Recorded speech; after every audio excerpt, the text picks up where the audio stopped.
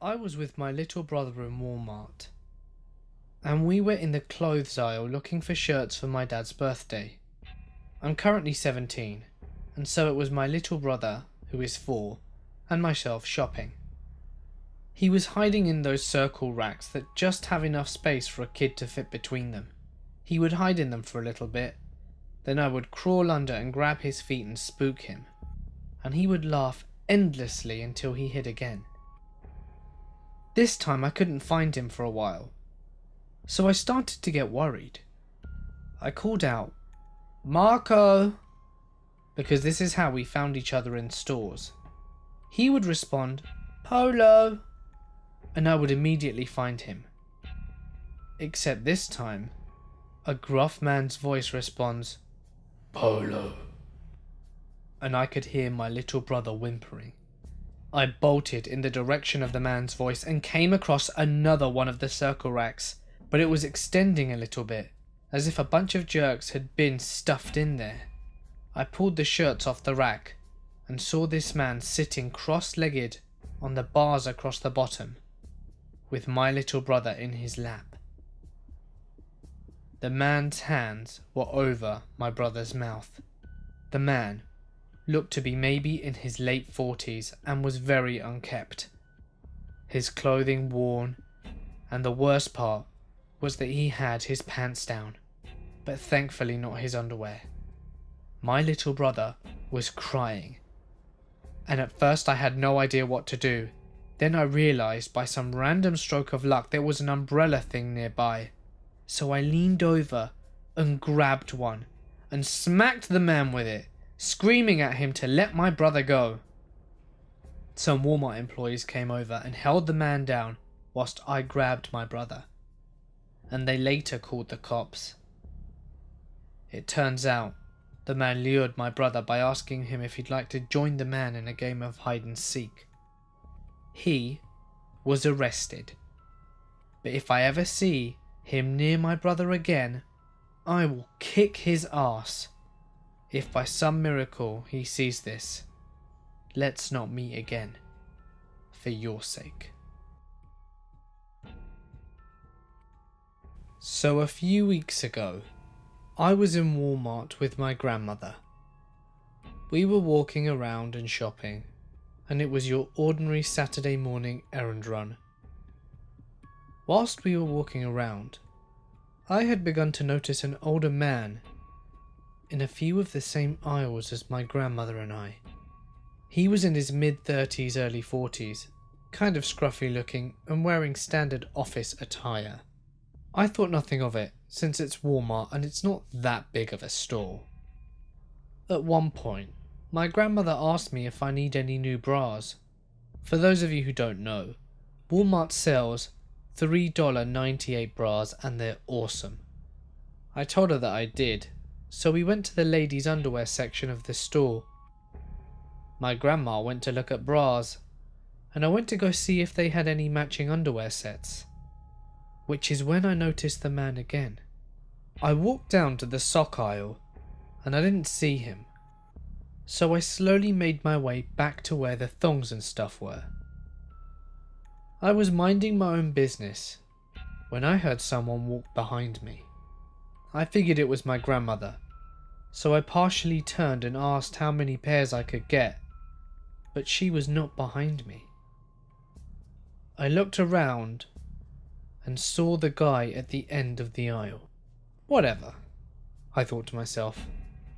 Maybe he's getting it for his wife or girlfriend, and I went back to my own little world, looking for new underwear. I looked for another minute or so, when I felt a presence behind me. I looked to my left and saw a little bit of my grandma.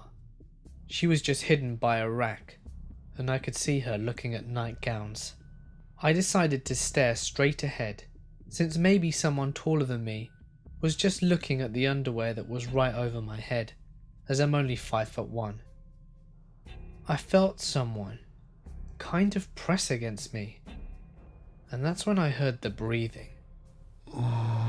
It was heavy breathing, like someone had just had sex or something and was calming down.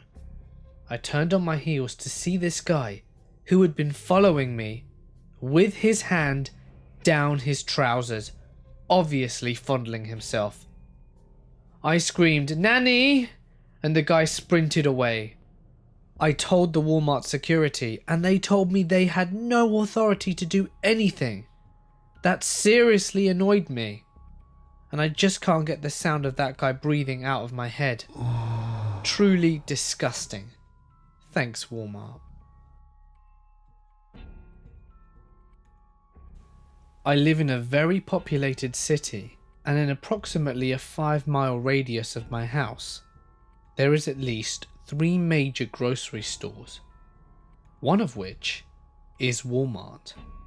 Being a 16-year-old girl, I visit Walmart regularly. If I need notebooks or something for school, or if I want to browse makeup and things like that. I've never been uncomfortable going shopping by myself, and I actually enjoy it. I've never had any bad experiences on my own, until one day a few months ago. On this particular Sunday, my parents were working, and my little brother was at a baseball game. I needed body wash and a new lanyard for school.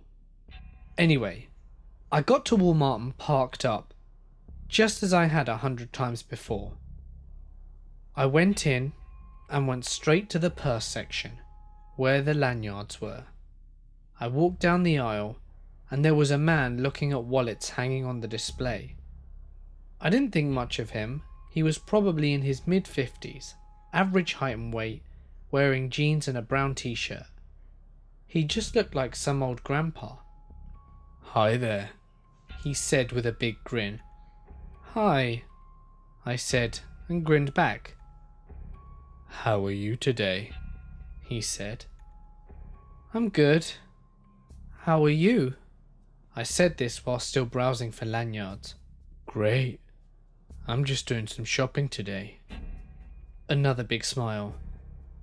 I thought it was weird that he explained that he was shopping, since I could clearly see him looking at the wallets on the rack, and I could have assumed that he was shopping. I decided it was nothing, and moved on. I found what I needed and made my way over to the body wash. I was in no rush to be anywhere, so I was leisurely, walking up and down the aisle, smelling everything and anything that sounded interesting. When he walked by the aisle I was in, he smiled again. At this point I was a little uneasy. I've always been taught to trust my gut instinct, and something just didn't feel right to me. I had never had a conversation with anyone in this Walmart before, and now it seemed like that man was following me. I texted a friend of mine to tell her what I thought, that I was being followed, and where I was, just as a precautionary measure. I decided that maybe it was a coincidence. I mean, he could have needed soap as well, and continued on my shopping. I went a few aisles up to face wash, and then, when I had what I needed, I walked around the corner where I ran into him for a third time. "Excuse me, young lady, can I tell you something?" he said. Yeah?" I said with a very quivery smile. "You are very beautiful." "Oh, thank you." I was very uncomfortable at this point. "Are you married?" Mind yourself that I'm only 16 and definitely do not look old enough to be married. "No," I said.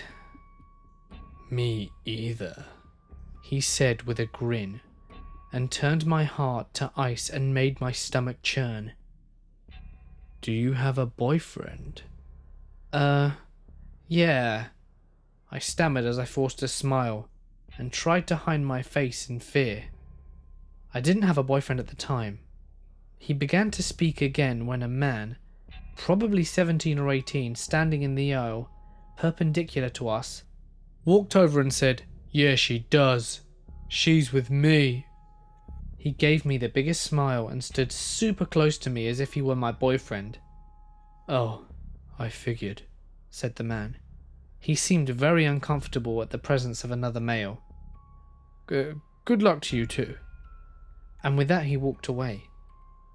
I turned towards the man and thanked him for coming to my rescue. He said he could tell by the tone of my voice and the look in my face that something was up, and was hoping I would play along with him. He watched me to the checkout and made sure that the man didn't follow me out of the store. I was very cautious before turning onto my street, since I lived so close to the store. That was the last I saw of either of them. I have no idea what the old man's intentions were, but sometimes you just know in your gut that something is wrong. And that day I knew something about him was terrifyingly sinister. I'm so grateful for the guy who helped me out, but to the old man who was following me in Walmart, let's not meet again. This story happened to me when I was around the age of 10 or 11. At the time, my family and I lived in a small town in southern New Mexico. The nearest Walmart was around a half-an-hour drive away in Roswell. Yes, the town where the aliens crashed. Every weekend we would take a shopping trip into Roswell. When we arrived at the Walmart, which by the way was decorated with aliens and flying saucers all the time, my dad and I would both go pee. I was using the urinal when an older man in his late 50s or early 60s walks in and uses the one next to me.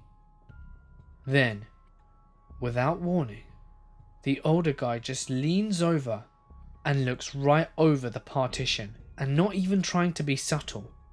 He just starts looking at my prepubescent penis.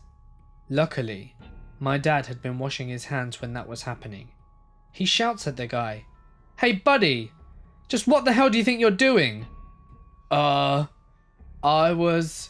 Without being able to get another word out, he turns and rushes out of the bathroom, not bothering to wash his hands nor flush the toilet. My dad was fuming, and immediately went to the manager and told him that some old pervert was oogling his kid in the bathroom. The manager, completely unfazed, told my father that it isn't the first time that the guy had done something like that the old perv was on a list of people Walmart kept an eye on when they entered the store, and that he was also a registered sex offender. So creepy Walmart bathroom sex offender? Let's not meet again. About 2 weeks ago, my mother and I had to go to Walmart to get her medication. She gets home late from work, so we get over to Walmart around 7 PM. The parking lot is horribly underlit, as is the entrance to the store.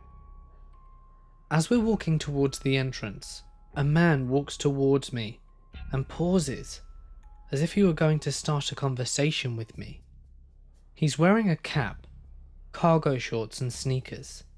I really can't make out any details of his face, but I'm fairly sure that I don't know him. My mother and I walk in and go to the pharmacy counter, which is right in front of the store. I can clearly see the guy. He looks to be in his late 20s, early 30s. He's very dirty, and his eyes are very sunken in. He keeps staring at me and walking around where we are.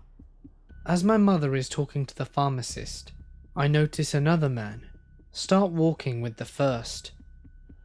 This man is a heavy set, with dark hair and glasses, and he's far dirtier than the other man.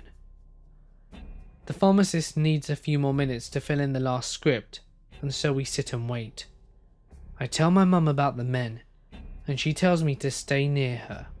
The guy in the cap is mumbling loudly to himself, and keeps pacing behind me. I ask my mum for the truck key so I can go wait outside for her. She says that being a little 17-year-old girl in a dark parking lot is a bad idea, even without two people following her. She sees that I'm getting very uncomfortable, and I'm on the verge of tears, so she gets up and talks to them. I'm her only child, so of course she is very protective of me. She walks over to the men and talks to them for about 2 minutes. They're far enough away that I can't hear what she's saying, but I can see how uncomfortable the men look as my mum walks back to me. The men then leave the store, I asked her what she said, and she just replied that she took care of it. This happened to me 14 years ago. I was 19 and had just moved into my first real house, with roommates that I had picked. We decided to go to Walmart to pick up some supplies for the house. 6 of us decided to go. It was myself, plus 4 female roommates and 1 roommate's boyfriend who we will call Daniel. We get there and start shopping in a perfectly normal fashion. I mean, we're being loud and obnoxious young adults, but that shit is normal. Now, for the story's sake, I need to let you know that I am a talker. I talk to everyone. I compliment strangers, say hello if we make eye contact whilst walking, that sort of thing. And that was my mistake this evening. We're in the second aisle, and we pass this dude. He's probably our age, but one can never tell. As I glance up, we make eye contact, so I feel obligated to say hi. And then we go about our merry way. Only he went around our merry way as well. We're in the store for a solid 45 minutes. We haven't gotten halfway through, and he crosses our path again. He walks up to me with his head down. His chin is almost at his chest, and he sticks out his hand and says, "Hey," and then rushes away. It's his phone number. Aw man, that's super sweet. I feel bad having no intention of calling him, but it was a sweet gesture. Maybe. It has now been the better part of 2 hours, going down every aisle, discussing as adults what we do or do not need, and we cross paths with him again. He stops in the middle of the aisle and just stares us down as we pass. I'm a little weirded out, and so is Daniel. He grabs my hand and starts acting like he's my boyfriend. The guy proceeds to follow us throughout the remainder of our journey. We get to the checkout, and there are 5 girls, each with a cart full, and we see him 4 lanes away, checking out with a soda. Daniel is getting uneasy and pissed off, so he grabs my waist and loudly shouts, "Let's go, babe." and then we all walk out. He walks out with us and we get to my car, and this guy goes to his car and just sits there staring at us. Daniel is now standing near the back of the car with a rubber mallet, just smacking it in his hand like he's some kind of mobster or something, thinking that this would maybe make the guy leave, but it did not. We finish loading everything in the car and pile it all in to head out. I turn my vehicle on and the dude's vehicle starts as well. We pull out and head home, but then Daniel says, "Don't go home. Drive to the police station or a firehouse or something.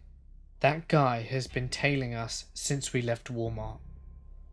All 5 of the 19-year-old girls in the car start to freak out. This dude stayed with us until we turned into a fire station, which at that point he kept going. We sat in the parking lot for a good 20 to 30 minutes, looking to see if he was going to drive back. He doesn't, and we head home. This event is why I have not been to Walmart in 14 years, but I can't help it. I really like people. But weird, creepy Walmart guy, let's not meet again.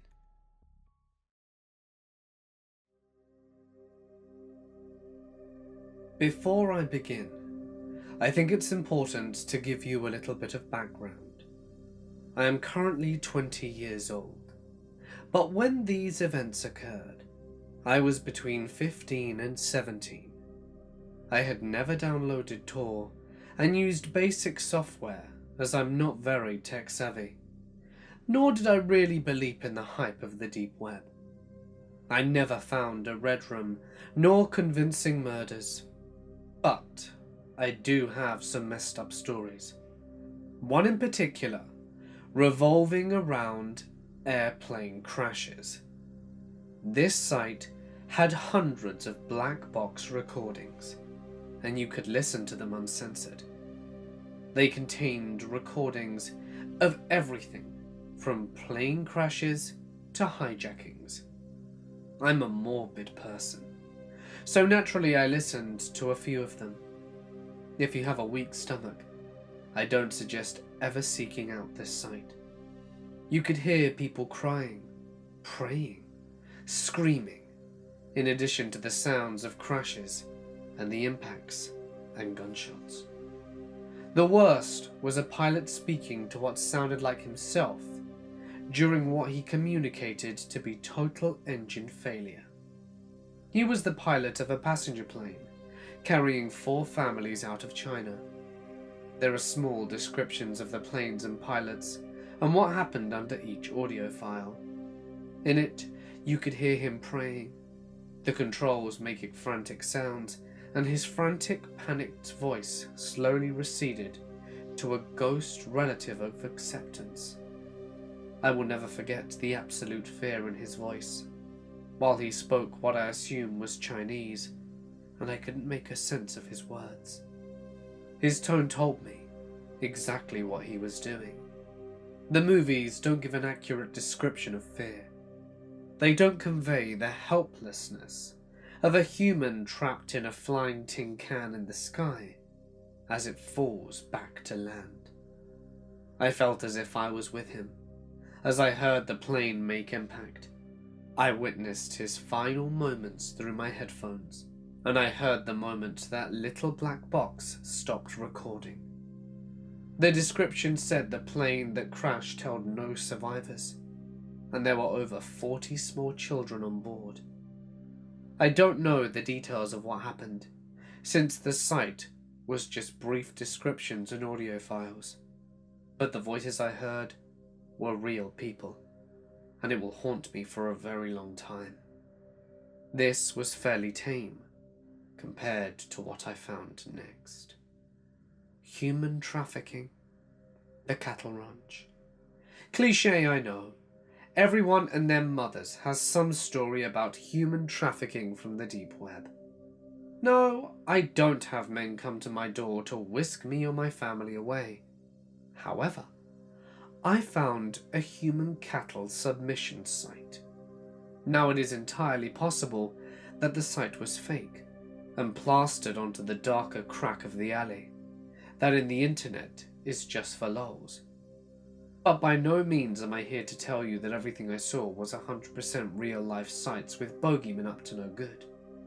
But as far as creep factor, it was pretty high. Someone was sick enough in their heads to make the site and pay to keep it.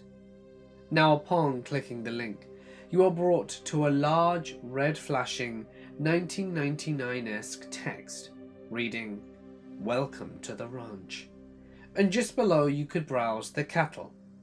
Images of women looking from ages 16 to 45 with brief descriptions of what they were used for. They only had their first names displayed, and besides the name was voluntary or involuntary. The descriptions were volatile, explaining that specific women were used for breeding and meat or play. The meat was to be pre-cut to your specifications, packaged discreetly, and mailed to you within 2 business days. Those determined for breeding were given ages, how many children they'd had thus far, and brief stories on their life before the ranch. The descriptions even went so far to say who gave them to the ranch, if they were listed as involuntary. Many were donated by husbands, boyfriends, and families looking for money, revenge, or some other unexplained reason. And lastly, those given up for play. I have a strong stomach, but the descriptions of this made me retch a bit. These people were to be sent to the ranch to learn how to be pets. These women had no available names. All of them were marked as involuntary, and each had a description of what the donor wanted done to them. Graphic descriptions of sexual assault, physical tortures, and amputations. When the women eventually died, the page listed what they would expect to be done with the corpses. It didn't end there. At the very bottom of the page was a link to a PDF file that could be printed and mailed or submitted online. The form was for donation of cattle.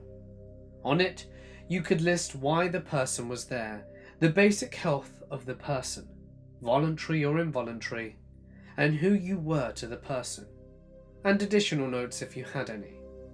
The owner of the page proudly left his or her own note that all cattle was discreet and they dealt primarily using Bitcoin and PayPal.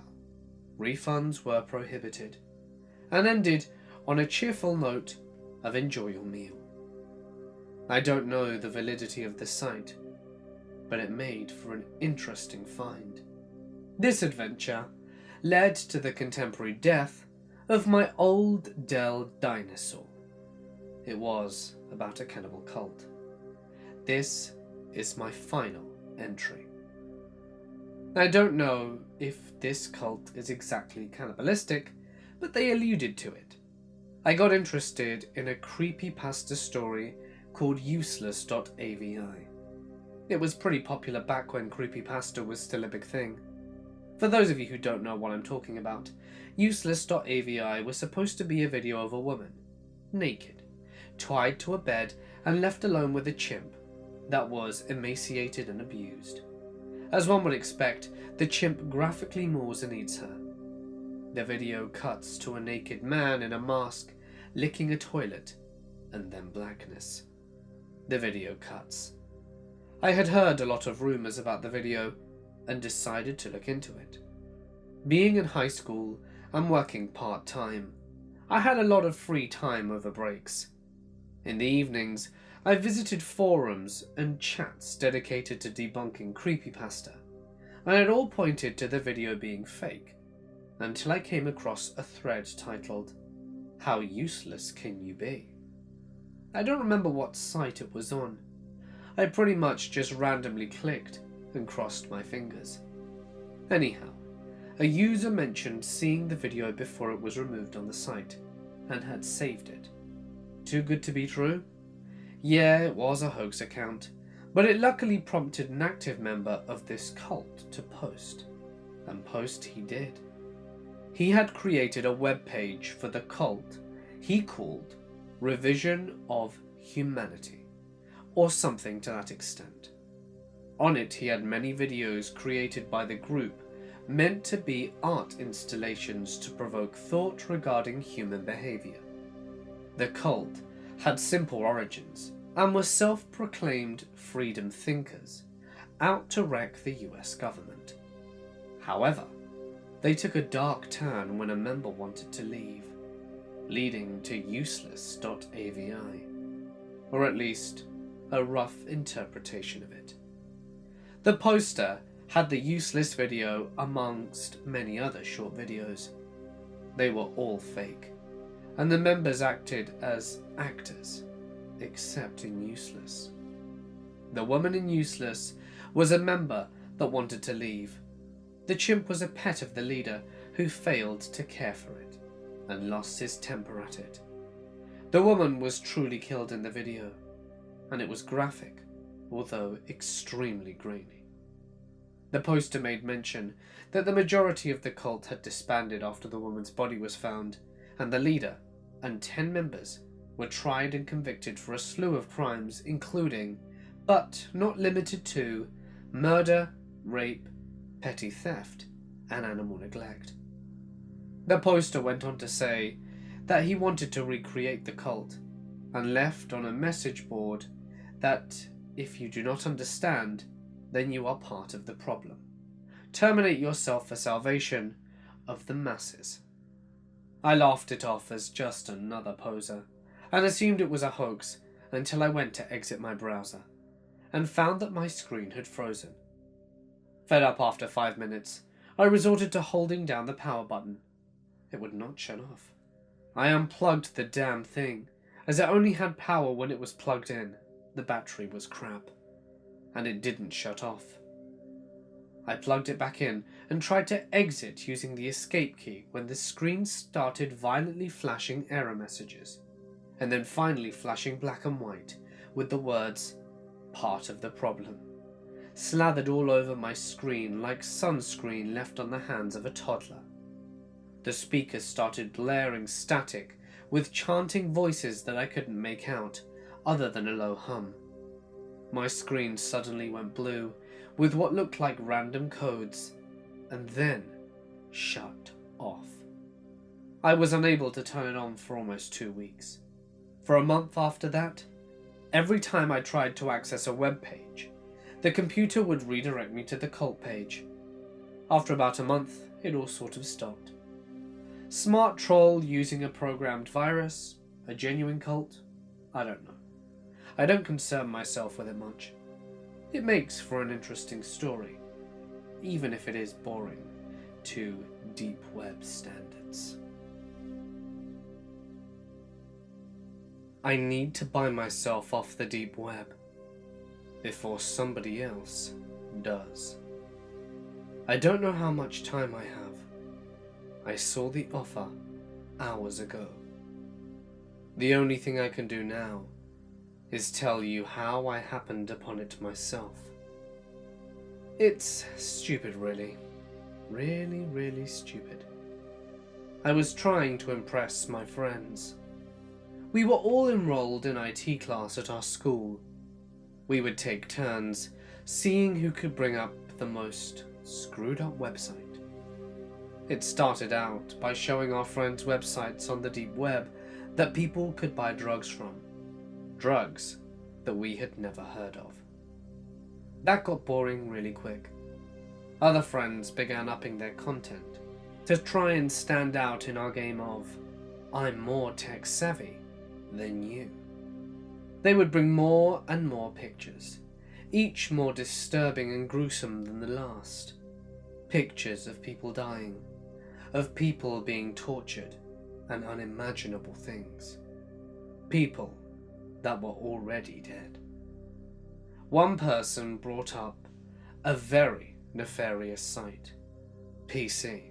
Instead of people saying exactly how screwed up this was, and how this should all stop, and how this should have never have begun in the first place, and how stupid it was, and how much danger we were all in, they congratulated her, gave her a pat on the back, and asked her how she could even sit down properly in a computer chair because of how big her balls were. I felt like puking. I felt like beating the ever-loving crap out of everybody, and I couldn't believe how screwed up it was to see all that disgusting stuff on the internet and see it as an accomplishment. I didn't say anything though.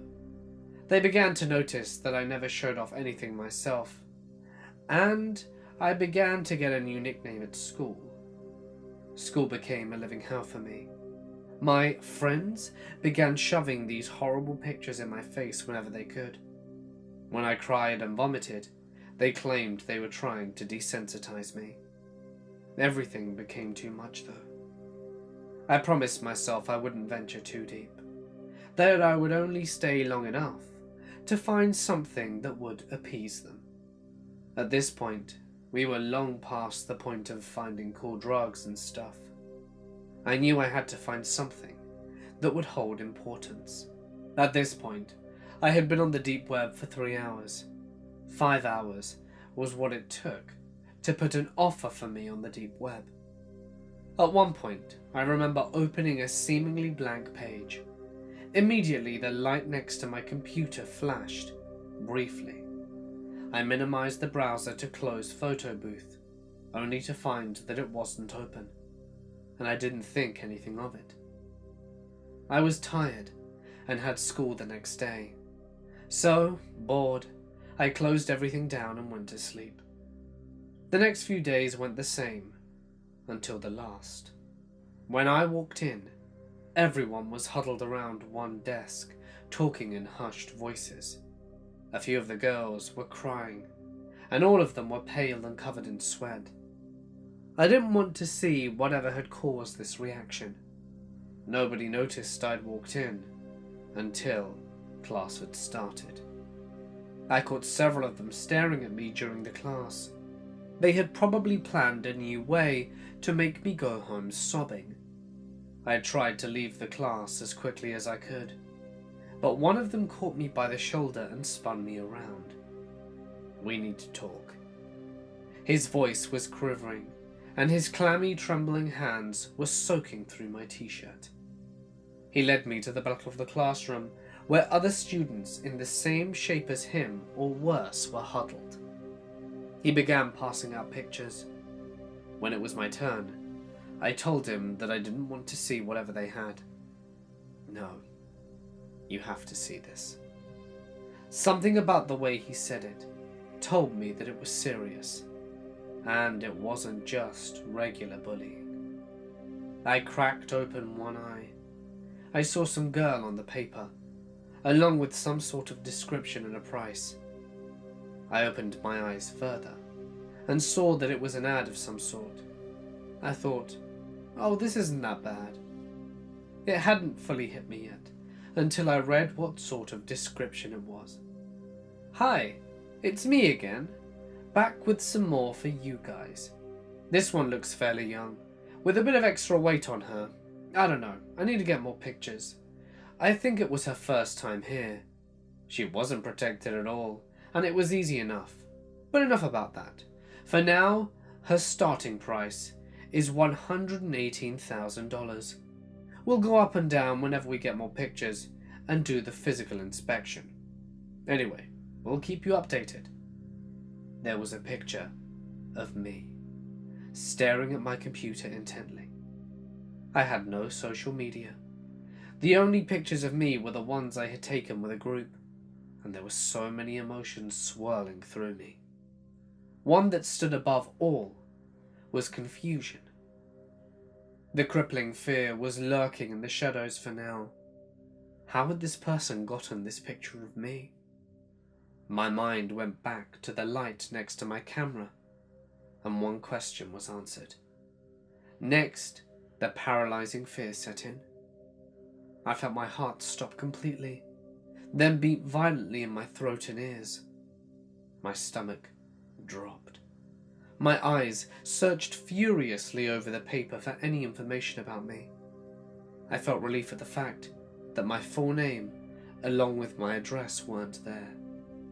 That all came crashing down when I realized that the person who had posted the ad had these, but chose not to put them in the description in case anyone were to grab me without paying. I knew without a doubt that the others were going to be sold too.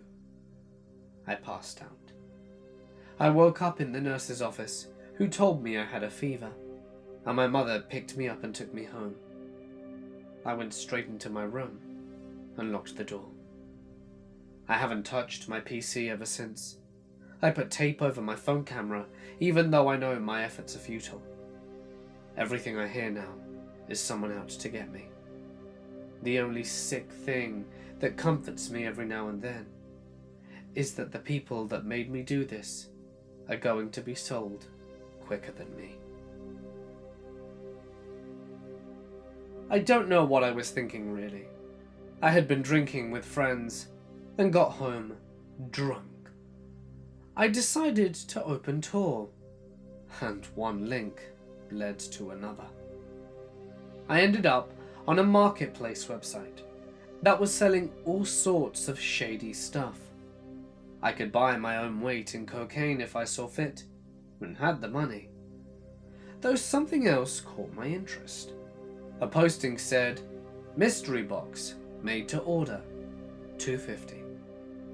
I read the description, which listed what it could contain. A brand new iPad. That was it.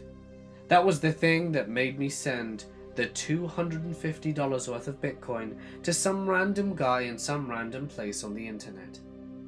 I had vague memories of sloppy messaging to the seller, and I really wanted that iPad. Oh God, I remember sending them an extra $50 to sweeten the deal. What a moron. When I woke, my head hurt. I had a full-blown migraine. It wasn't until I had breakfast, showered, and opened my laptop that I remembered. My heart sunk. I didn't have money to waste on shit like that. But I did.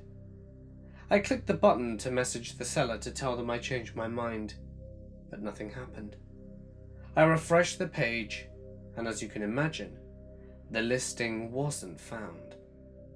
Now, I didn't think myself to be an idiot. I wouldn't fall for some 411 scams. I know no Nigerian prince wants to send me money. But drunk me? He's a bit questionable. I checked my Bitcoin account to see it tell me that I was out of untraceable money. I swear I had at least $750 in there. If you take the exchange rate of the day, with the way it fluctuates, it may have been only $300. I was depressed for the rest of the day. I promised myself I wouldn't do anything like that again. But then drunk me is a real, well, you know. Weeks passed, and I completely forgot about it, to be honest. And I didn't want to remember how stupid I had been. Today, though, I did remember. I walked downstairs to see a large brown box on the kitchen table, addressed to me. My dad must have received it from the mailman when he was getting ready for work. I stared at it, shocked to see that it had actually arrived. I picked it up. The weight was lopsided, but it was heavy. That was a good sign. At least it wasn't filled with packaging chips. I pulled off the tape and opened it up to reveal a lot of packaging chips, and I chuckled to myself before plunging my hand in. I pulled out an anonymous red sweater. I held it to my face. It smelt of perfume. It was used. I was slightly disgusted, but what did I expect from the dark web? I placed it on the table next to me. The next item was a set of keys. I examined them and wondered why on earth that was part of this parcel. It was literally like the guy just shoved some random things into a box and sent it. I was beginning to feel ripped off. I placed my hand in again and pulled out a small bag with a note attached. I knew what it was before I read it, and I was excited. A little thing to make the time pass more calmly, written in Sharpie. It was a good amount of weed. I'd never bought drugs off the internet, and I opened the bag to see it was the real deal, and that strong, smelly, skunky stuff rose up. I took a deep breath and sighed. I'd say it was about $70 worth, give or take, and I pushed it into my back pocket, worried that my mom would be up any minute and catch me. I was intrigued to see what was remaining. Maybe I'd make my money back. The next item was a small wooden box. I opened it to see a few pieces of silver jewellery, and I checked each one, having no idea if it was worth anything. There were 2 necklaces and 2 rings. I wondered if these were stolen or bought from a pawn shop. I placed it next to the red top. The next was another baggie, with another note written in Sharpie. "You'll need these, trust me, winky face." I was a little anxious when I read the note and saw a small box of Xanax inside. Why did I need anxiety medication? I was not one to dabble in prescription drugs. Weed a little, and mushrooms was all I needed. I knew some friends who'd pay pretty good money for that. I had no idea how much they were worth, though. I looked it up later. I assumed $50, so that was about $130 so far.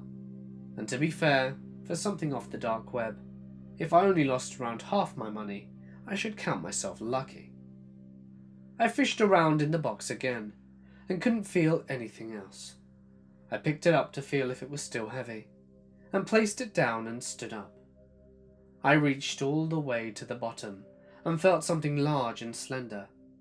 I pulled it out. It was an iPad. Holy crap! Jackpot! It was slightly scratched, but it wasn't first generation.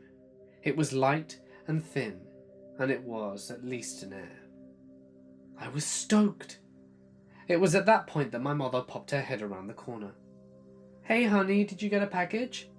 "Yeah," I said, suddenly aware I could smell the weed in my back pocket. "Hey, you found my sweater," she said, delighted. "Where was it?" Was all I mustered. She picked it up, and unconsciously the keys too. She walked away. I sighed, worried she'd smelled the drugs. "What's that?" she said, turning. "I'm holding it for a friend," I said without thinking. "What?" she said, not paying attention. "What's my jewelry box doing down here?" I stared at my mum, slack-jawed. She picked it up and opened it, studying if anything was missing. "Well, answer me," she demanded. "It was in the package," I said honestly. "Don't bullshit me. Were you going to sell this?" "No, I promise. Just wait until your dad gets home." "Jesus, Darren. I swear, this is not your stuff. It was in my package. I bought it off the net." "You expect me to believe you bought my exact top and jewelry box off the internet? Why in God's blazes would you do that?" "It was a mystery box. It could have contained anything." "You come up with such garbage sometimes." "I think it's best you go to your room." "I'm 17, I said. "When you're under our roof, it's our rules." I picked up the iPad and went upstairs. I laid on my bed and turned the device on. I was surprised to see it still had power. A few non-standard apps appeared on the desktop as I swiped to unlock. Nothing of interest though. I checked the email program to see that it was blank. I was worried it was stolen. I knew I couldn't keep it if there were any personal data there. I checked the Photos app. There were about a dozen. I tapped the first. It was a low-light shot of a street. Could have been anywhere. I swiped the next, and it was the front of a house. The light was on in the front room, but in the low light, it overexposed the shot and made it hard to see any detail. The next was the side of a house. The horizontal white wood sliding looked slightly similar to ours. The next was of what appeared to be a rear door, then one of a kitchen. I did a double take.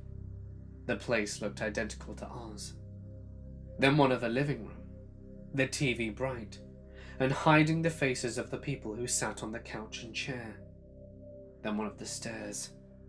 The brown waxed wood of the floor was uncanny, and my heart thumped in my chest. Then one of the landing. There was no coincidence. This was our house. The family portrait that hung on the far side wall, even in the low light, was obviously ours.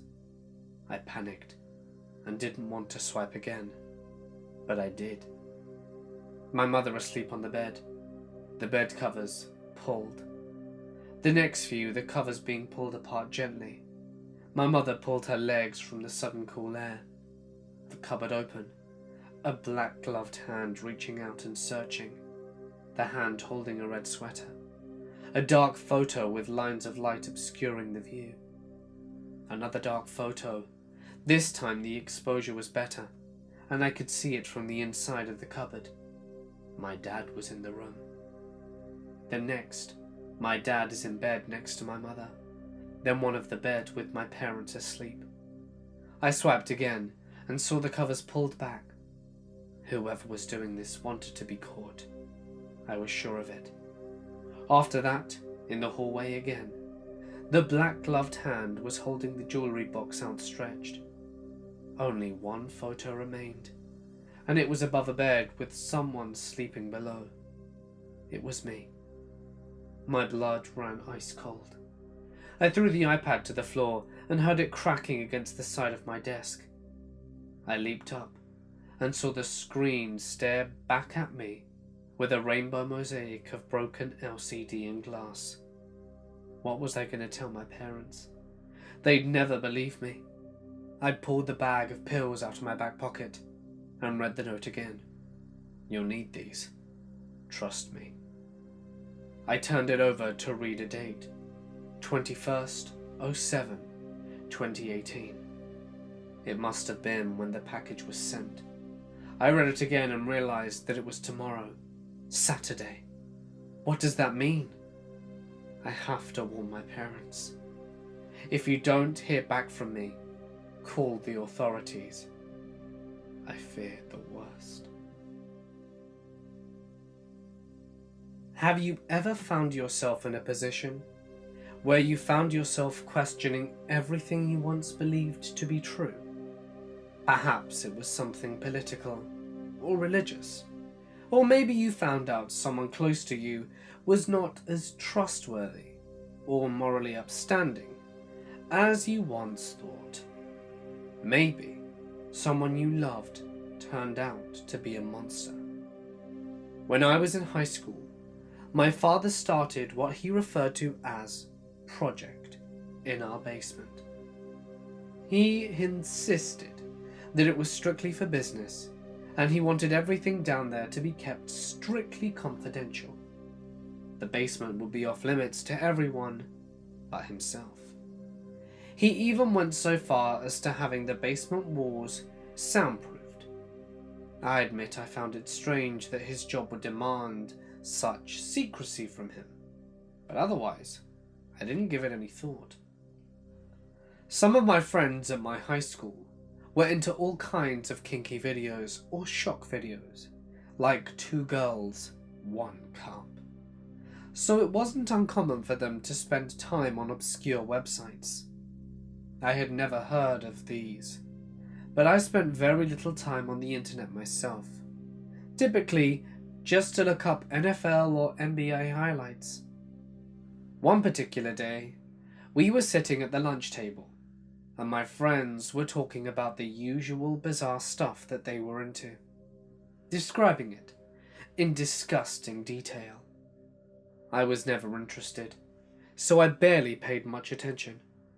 Then one of the guys, Kevin, began talking about something he described as the dark web, and what he described made all that stuff that he talked about before tame in comparison.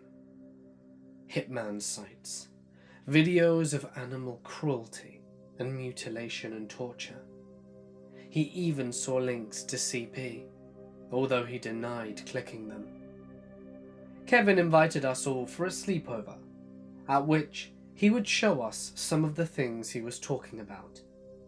We all agreed to come over, as he was navigating us through the dark web.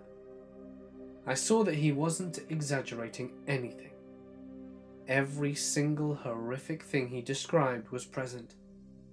He stumbled across a random untitled video link. What do you think? Should we watch? Everyone answered enthusiastically in the positive, although I was indifferent. With that, he clicked the link.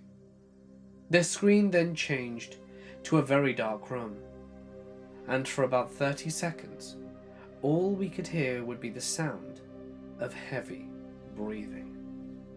Finally, a small beam of light appeared, apparently from a flashlight, illuminating some guy wearing a strange mask, a top hat, and a suit and a cape. His voice was deeply distorted, so we couldn't recognize it. Good evening, and thank you for joining us. You may call me Hawkins, and boy do I have a show for you, he said with tremendous enthusiasm. Tonight, we have ourselves a trio of victims, and with that, the rest of the screen became illuminated. The room that they were in was small and cramped, and the walls were painted red. On the back wall, 2 women were locked up in wall-mounted cuffs. They were both completely nude, one of them overweight, and the other very fit. It was not some stereotypical dungeon in an old horror movie, but as I would soon discover, this was not a movie. Hawkins approached one of the female prisoners. "Oh, you are one ugly thing. Things like you don't deserve to share this world with the pretty ones." He glanced over to the other woman, who was easily the more attractive one. "Am I right?" he said to her. She said nothing. I have something special planned for you. But for now, we deal with the ugly one. I stood there near my friends, worrying incessantly about what the man had on his mind. Garden shears, I heard Hawkins say. With that, a second pair of hands appeared from our screen and handed the man a pair of garden shears. He slowly crept up to the woman. A pity. If only you were better looking, I might not have to do this. Without warning, he opened the shears and sliced off both of the woman's breasts, leading to a deafening scream from her and shocking gasps from me and my friends, one of whom began to vomit. Hawkins then went down to the woman's feet and tried to cut them off, but found it difficult as she had very thick ankles. No matter. Chainsaw.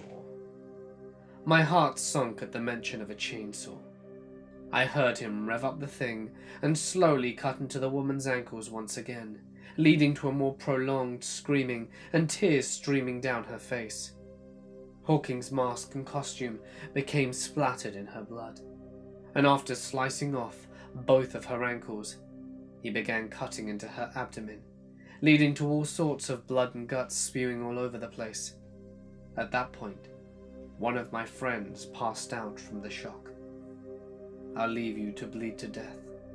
But as for you, he said, moving towards the second woman. Whip, Hawkins said to his unseen assistant. He received the whip and walked up to the woman and proceeded to give her a number of brutal lashings. It was at this point where Kevin typed in the message box, "What is your problem? The police will hear about this." Hawkins was about to unzip his pants when the assistant spoke up. "Hey boss, check the message." Hawkins kicked the woman in the gut before coming over to the camera. "Oh, a tough guy, eh? Gonna call the police on me, huh, Kevin?" And with that, we all gasped in horror as the crazy masked man mentioned my friend's name. No matter.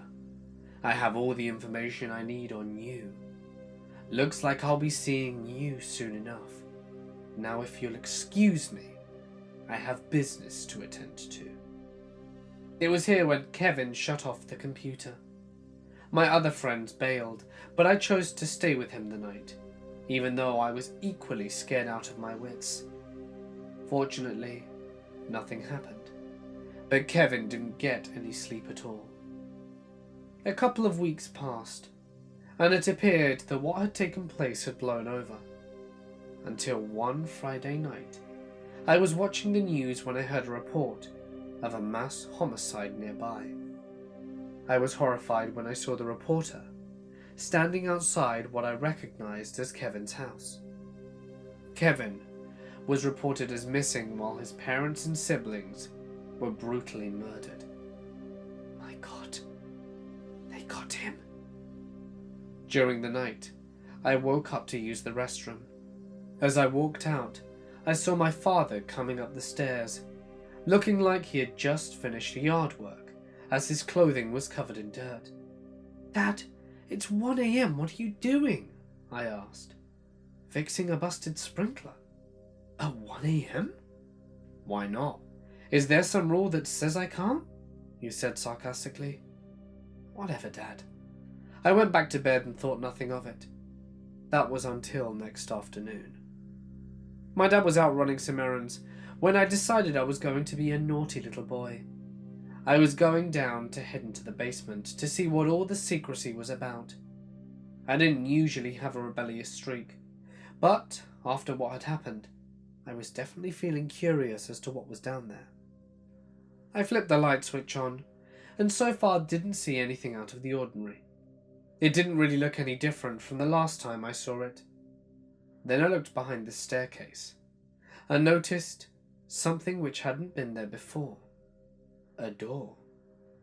My curiosity got the better of me. I opened the door and a light turned on automatically. What I saw caused me to freeze in terror. The door led to a room with red painted walls and wall-mounted cufflinks, just like the ones in the awful live stream weeks earlier. In a corner lay the blood-stained garden shears, and a chainsaw as well as the whip. At the front of the room was a desk with a computer and a mask. The same strange mask worn by the man only known as Hawkins. I heard my father shouting and cussing upstairs as he saw the basement door open. He came down looking angry and stopped in his tracks when he saw me standing in the entry of his secret room and holding the mask. His expression changed from anger to shock as we stared at each other for the longest time. My father was arrested later that day. He had soundproofed the walls to prevent any possibility of anyone's screamings from being overheard by anyone in the house. Also, my friend Kevin and those two women were buried in our backyard, their bodies thoroughly dismembered and laid on top of one another. That would explain my father's late-night yard work. I can't believe the man who raised me turned out to be such a vile monster. I always believed him to be a very principled and honourable man, but that is no longer the case.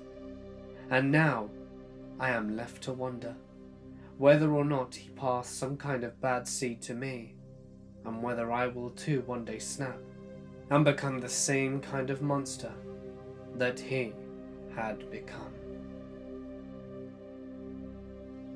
When I was 12, I got into hacking, and I loved it. And I had gotten quite good at it. But my arrogance caused my unbecoming. You see, I was browsing some forum, and I came across something labelled as the dark web. I was overcome with curiosity, so I clicked on it. The post provided everything from what it was to how to access it.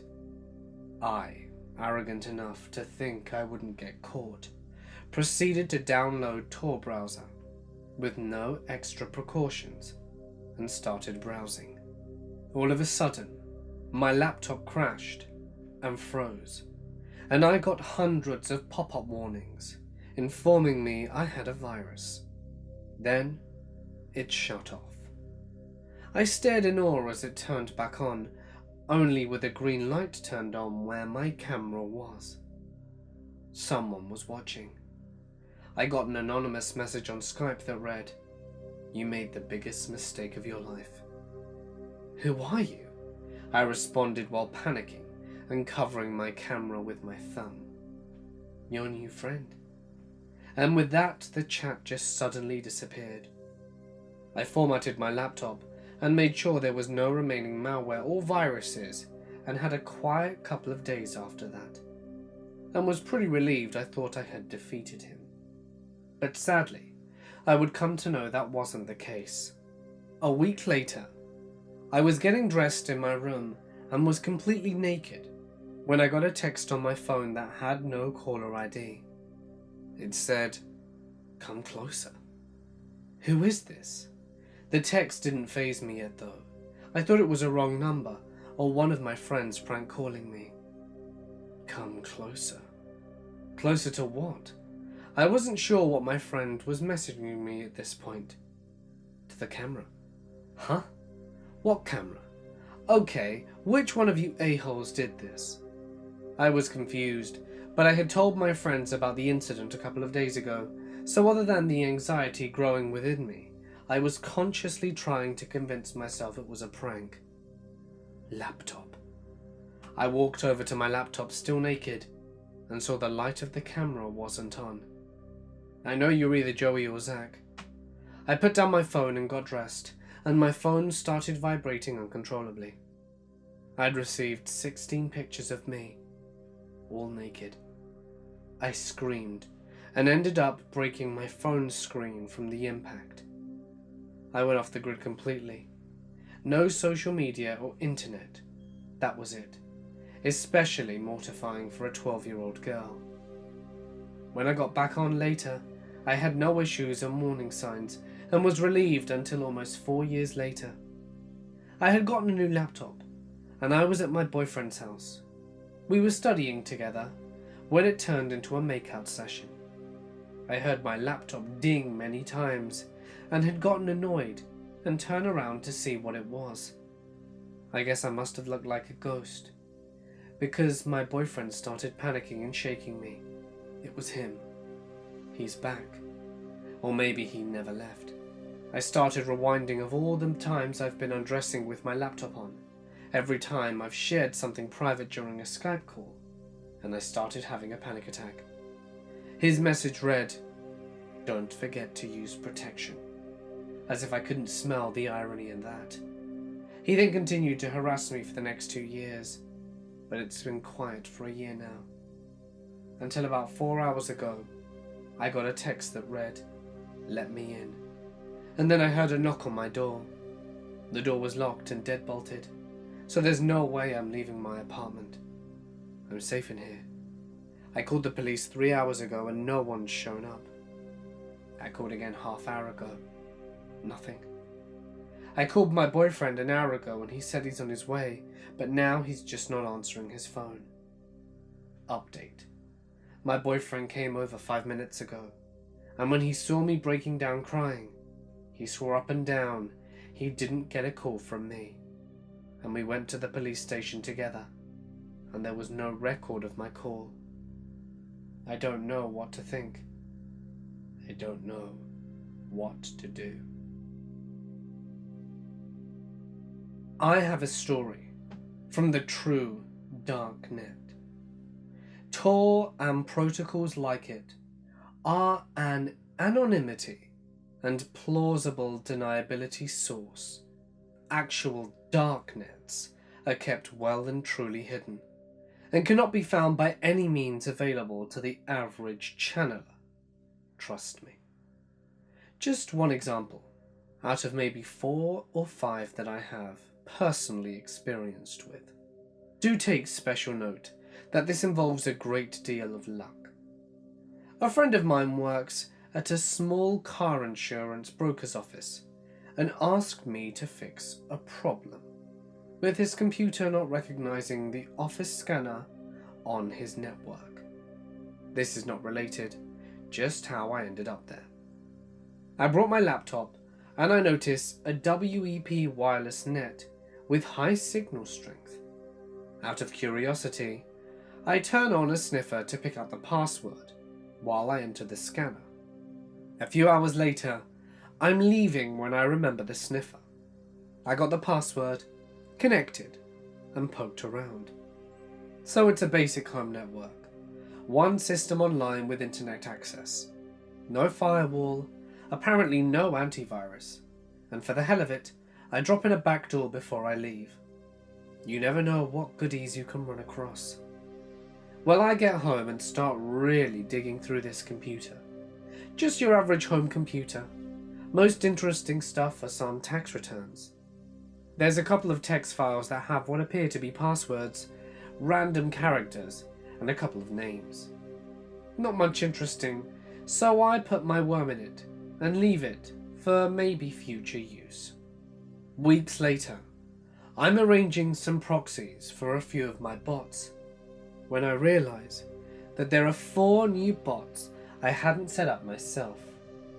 What I figured later is that the owner of that WEP machine, my friend's boss, had taken a file from it on a floppy, which my worm happily infected, which then spread to a few more machines he used. This is where the interesting stuff began. 2 of those machines had internet access, of course, but they had apparently never been used to actually access the internet. They both ran Windows 98, completely unpatched. They apparently had internet access only because they were physically networked with other machines that were used for internet access. Each one of these machines had about 3 terabytes of storage. Mostly appeared empty, but was actually packed nearly full of encrypted bytes. The stuff that was easily viewable included huge amounts of personal information, including SSNs and tax IDs, names, addresses, and lists of families, friends, sometimes pets, and sometimes a lot of detail, such as vehicles, clothing, height, weight, recent medical issues, and huge amounts of information. Not every listing had all of it. Some were just names, and what they all had were dates. I couldn't make much sense of it, but what I could make sense of were the bank accounts. Thousands, probably hundreds of thousands of numbers, instructions, safety deposit boxes, all over the world. South Africa, Russia, Brazil, everywhere. Nothing but the basic identifying information and another date, no note of what they might be. As I was picking through one of the two machines, I noticed a file being written. I figured someone was on the computer at that moment, but the only command events were coming from my worm. Nobody was using a mouse or keyboard, so then I figured it was an automated system process, and I watched what it was doing for a minute. Then I realized the computer was communicating on another network that wasn't a protocol I recognized. Because I knew when it started writing and when it stopped, I was able to transcribe the entire file, which was about 78 megs. I assumed it was one file and not a chunk of something else, and I was right. It was still encrypted, but it turned out to be fairly simple. Since it was one file, I had a few educated guesses about what a file size it was, and my first was right. It was a movie, MPEG format. The title was just random string. The video itself was an overhead view of three men sitting at a table. In the entire 15 minutes of the video, only one spoke. It sounded like gibberish. I figured it was code or he was nuts. He said things like, broken banana, stung red boot. He would pause and then say another strange sentence, and kept on going for about 10 minutes. The other two just watched him. One was drinking what I assumed was coffee. Finally, he leaned back and asked if they would leave his daughter alone. The guy drinking the coffee just shook his head quickly, and the talker started crying, really crying, hard. He leaned forward again and said another nonsense sentence, and the video ended.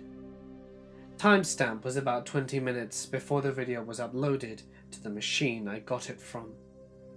I had a really weird feeling about it, but my best guess at the time was that it was some kind of clip from a movie I hadn't seen, and what I saw was a streaming broadcast. The timestamp on the file just being the time it was sent. In it, the man that had spoken the first one was crying like a baby. He had apparently done unspeakable things with what appeared to be the corpse of a young girl, with her throat cut and blood all over the table, the same one the three men had been sitting at in the first video. The other two men were still in the room, standing on either side of the room watching, smoking cigarettes. I didn't finish watching it. I only got about a minute or so in before it sank what I was seeing. I've seen a lot in my time. This was not a movie. I cleaned my traces from those systems and haven't looked back. What I'm still finding hard to believe is that from the computer I'd originally hacked, these other systems got infected by a floppy. As near as I can tell, the two storage computers were on opposite sides of the globe, one in LA and one in Beijing. The WEP computer I found in Dallas, and two of the other infected computers were in Winnipeg, as far as I know. My friend's boss had not left the country. His brother-in-law had been visiting at the time, though. I started doing it on a whim. My brother has an unhealthy obsession with online vloggers. I can barely go a day without him linking me to a video of someone taking part in some sort of challenge or performing some social experiment. So when the whole deep web mystery box trend started, I was one of the first to know. My brother must have sent me dozens of videos of annoying preteens opening up boxes filled with junk that they tried to pass off as creepy and sinister. When my brother asked me for my opinion, I told him that it combined all the boredom of an unboxing video with all the stupidity of the Tide Pod challenge. I added that most of them were probably making the boxes themselves. Even I could do it. And that's when the wheels started turning. A quick search confirmed that this was a growing trend, with hundreds of people claiming to have opened up boxes containing everything, from drugs to murder weapons to mysterious flash drives. Some vloggers even claimed that they had spent thousands of dollars on a single mystery box. Those were obviously fake. But what about the rest? Were there really people out there who would spend at least $100 for the chance to go viral? I bet they would. And unfortunately, I was right. Putting the boxes together was easier than expected. I had some cardboard boxes stuffed in my closet that turned out to be the perfect size for the job. Some rusty screwdrivers proved perfect as my murder weapons. My desk drawer offered a surplus of random old flash drives that I made mystery box ready by filling them with many creepy videos which I downloaded. Finally, some expired sinus tablets provided me with some mysterious deep web drugs, once I had peeled off the labels. Getting the website set up on the deep web was a little harder, but you can find an online tutorial for anything these days. By the time I was ready to go to bed, I was the proud owner of the Emporium of Mysteries. For $50 worth of Bitcoin, anyone could be the proud owner of a mystery box. Sure, the site looked like it had come straight out of the early 90s, but it was good enough. I was in business. The next morning, I went looking for customers. Fortunately, my brother's messages had made me very familiar with the online vlogging community, and I messaged a few of the smaller channels with some burner accounts that I made, and left a few comments on the latest videos. You should do a deep web unboxing video. You know what would be really cool? Unboxing something from the deep web. I bet you'd get millions of views. I heard about this new place on the deep web called Emporium of Mysteries. They sell mystery boxes there. You should check them out. Then all I had to do was to sit back and wait. By the end of the day, I had 6 purchases. Not much all put together, but enough to help put food on the table. By the end of the afternoon, I had the boxes ready to ship. I wasn't looking to scam these people after all. They all got to make their stupid videos, and I got to eat. Everyone was happy. I sold a few more over the next few weeks, but eventually interest died down. Life went on, and my brother sent me more stupid videos, and I gradually forgot about my time as a deep web merchant. Until last Friday. When I got home from work, there was a package waiting for me outside my apartment door. When I picked it up and examined it, I realized it was one of my mystery boxes. It looked like I had an unhappy customer, but it wasn't like they were getting their money back. I took it inside and opened it up. It was empty, save for a flash drive that I did not recognize. I was curious what was on it, but I wasn't about to let some disgruntled hacker infect my computer. So I dug out an old laptop that I hardly used anymore and plugged it in. It was full of pictures. Pictures of my hometown, of my apartment, of me. Whoever sent me this had been following me, had been inside my home, and staring at those pictures, I started to realize just how out of my depth I was. You see, not everything you find on the deep web is fake. There are some people out there who do sell real mystery boxes, and they are tired of scammers like me taking away from their profits. Thankfully, they are also very generous people and want to give me a second chance. So I'm pleased to announce the Emporium of Mysteries is under new management.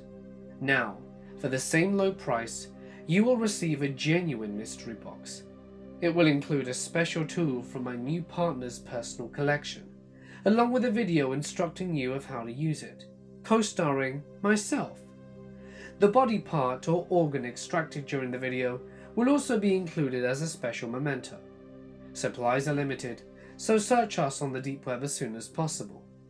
We look forward to your business. The dark web ruined my life. I only went on because I knew my uncle used to. He's really good with computers, so I guess I got my skill with technology from him. I'm not going to say how I got on there, because I don't want to make it easier for others to make the same mistake I did. Anyway, after a little while of looking around, I found a link titled Hypnotizing Scenery. I don't know what compelled me to click on it. I hadn't planned to click on anything at all. I just wanted to look around a bit, to soothe my curiosity, I suppose. When I clicked on it though, well, it was weird. At first it was just a bunch of normal scenery. Pictures of mountains, old castles, oceans, normal stuff. Then the pictures started changing faster and faster. I couldn't even make it out what the pictures were anymore. I saw a lot of red, maybe blood, on clothes or a mattress. I'm not sure, but it also looked like there were words over the pictures. I couldn't read what they said, but in time the pictures switched again.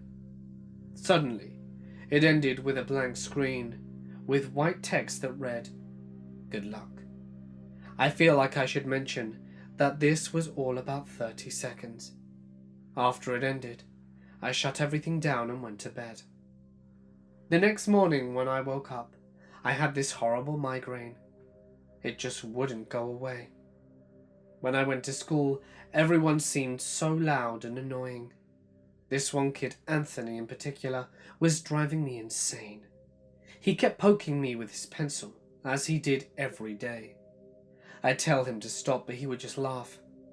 As he did this, I kept thinking about how great it would be if I could just rip his arm out of his socket, maybe poke him with the pencil in the throat, see how he liked it. I had decided the next time he poked me, I would kill him. 1, 2, 3, 4. Poke. I snapped my head around, got up, and ripped the pencil from his hand so hard he fell out of his chair. I got on top of him and held the pencil to his throat, pressing harder and harder. He was grasping at my arms, trying to get me off him, but I felt stronger than ever. He could manage to push me off, as the trickle of blood began to run down the side of his neck. That's when the principal, vice principal, and 3 janitors managed to pull me off. Suddenly, I heard all the screaming and commotion. All 35 students crowded against the walls in the corner, with the teacher gasping for air, crying and backing up against her desk. My parents came and collected me 20 minutes later. The cops were never called, and I guess the kids' parents decided to not call them and press charges. I'm not sure why. I would have. I was expelled from school, however, and my parents were pretty angry. I didn't know what came over me, but as I had that pencil against his throat, all I could think about was how great I felt. Invincible. Powerful. Now, I just feel like the same 16-year-old. 5'3", 120 pounds small girl I was the day before, and my migraine was back. Great. I remembered that it had started to fade away as I tackled Anthony. I tried to get to sleep, but all I could think about was how he got away. I wanted him dead, bloody on the ground and gasping for breath. I wanted to end him. I wanted to be the last thing he saw before he died. I couldn't believe I was thinking this way. I was never violent before, but now it was all I could think about. I didn't care who it was. I just wanted to kill someone. Not just kill them, but torture them. I decided to go back to the page to see if I could find some answers. It was that link that did this to me. turned me into some kind of monster. There it was, hypnotizing scenery. This time when I clicked on it though, it was a list, a set of rules. Number 1, always finish the kill. If you don't, the migraine will worsen quickly and you'll be dead in 4 months. Number 2, take it slow. Don't finish it off too soon, or the migraine will return faster. Number 3, don't be stupid. Don't get caught. And number 4, leave the mark. Something for them to remember me. A small J carved into their forehead. Number 5, you are my creation. I have made you to continue my legacy. Don't fight it. It's not worth it. I'm now 26 years old and have killed a countless number of people. Anthony was my first official kill, only 3 months after the incident, when I couldn't handle the migraines anymore. I don't think that I'm me anymore. My creator will probably see this and might end me, but I wanted to write this as a warning before the monster takes over again. Don't go on the dark web. It isn't worth it. I work for a huge company that helps bring down bad websites on the web. I cannot reveal the name here, but I have been doing this for many years now. A few years ago, I discovered a group of red rooms called the 5 True Red Rooms on the deep web. Now, don't go lurking around trying to find them because you won't. A true red room cannot be accessed througtor. If you try, you will just set yourself up for getting a shitty virus on your computer. I have been told that they are scams, but rest assured, a few of them are not. It is very hard for an individual who doesn't understand the concept of the 5 true red rooms to try and break in. Let's just say you have to know someone that runs one of them. It cannot be accessed through Tor. You have to know or be lucky enough to get a passcode to be let in. You have to be proven trustworthy. In this case, I gained the trust of someone who helped moderate one. The true red rooms are a series of 5 rooms, sort of like doors. If you can gain access to the first red room, you pay Bitcoin and show that you are serious, and you may get permission to access the second room, and so on. What's in these evil live streams? I'll tell you. Here's the first true red room. I clicked on the first screen. A black box appeared asking for my passcode. I typed it in. It was 4 numbers and a dash in my username, and was giving me access to the site. Permission granted, it said. I was in. I thought it was too easy.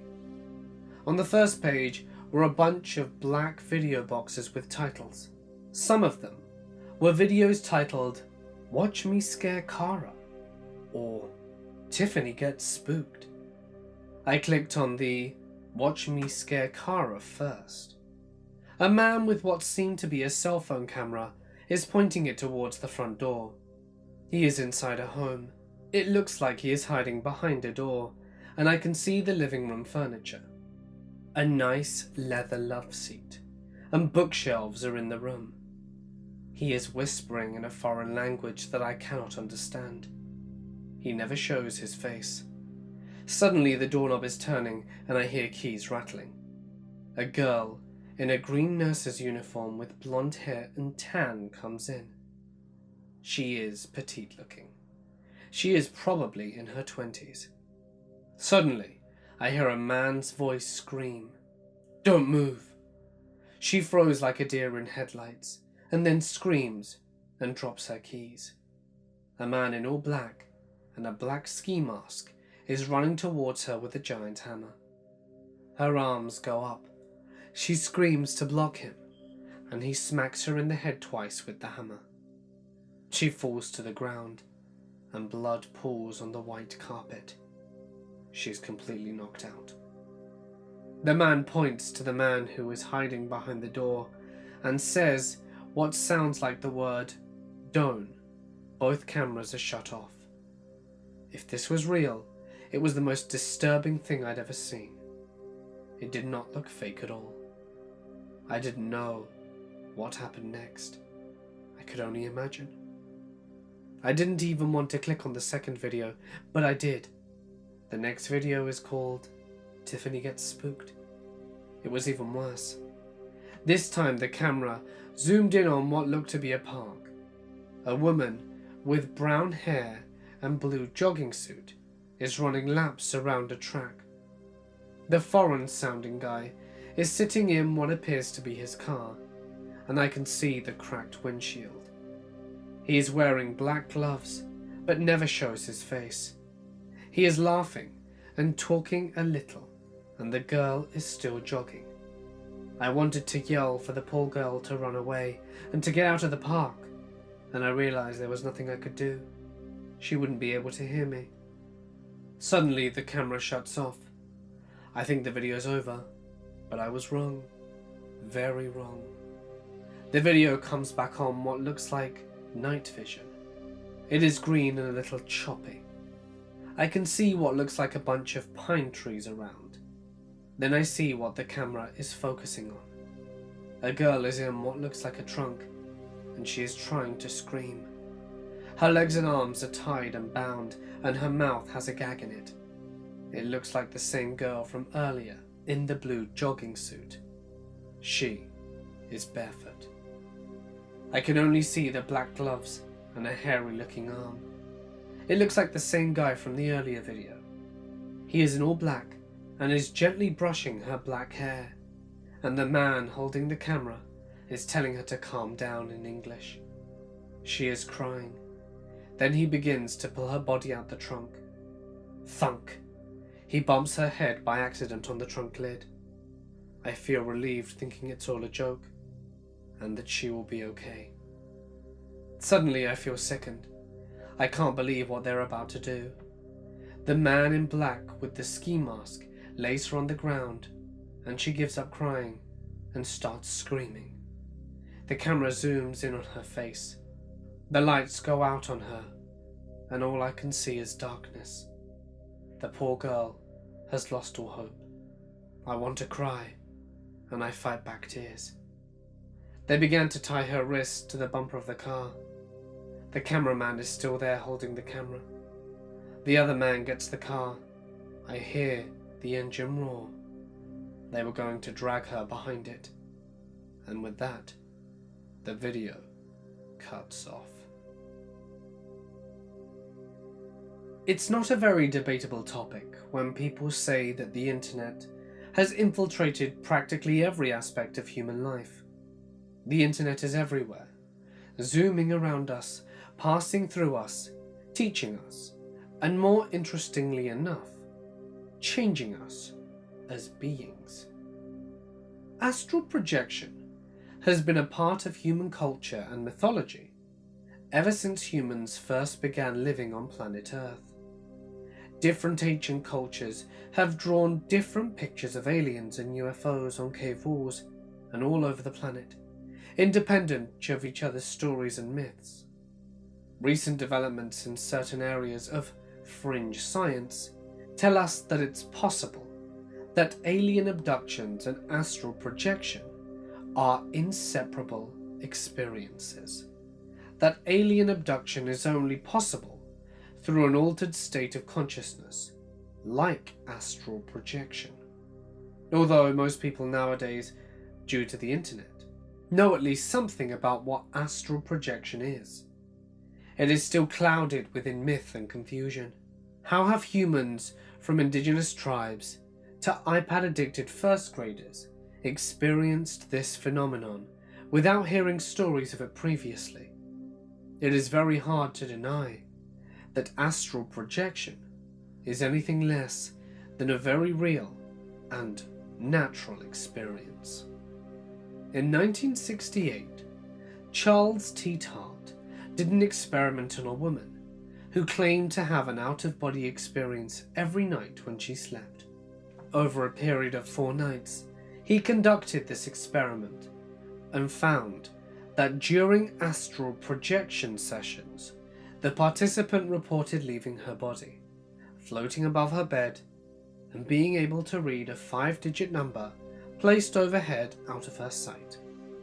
The 5-digit number matched the one written down by the psychologist. Although this experiment had been picked apart many times, it is still fairly conclusive based on the results of the experiment that an out-of-body experience could very well be the cause, if ruling out telepathy. Astral projection has been conducted many times, almost all with shocking and seemingly conclusive results. Like many metaphysical topics, however, it is hard to prove anything completely. But I don't have to rely on these experiments, because I experience out-of-body phenomenons fairly often. Now, back to the interwebs. Astral projection is when you lay in your bed and your soul, or astral body, leaves your physical body and is able to explore the world free from physical restraints. You could see the Great Wall of China, check on your boyfriend or girlfriend to see if they're cheating on you, and accidentally catch your best friend masturbating when she thinks that no one is watching. Kind of creepy, right? And anyone can do it at any time.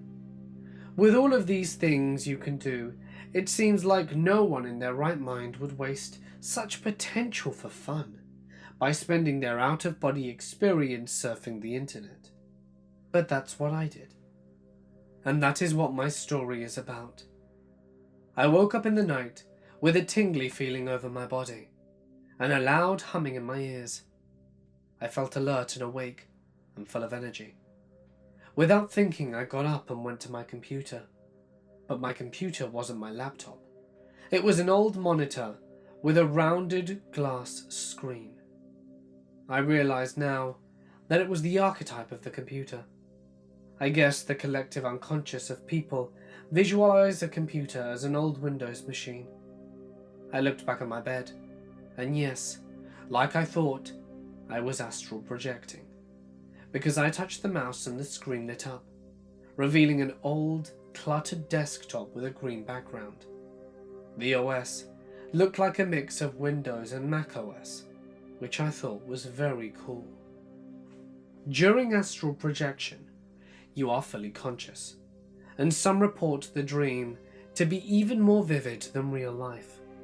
Usually, everything isn't the same as the real world. Experts in the field believe the astral realm exists all around us as a kind of fourth dimension, invisible, yet very real, existing as an energetic copy of everything in our world. There were strange programs on the desktop. Some looked like old prototypes of programs like Microsoft Word or GarageBand.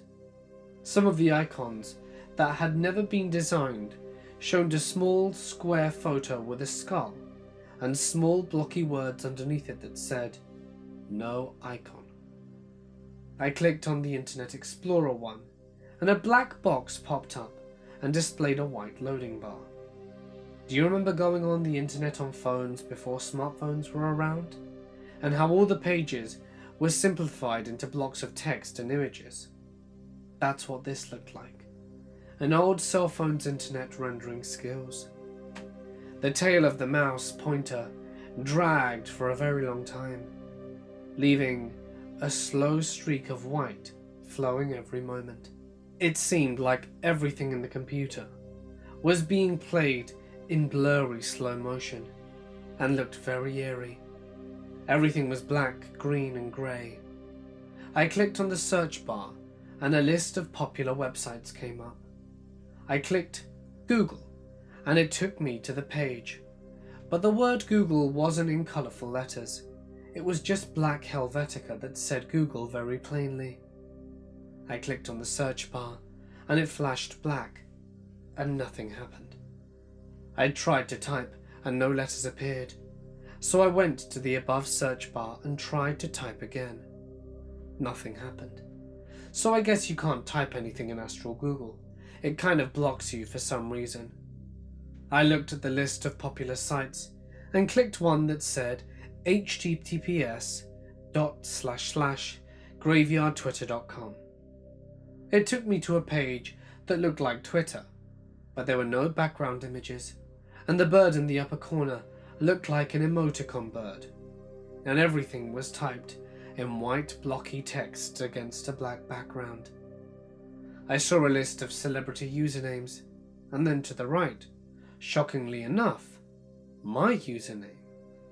I clicked it, and it brought me to my Twitter page, but my profile photo was a very low resolution image of an eye. Very strange, very creepy. The eye was looking straight at me. I scrolled down the page and recognized every tweet, but none that I'd actually ever tweeted. Then I realized each tweet was something that I had meant to tweet about, but forgot or then decided against it. Somehow, it had been sent here.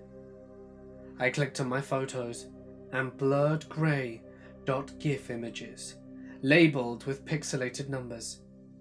Each one was geolocated to the place I had posted it, even though I always make sure geolocation is disabled on my phone and computer. I randomly clicked another link and was reminded of the No Sleep Shadowweb story, because what it displayed was a pixelated video of someone making cuts on their arms with a knife, and beneath the video, people were typing things like, "Deeper, cut the vein and just end it." I felt sick and scared, and I went to click the X button, but my mouse glitched and made me click the next cam button below it. What I saw still freaked me out. I saw a man's wrist tied up to a chair, palms down. The camera was right up to the man's hand, and another person was using needle-nose pliers to rip and pull the man's fingernails off. A loud screaming sound suddenly boomed out the computer's outdated speaker system, making my ears hurt and my heart leap into my throat. My blood pressure was sky high, and the man on the screen continued to pull the fingernails back. What I make of this is that the shadow web, being such a dark place, had made a permanent mark on the internet's archetype and exists there, and freaks who can astral project go to view it in their sleep. I pressed the print screen button and copied it to the Paint program and printed it out.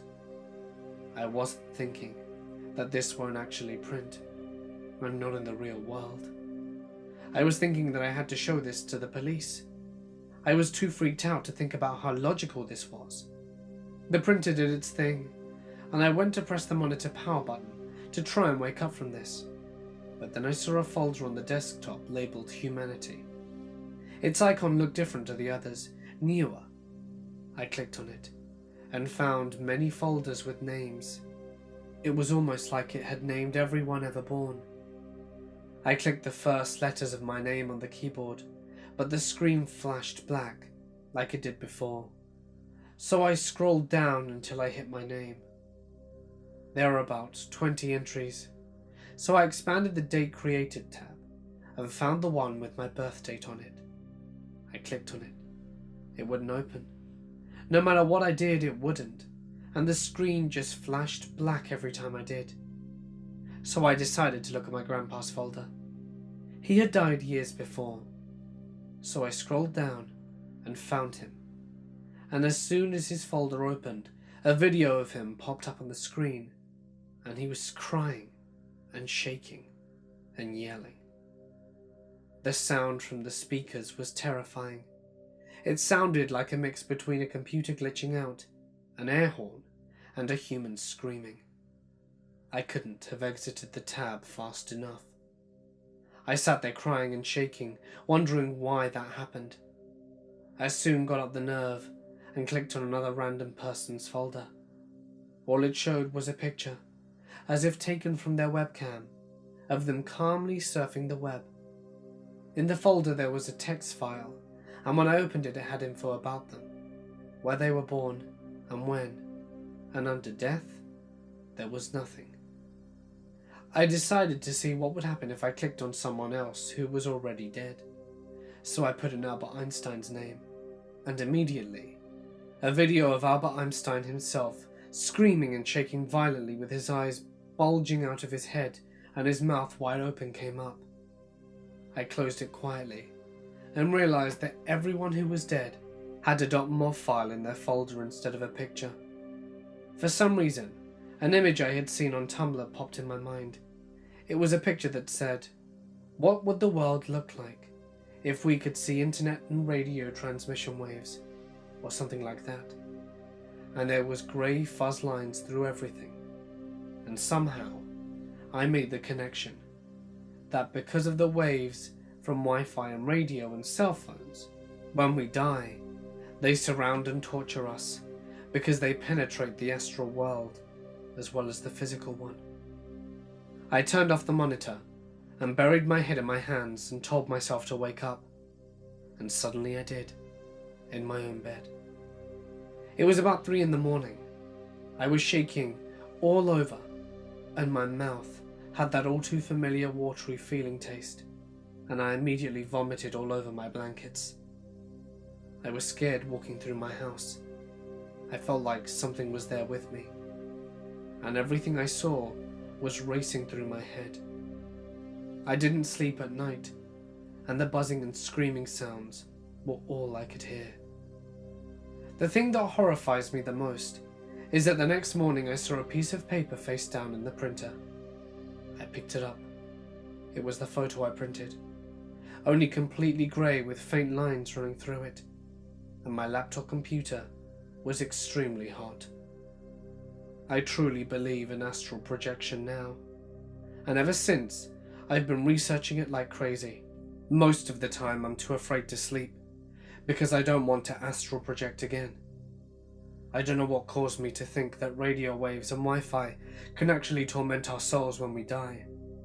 But every time I see a cell phone, I imagine data waves floating out of it. And what if it's true?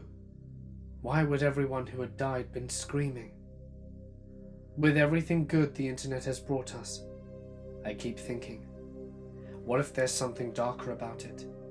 Something evil about it on the metaphysical level? What if humans were never meant to get this far technologically? What if we were never meant to get this advanced? I never want to astral project again.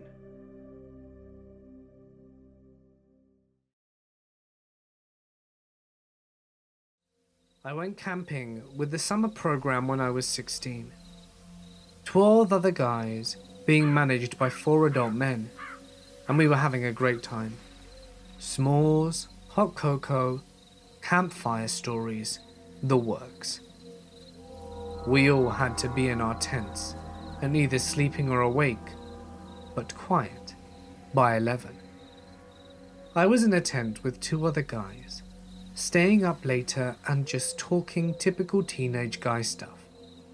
As one guy is talking, I start to hear heavy breathing nearby, like someone has just been running and is out of breath.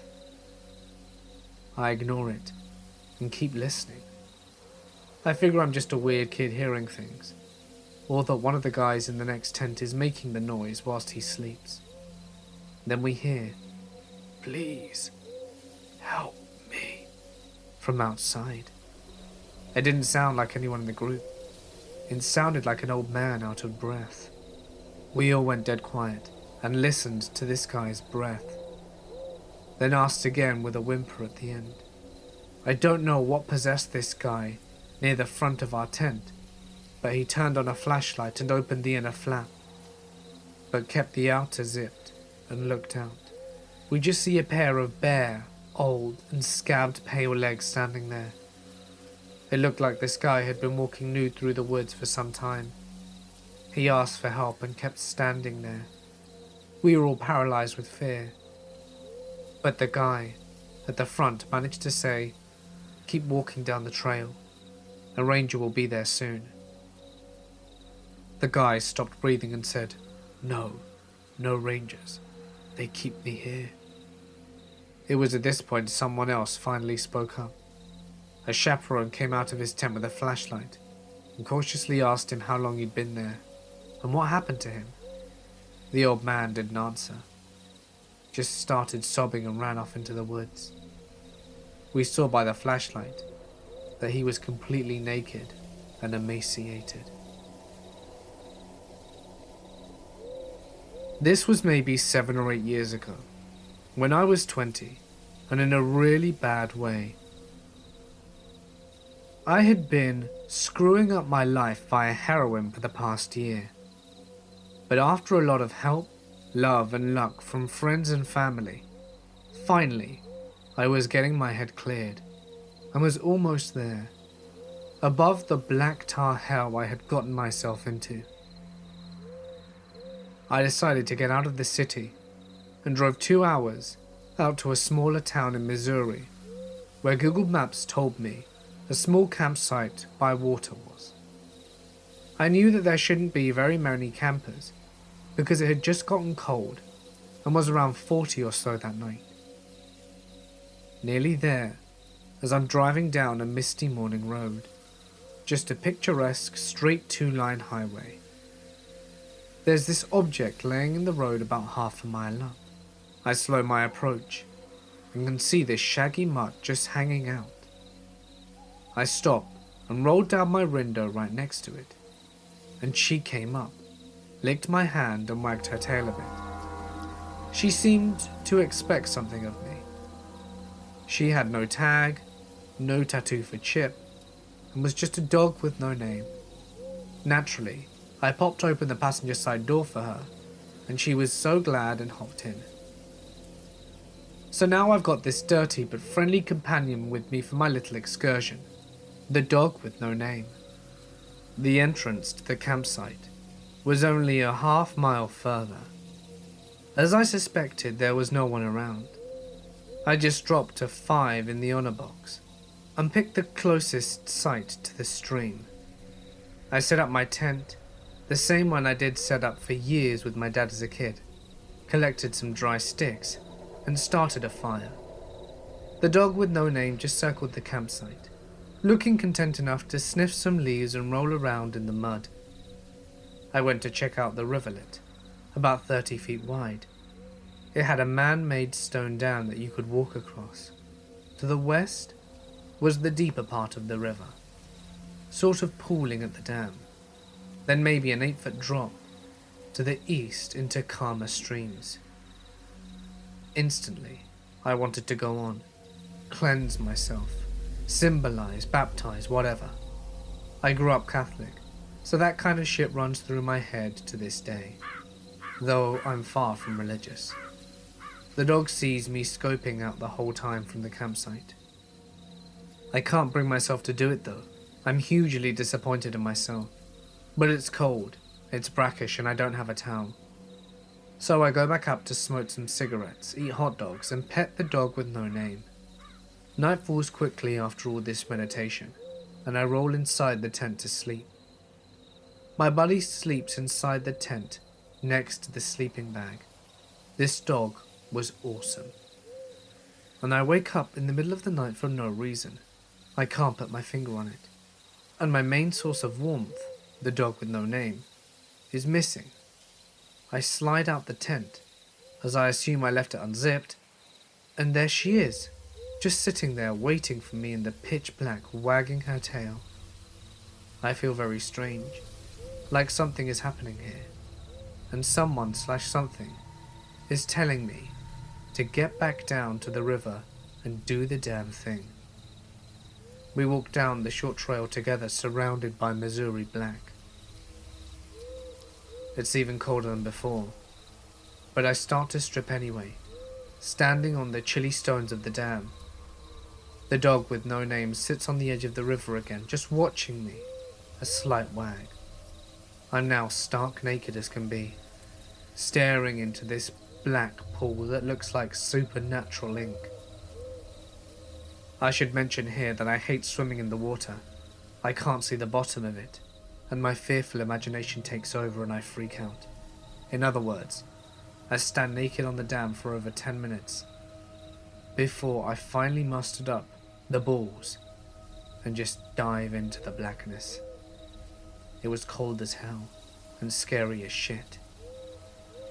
When I came up for air, I was thrashing wildly back towards the dam, scrambling back onto the slick stones. I shook out my hair and was surprised how the adrenaline helped me keep warm. As I was picking up my shoes and clothes, I looked over for my buddy at the river's edge. The dog with no name was nowhere in sight. Back up the campsite, I look around, gently whistling and that kind of thing. I'm more than woken up by now, so I go ahead and start another fire as dawn is just starting to break. I have another hot dog for breakfast, and figure I might as well pack up and leave. This trip feels more than complete. I start my car up and check my phone. There is an hour time difference between the two. This happens to fall on daylight savings time. I'm not calling it a supernatural rip in time, but it's funny it was the night this went down. In fact, the exact time would have been around 3 or 4 a.m. the dog disappeared. So the dog never showed up again, and I never shot heroin again.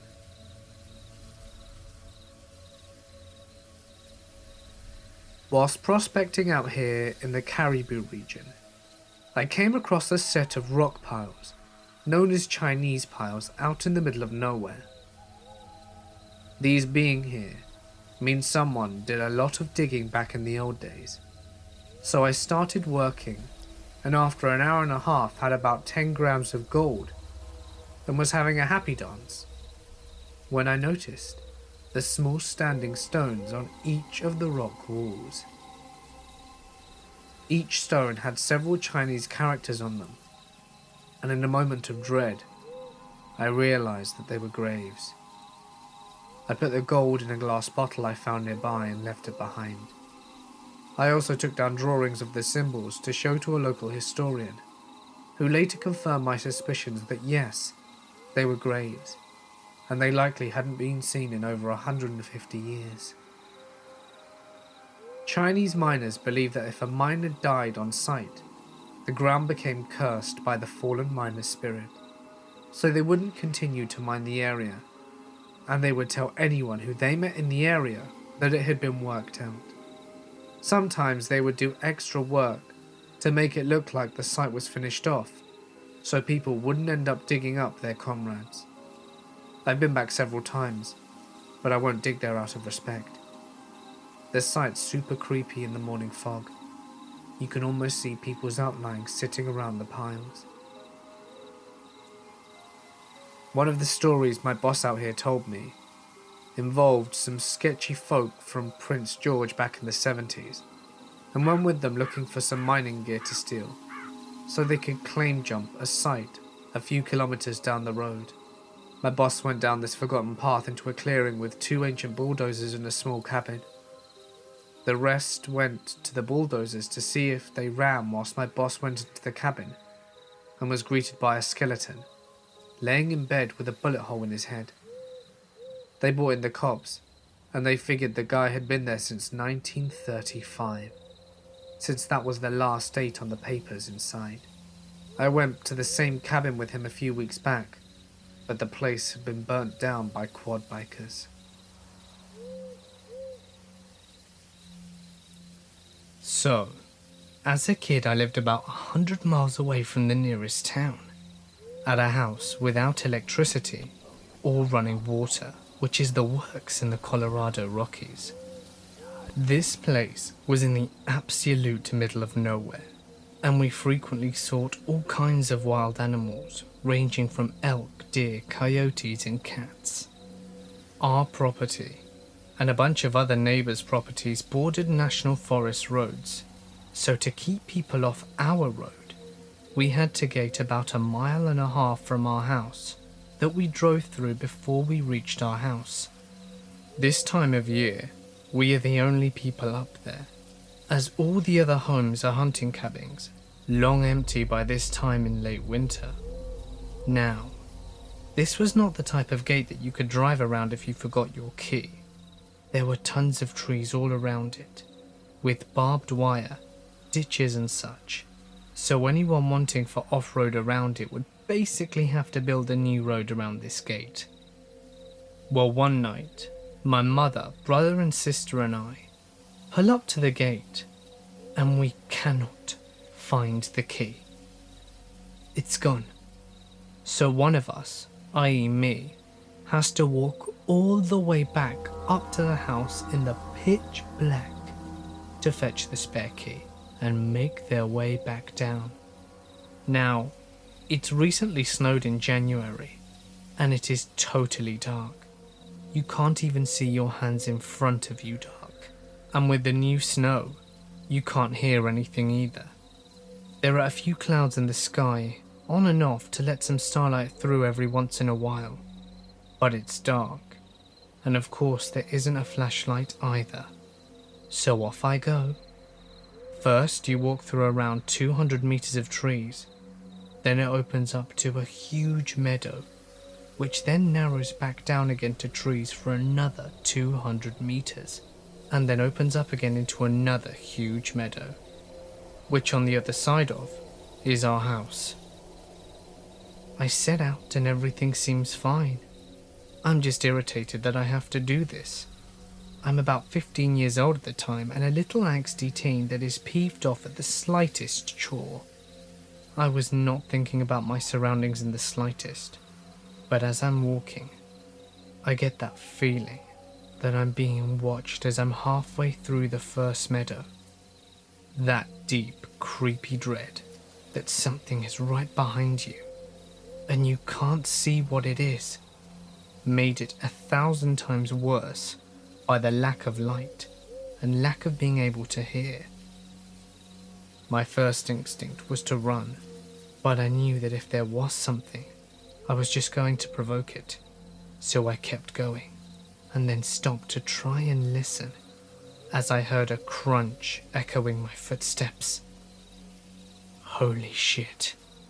This time I walked a little faster, and I knew there was something behind me. It was probably a cat as well, so I just kept walking right into the second bunch of trees before it opened up into a meadow. I could see our house. I could feel the pressure. At this point we were predator and prey, and I could feel the breath on my shoes. So second clearing comes up and I know what the plan is, and I am about to book it. Thankfully, I'm familiar with what to do, and I scream as loud as I can. As I do so, my dogs hear me and they run to chase whatever it is from behind me. They continue running past me and I book it into the house. When I get in, I grab the 12 gauge first and the keys second, then pick up the tractor keys and jump in. There was no way I was going to walk that again. As I'm driving back towards the gate, I see the dogs running back. At least they weren't hurt. That could have been extremely dangerous. I also see the tracks. I knew it was a cat. It actually started approaching me from the first meadow and was tailing me for a long time. I tell my family the whole story, and I know that I'm not going to get any sleep tonight. From that day, I refused to be out alone at night in the countryside without a weapon. I was camping on land associated with the Anasazi, long dead Pueblo Indians that very few people know anything about. This was when I was a Boy Scout. We hiked for a few days and we saw black bears every day. It's normally a somewhat unusual sight and freaked out the adult leaders and caused us to religiously use anti-bear tactics like bear bags. Not totally related to the story, but it slowed us down, which led us to the events here. Anyway, we camped in a wood cabin at the bottom of a plateau, and the local rangers told us a bunch of spooky camp stories about the plateau and its relation to the long-dead Anasazi people. Even their real names is lost to history, as Anasazi is what the Navajo called them, meaning ancient enemies, or those who are not us. Another part of what they told us that stands out is that the Anasazi were obsessed with ravens, and possibly crows as well, and a lot of their superstition revolved around massive raven people and people with raven heads, stuff like that. I completely forget all the other details at this point, as it was well over a decade ago. Anyway, my tent mate is a bit slow, and is also very allergic to peanuts. He ends up eating some of the pre-packaged food that contains a copious amount. That, combined with the ongoing poor planning, fear of bears, and sloppy leadership, causes the adults to decide to camp out on the plateau rather than keep going. On this scout ranch, you're only supposed to camp outside the designated areas and never on the particular plateau, just because of the geography and the environment. But forget the rules, because we do anyway. We set up camp, eat, lay the bear bag, and head off to sleep. That night, though, was the craziest thing. I could hear so much thunder, and so could my tent mate, but absolutely no rain, like insanely loud. My tent mate and I were terrified. It could have been heat lining, but it sounded impossibly close. We're terrified. He, the braver one of the two, actually goes out to check. As he opens the flap, I see the forest behind him. He comes back a few minutes later, and the thunder pretty much stops at the same time. He looks at me and goes to bed without saying anything at all. It's not unusual in itself. He could be pretty slow and non-social, and likely had mild autism in hindsight. But the next day, we wake up and a ton of things popped red flags. Firstly, our tent is facing an open field, which is very strange, because yesterday we both saw Forrest from when he left the tent to check. Second, no one else heard lightning that night, except for us, which was absolutely crazy as it was loud enough to wake everyone on Earth. Remember how my tent mate checked out the thunder as well? Well, he had no recollection of what he saw. He woke up confused, saying that the last thing that he remembered was just stepping outside. The good part though, the guy in the tent next door brought this up before we did. He also decided to get up and check it out, and he claims that when he stepped out of the tent, there were no trees anywhere. Just extremely long, tall pole objects, almost as if there were thousands of stilts. When he looked up, he also said that there was no lightning visible, but it was super bright, full moon on steroids bright. He also claimed that he had seen flying, winged, pitch black objects, bigger than cars, and they looked like they had wings on them, and that they were round. He dove back inside and doesn't remember going to sleep or the noise going away. Remember the giant raven myths? I did, and I was scared shitless. I wouldn't have believed him if I hadn't have seen the trees and heard the thunder for myself. About 10 years ago, I was working as a private investigator. It sounds cool, but it actually isn't. You spend about 3 to 5 hours each day driving to your cases, stake them out in a blazing hot car with the engine off for 8 hours, and then spend 1 to 3 hours in a hotel room writing up your reports before finally getting some sleep and doing it all over again. I did this job for about a year after completing my training to be a medic in the Army Reserves. I was young at the time, so the idea of making $50,000 a year and travelling all over the country whilst living out of a suitcase seemed appealing to 19-year-old me. As I said before, you spend a lot of time driving around in areas you're not necessarily familiar with. On one of those late nights, I found myself driving onto a twisting mountain road just outside of Taos, New Mexico. The area was heavily wooded with narrow roads that curved sharply, without a lot of places to turn off, since you were driving up and around mountains and forests. In the middle of the night, as I maneuvered my rental vehicle through a curve, I saw a woman stumbling along the side of the road carrying a small child. The sight caught me off guard and sent a shiver down my spine.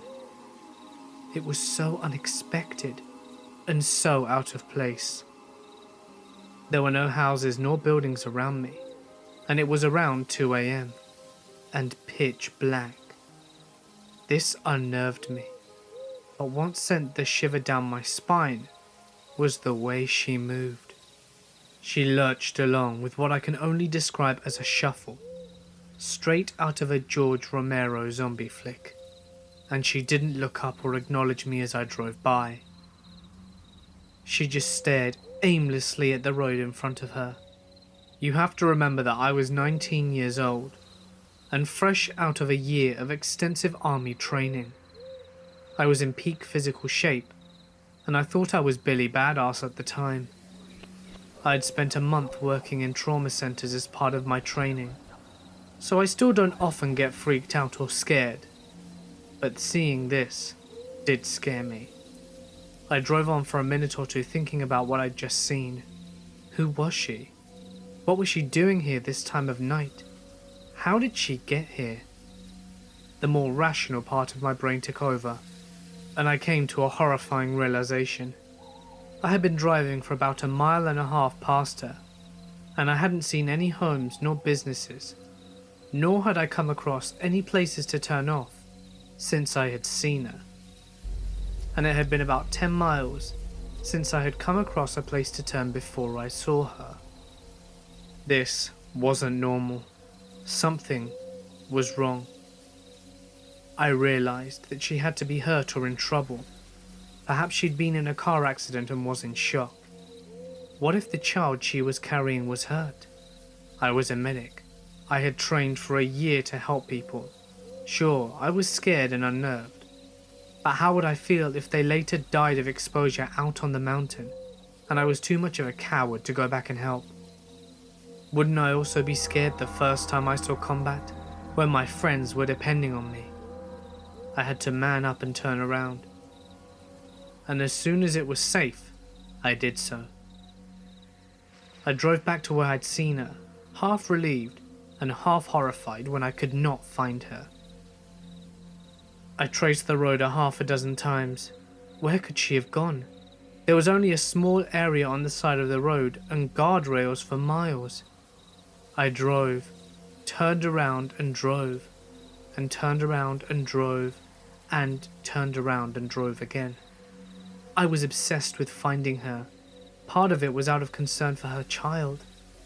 Part of it was proving myself that I was doing the right thing, even though I was scared shitless. After a while, however, it became about me proving it to myself that I wasn't actually going insane. I spent hours looking for her. Eventually I stopped my car and started walking along the road, looking for any signs of her or any disturbance on the mountain to indicate that a vehicle had crashed off the road and down a mountain. I walked that entire 3-mile stretch of road in pitch black with a flashlight, at times yelling like a madman, listening to every twig and echo with bated breath. I didn't even care about my deadline or my next case. I was sure of what I saw. I wasn't crazy. I wasn't seeing things, and I wasn't overly tired. I saw her stumbling down that road, and there's no doubt in my mind. But there was nothing. Even when the sun came up and I drove to the stretch of road again 6 times, there was nothing, and there was no way for me to explain it, even after countless sleepless nights in the 10 years since devoted to it. I don't believe in ghosts. I saw this bullshit documentary and laugh away their evidence in stupid orbs like the rest of you do. But I also don't know where the hell the stumbling woman and her child came from, or where they went. So, on the off chance that you were stumbling down a windy road in Taos, New Mexico about 10 years ago with a toddler in your arms, please, tell me what happened, where you came from, where you went, and that you are both okay. I've been puzzled for a decade now. I used to regularly walk portions of the Appalachian Trail, and usually take a week or two by myself. Anyway, at one point I was coming over a pass and saw a figure on the trail ahead. Seems to be a lone young woman. It's twilight and the moon will be bright. I have solar rechargeable lamps, and I yell ahead, "Ahoy!" She doesn't break stride or pause. Being on the trail, people are friendly and cooperative. Looks like she's had a bad day, and no tent. Now sure, I like to sleep under the stars, and I usually hike with a hammock and a rainfly, but something seemed off. We were way out here. The last trail shelter was a few miles back, and we were on a very heavy bush cliff. Nowhere you want to camp for the night. I figure she might be wary of strangers at night, so I keep my own pace and don't really pay much more attention to her until she disappears over the next pass, and I realize she's walking this trail. Now dark, with some moonlight but heavy tree cover, without a torch, lamp or any personal light source. I'm getting worried about this girl. Remember, we are walking with a sheer cliff face a few yards away from us, and conditions aren't perfect. Roots, dirt, mud, moss, rocks, anything can trip you up. So I pick up pace and hurry over to the pass. She's nowhere, and there's a clear line of sight probably 200 yards ahead, and she's nowhere to be seen. But then I see a torch in the distance. Red lamp. Actually, there's two now that I'm getting closer. I flash my torch, and they flash theirs. I call ahoy, and a man and woman respond. We finally meet up and do the whole meet and greet, exchange trail names and chat for a bit about what's ahead in our paths, since we were walking opposite directions. I say to the girl, "You worried me back there. I saw you walking without a light and then you disappeared over the pass. I'm sorry I spooked you. Didn't think you were that far off though. Must have run like crazy to cover as much ground." She looked confused.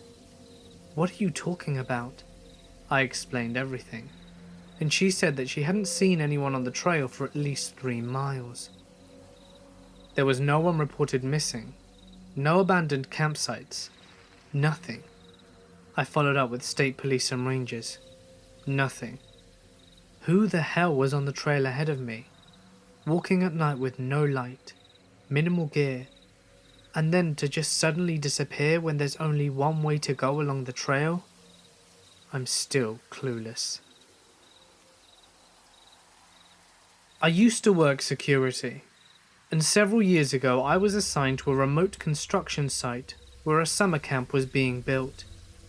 It was quite literally in the middle of the woods, roughly 4 or 5 miles into the forest, with only a single access road that they'd been using to haul equipment and supplies and such. My job was to provide overnight security, doing a foot patrol of the entire area. The patrol covered around 2 miles, roughly once every hour, and then going back to my post, which was a tiny wooden shack not much bigger than a payphone booth to fill out my logs. Other than the occasional black bear, coyote or bobcat, it was a very boring assignment, with one exception. I was doing a routine patrol one night near the end of my shift, around 3 AM or so. I just passed the gate, where the access road enters the site, when I heard an extremely loud piercing scream that seemed to have come from a distance down the road. It sounded like a woman screaming in absolute terror, and at this point I need to clarify. I hear bobcats pretty often around my house, and encounter them occasionally whilst working in remote areas. They definitely have a distinctive and creepy scream, but there is absolutely no way that this scream was a bobcat. I immediately took off sprinting as fast as I could in that direction. I didn't hear anything else after the initial scream, but about a quarter of a mile down or so, I came upon a car parked just off the side of the road. There was no car in sight when I'd come through on my way to my shift, so it had to have been parked there fairly recently, not running and with no lights on, and no doors open nor anything. I called out to see if anyone was there, but got no reply. I looked around the general area and didn't see anything. Needless to say, I was pretty goddamn sketched out at this point. I ran back to my post and reported what I'd seen to the local police, since there wasn't really anything else I could do. Unfortunately, nothing ever came of it. I've never found out whose scream I heard or what caused it. The car was apparently owned by a guy who lived in the area, but I never heard why he was there. My supervisor suggested that maybe I'd heard a mountain lion or another animal screaming, but I've heard those animal sounds before, and although they're definitely freaky, there's no mistaking an honest-to-God human scream. A friend of mine and I were hiking through the woods. It was dark out, and we were beginning to head back towards home, when something came across the path by a fallen tree. It's hard to describe, but it looked like a man in a hooded cloak. It stood, and then slowly and silently moved to a tree and keeled. We couldn't see its face, but we got the feeling that we were being watched. We tried to shrug it off and keep moving. Further down the trail, we saw it again. Being in our early teens, we decided stupidly that we were going to get to the bottom of this. So we started after it, and it started charging. We screamed and it stopped, and then took off into the woods. Feeling brave again, I grabbed a big spear-shaped stick and took off after it. I ran for a bit through the woods until I could see the outline of it once more up ahead through the moonlight. I knelt and watched as another popped up beside it, then another, and then I heard moving to the side of me, realizing that whatever these things were, they had surrounded me. I quickly noped out of there in the direction I left my friend, so I know that sounds like the creepy part, but it gets weirder. My friend wasn't there when I'd left him, so I called out to him, and he responded a little away, followed by, "You've got to see this." So I followed his voice and came to a clearing. It was bright as hell, and floating around the clearing were legit balls of light, almost like the fairy fountains from The Legend of Zelda. These were pure white light, and we looked at each other, and then hightailed it back to the trail and went home. It was definitely the strangest and scariest thing I've ever witnessed. I grew up in a very rural area of the Deep South, and spent most of my time riding horses alone in national forests and expensive private properties that bordered our house. There was an old abandoned house 2 miles ride through the woods from me. I often rode by it on my journeys through the woods. Sometimes I tied my horse up, went inside and explored, but there was nothing really of interest. There was just trash, and things that looked like electricity bills from the 80s. I think an old woman used to live there based on some pictures that I found. Time went on, and I went away to college, taking my horse with me. I no longer rode past this abandoned house after graduating my college, and my horse and I moved back home for a little while, and I decided to go back to explore the area again. So I rode my horse the 2 miles through the deep woods to get to this house, which itself is probably 1,000 feet from a lonely gravel road that cuts through the forest. It is very secluded and almost creepy. The house is about 3 miles away from a paved road. I am less brave than I used to be, so when I entered the house I felt out of place and slightly scared. But I used my cell phone light to explore the rooms anyway. A lot was just as I remembered, but right as I was about to leave, I found half a skeletal calf in the corner of the entry room. I have no idea how the calf got shut inside a building. The doors were firmly shut when I approached it, and also the screen door opened one way, so it was impossible for both to be open at once for some creature to accidentally wander in. Furthermore, the nearest cow pastures were a good bit away from the house. I left the abandoned house with the image of my head of some deviant, cruelly trapping a calf in there for sick purposes. I hope I never have to meet the sickos who did that. It's felt like years. Allow me to explain.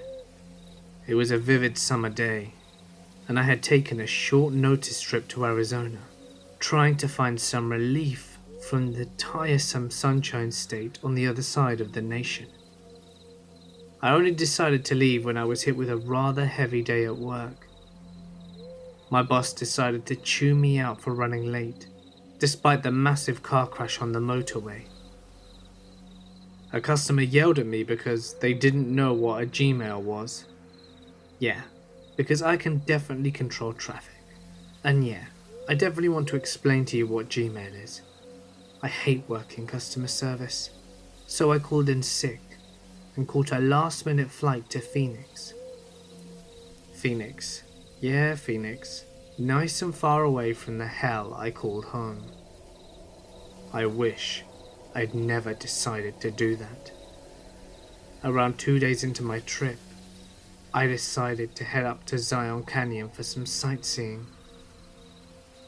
I had spent a lot of time around the Grand Canyon and figured I should set some time apart to check out other places in the area. Besides, I'd never been to Utah before. Maybe I would take a hike, that one trail I had already read upon.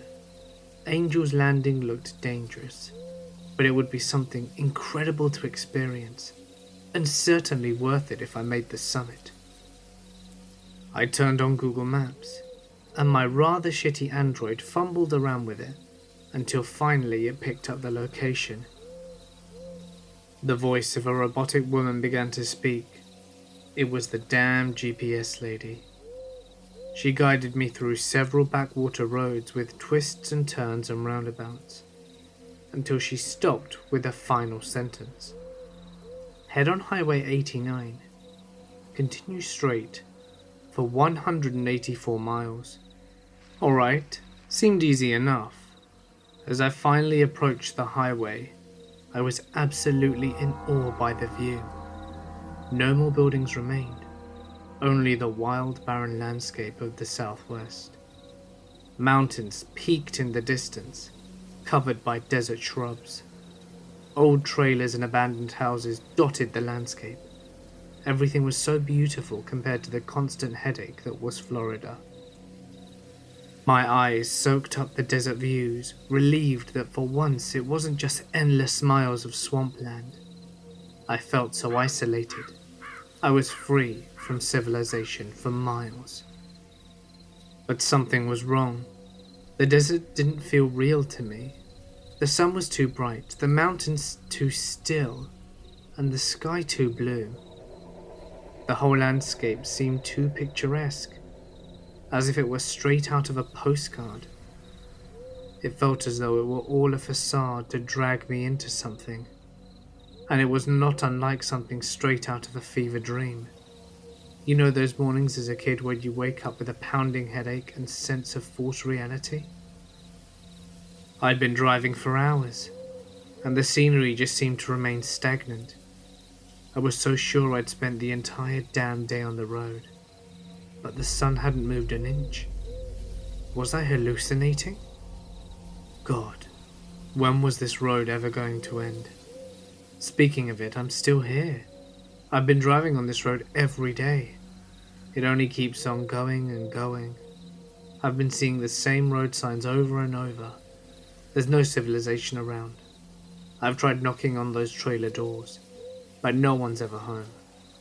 And you know what else? Despite my solitude, I feel like I'm constantly being chased. I hate that feeling. That same feeling from when you're a kid and you sprint up the stairs from the pinch of darkness down, not daring to look back at whatever was behind you.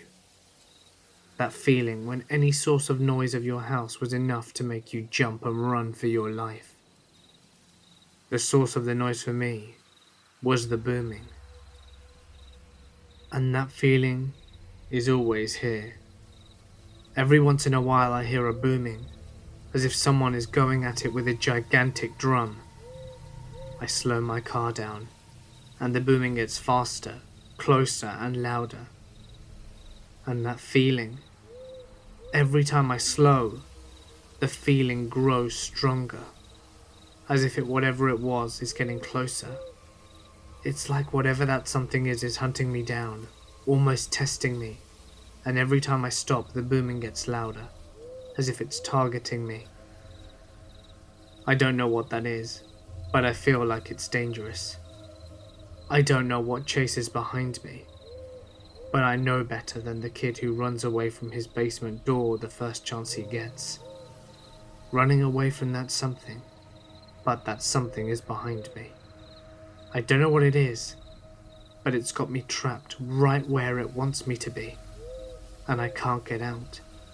I've driven off cliffs and into rivers, yet I wake up on the side of the road again, to the same sight, my truck waiting for me to drive off again. I can't even commit suicide. The place won't let me. I've tried communicating through whatever internet I could scrounge up on my phone, but I don't even know if anyone has seen my cries for help. The screen just shows up blank, save for my own words written in desperation. No one will ever answer my texts. No one will answer my calls. I will never see any other cars. Only me. I never get hungry, or tired, or thirsty. Only trapped.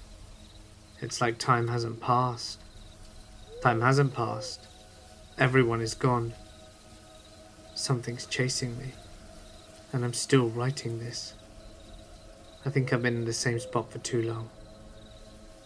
The boom's only getting louder, and now something is right behind me. Time has not passed, and I need to get out. Now. Tonight, my sister, brother-in-law and 2 friends and I all piled into a truck and we headed out to the desert near the old Cal Portland concrete factory. About half hour into driving, kicking up dust and messing around, everyone gets the chills, and my anxiety starts to flare up. We brush it off as the temperature difference and just keep going. 10 minutes later, we come around a corner and my sister says, "Please tell me you guys just saw that woman." We responded with, "What woman?" She says, "We just passed a woman standing on the side of the road wearing pink. I think it was a pink shirt, and she had blonde hair that was covering her face. She looked dead." I honestly thought she was messing with me, so we turn around and go to the spot where she saw her. No woman. Brother-in-law and I get our flashlights out and look around. No woman. I tell my sister she's seeing things, and she insists that she saw a woman. So I decide to check my dashcam footage. Sure as shit, there was a woman. She was crossing the road, it looks like, and she just vanishes into thin air. My camera isn't of the best quality by any means, and it was quite dark, but it's clear what we saw. My brother-in-law and I canvassed a 2-mile square radius with flashlights calling out to the woman, because we legitimately thought that someone was lost out in the desert. The entire time we kept feeling and hearing things around us. Some info to note, this was right next to an extremely murky pond. There is a possibility that her body could be hidden in the pond. A couple of years ago, my girlfriend and I were camping in the Pacific Northwest between San Francisco and Portland. We had rented a car and were stopping at different campsites every night on our way from the former to the latter. The first night we arrive at a campsite, we find that it had been closed for the season, despite the fact that we looked on their website and they say that they were open. So we ended up driving around, looking for another campsite on Google Maps. But at this point, it's getting dark. We see a forest firefighter outpost and pull in to ask them if they know of any nearby. They tell us that most of them are closed for the season, but there are a couple on their old map that we haven't checked. We get back on the road and find our way to one of these campsites. The sign for this place is literally resting on the ground and is a little overgrown. But at this point it's dark as hell and we really don't have many other options. As we pull our car into what we think is a spot, we see a few other tents nearby, so we take it as a good sign. We get out and start to set up our things, when immediately, things begin to get strange. Two guys walk directly through our spot and strike up a conversation with us. Both are looking a little rough. One of them has a zip-up hoodie without a shirt underneath, and I notice that he is extremely skinny. They're also both really dirty and have messed up hair, but hey, we're camping. They're both speaking very fast and seem kind of nervous. They tell us that they're actually seasonal workers nearby and are staying at this campsite to save money whilst they're there. Whilst we're talking to these two guys, a decade-old white Mercedes pulls into the campsite with all four windows blasting rap music. The driver and passenger look like some real ICP enthusiasts. They look around quickly and leave immediately. At the time, I thought they were probably looking for a campsite too. The two rough dudes also leave, and we continue setting up camp. Not too long after, we get another visitor. This time it's an older woman, with a 3-pack-a-day voice. She's nice enough, but also asking us some pretty weird questions. "You guys here for the horror show?" she asks. I'm thinking, what's a horror show? "Do you mean the haunted house, lady?" She tells us that lots of people come out for the horror show and starts warning us about all the ghouls and zombies. She eventually leaves, and my girlfriend and I agree they must be talking about some kind of haunted house nearby, as it was early October. And you know, maybe that's where the seasonal worker dudes who looked kind of scary happened to be working at. It all checked out in my mind. We start our fire, and I begin breaking out the wood, when my girlfriend admits that she's freaked out. She's worried about the people that we've encountered and how strange this campsite is. She points out that there aren't really any sounds coming from anyone else's tents, with the exception of the one woman, who wouldn't stop coughing. No music, no children, laughter, nothing. I'm starting to believe her. But at this point it's pretty late, and we don't really have any other options. I'm also thinking that if the campsite is weird, it's just some harmless weirdos. She seems pacified by my confidence, and we continue making dinner. It's at this point a bunch of really weird shit starts happening. The two dudes we met right when we got there emerge from the woods without any source of light and without saying a word, walking straight into their tent. They have a very short and heated discussion which I can't make out. One of them storms out of the tent and walks straight towards the older woman's campsite, making eye contact with me for an uncomfortably long amount of time. He then climbs into the cab of her pickup truck, and I realise there's already someone in there, and likely has been for some time, probably the woman. You can tell that they start smoking something from when the lighter flickers. This strikes me as especially odd. You smoke cigarettes in the car? Probably not. Pot? We're at a campsite in Northern California, and I'm pretty sure there aren't any kids around. Why go into the car to do that? Then it hits me like a sack of bricks. It's meth. They were all smoking meth, and the woman was probably dealing. The level of comfort she had established in her campsite indicated that she'd been there for a while.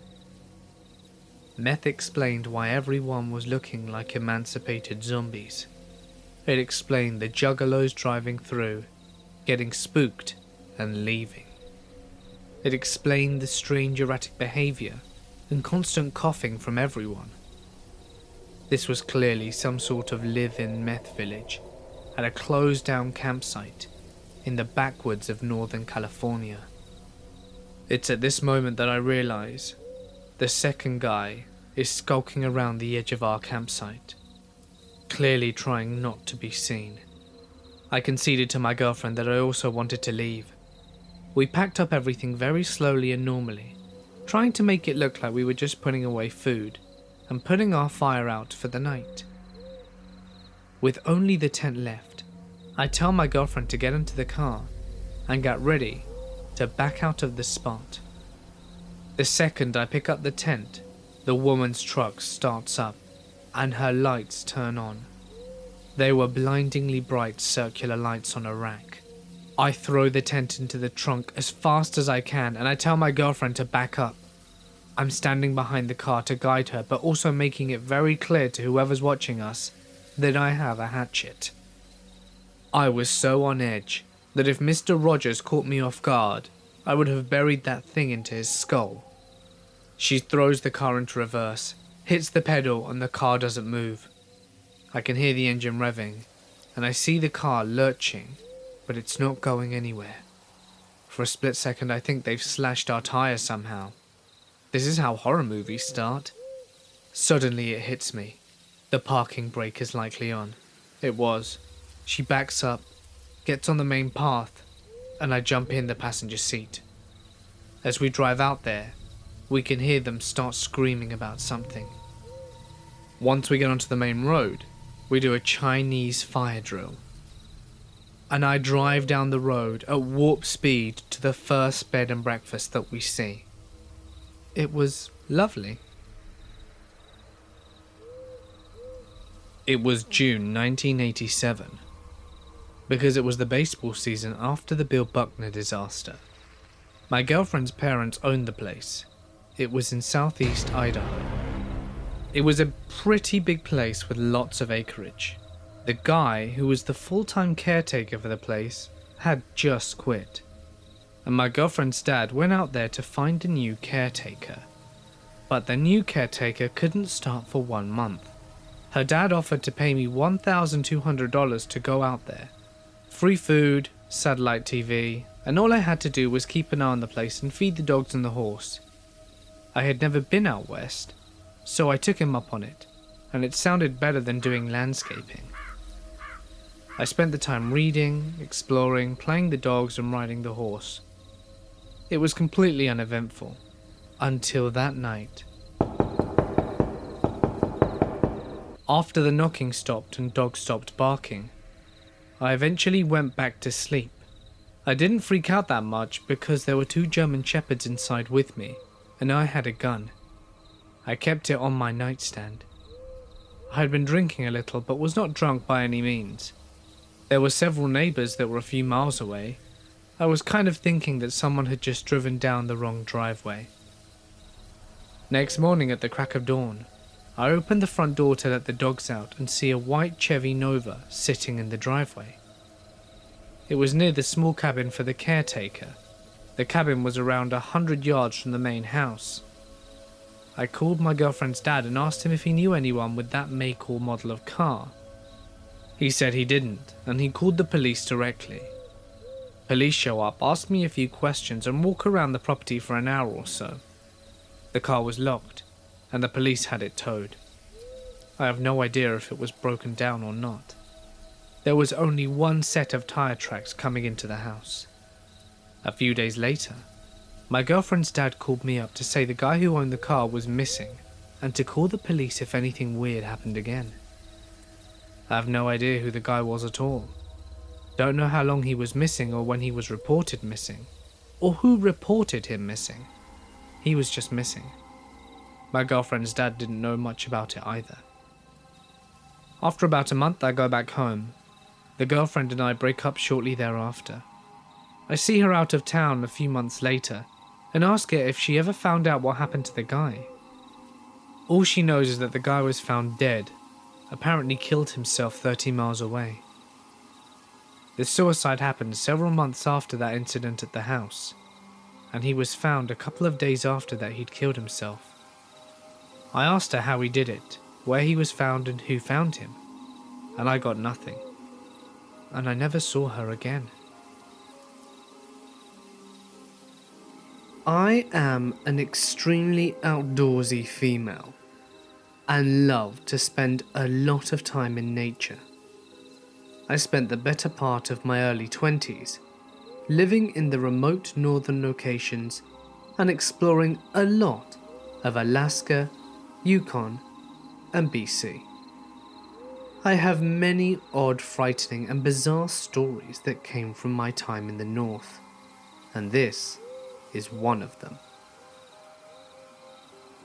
In the summer of 2012, when I was 22, I was living and working in a pretty remote town in northern British Columbia from May to September. The place I worked at was a campground in a provincial park on the Alaskan Highway, 4 hours north of Fort Nelson, and 2 hours south of the Yukon/British Columbia border. The best part about the park was the fact that it had a beautiful natural hot springs, which attracted tourists from all over North America every summer. I lived in an old trailer on a separate part of the campground, where the rest of the staff lived. I quickly got used to living in a place that had no running water, no electricity, no cell phone service, and no internet. And driving 4 hours to Fort Nelson every 2 weeks to get groceries and do my laundry, life was pretty sweet. I got to hike, go for late night dips in the springs, and make some traveling friends, and spend quality time in nature, getting to know the flora and fauna of the landscape. My job at the campground? Park facility operator, which was general maintenance and cleaning of campsites, as well as gatehouse attendant, wildlife interpreter, and sometimes I had a few security shifts here and there. The feeling of living in the woods was so completely different than the feeling of living in a city, as far as safety goes. In the city that I'm from, there are people around, and you are aware of the fact that your house or apartment could get broken into, but emergency services are pretty quick to respond, and neighbours are also a big plus. However, in the woods, I felt very vulnerable. The closest police were 4 hours away, and I lived in a trailer that was run down enough that it could easily be broken into. Not to mention it was pretty dark, which made it all the easier to sneak around at night. I was already on edge sleeping every night. The trailer next to mine was abandoned by the previous manager of the campground, after his son had shot himself in the head inside of it. The previous manager had promised numerous times he would hire a company to drive up from Fort Nelson and tow the trailer away, but that never happened. Not whilst I lived there, at least, and nobody seemed to care about it too much. I went into the trailer once, saw the blood and brains were still on the wall, and never went back again. Back in the 90s, there was also a fatal bear attack at the hot springs. We all had to read the incredibly gruesome and detailed police report for our bear aware training. So yeah, unsettling to say the least. One night, at probably around 2 in the morning. I'm asleep inside my trailer and am woken up by a very loud banging on the trailer door. Reasonably shaken, I look outside the window next to my bed, and I see a car with its lights on and 2 men standing at my door. I can feel the blood drain from my face. This is the moment I've been scared of the entire summer. Through the door I say, "How can I help you?" And one of the guys, clearly hammered out of his mind, starts rambling on about something. No matter how hard I try, I cannot understand what he is saying. I say, "Sorry, I don't understand what you're trying to tell me." And the other guy starts frantically trying to explain something in the same drunken state as the first guy. I decide at this point that they don't mean any harm, and I open the door to speak to them. They look visibly shaken, and I can tell that they are desperate for my help, but don't have the mental capacity of a sober person enough to coherently tell me what is wrong. One of the dudes starts telling me a very long story that I managed to piece together through all of his slurring and hiccuping. Basically, he says that him and his friend are on vacation, and they came up from Fort Nelson to party. They had a really long drive, but were at the hot springs and they were having beers. And they were sorry about having beers. They weren't drunk, clearly. And then he drops the bomb that someone is running around the camp, stabbing people. I look at the guy telling me the story, and I notice that he has blood all over his clothing. I say, "Someone is going around stabbing people?" And he replies, "Yes, someone's running around stabbing everyone." Then the other guy yells, "Come on, let's go." And they hop into the aforementioned car and sped off, before I got a chance to question them further.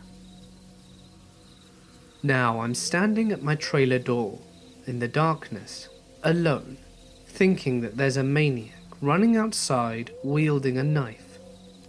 I have no phone, and I know that the only person who has a phone is the ranger, and his cabin is about a 5-minute walk away from my trailer.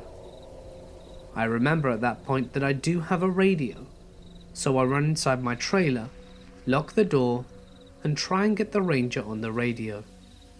Of course, his radio is switched off, and the only thing I think I can do at this point is to go to the ranger's cabin and notify him of the situation.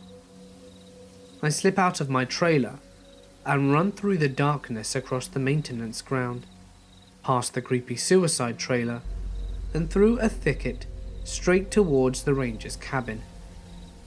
Every single noise I hear from the surrounding forest is making my heart pound faster. I keep imagining this maniacal man sneaking through the bushes, entering people's tents, and slashing everybody like some bad horror film. I get to the ranger's cabin and pound on his door. He answers within a few minutes, visibly sleep deprived, and I tell him the whole story. Whilst I'm there, he calls the police, and he tells him that they are on their way and will be there in 4 hours. The ranger grabs his gun, walks me to the back of the trailer and says, "Don't let anybody in." I stay up the rest of the night, listening for any sort of disturbance around me. The intense kind of listening, where you're concentrating so hard on any external sounds that might be made, that you almost feel death from the silence. After about 2 hours of doing this, my trailer starts rocking back and forth. I freeze. My heart drops. I can hear the sound of someone breathing extremely heavily, and I'm thinking, this is it. The knife-wielding maniac is going to murder me, and this trailer is going to have to be another one which they will have to tow away.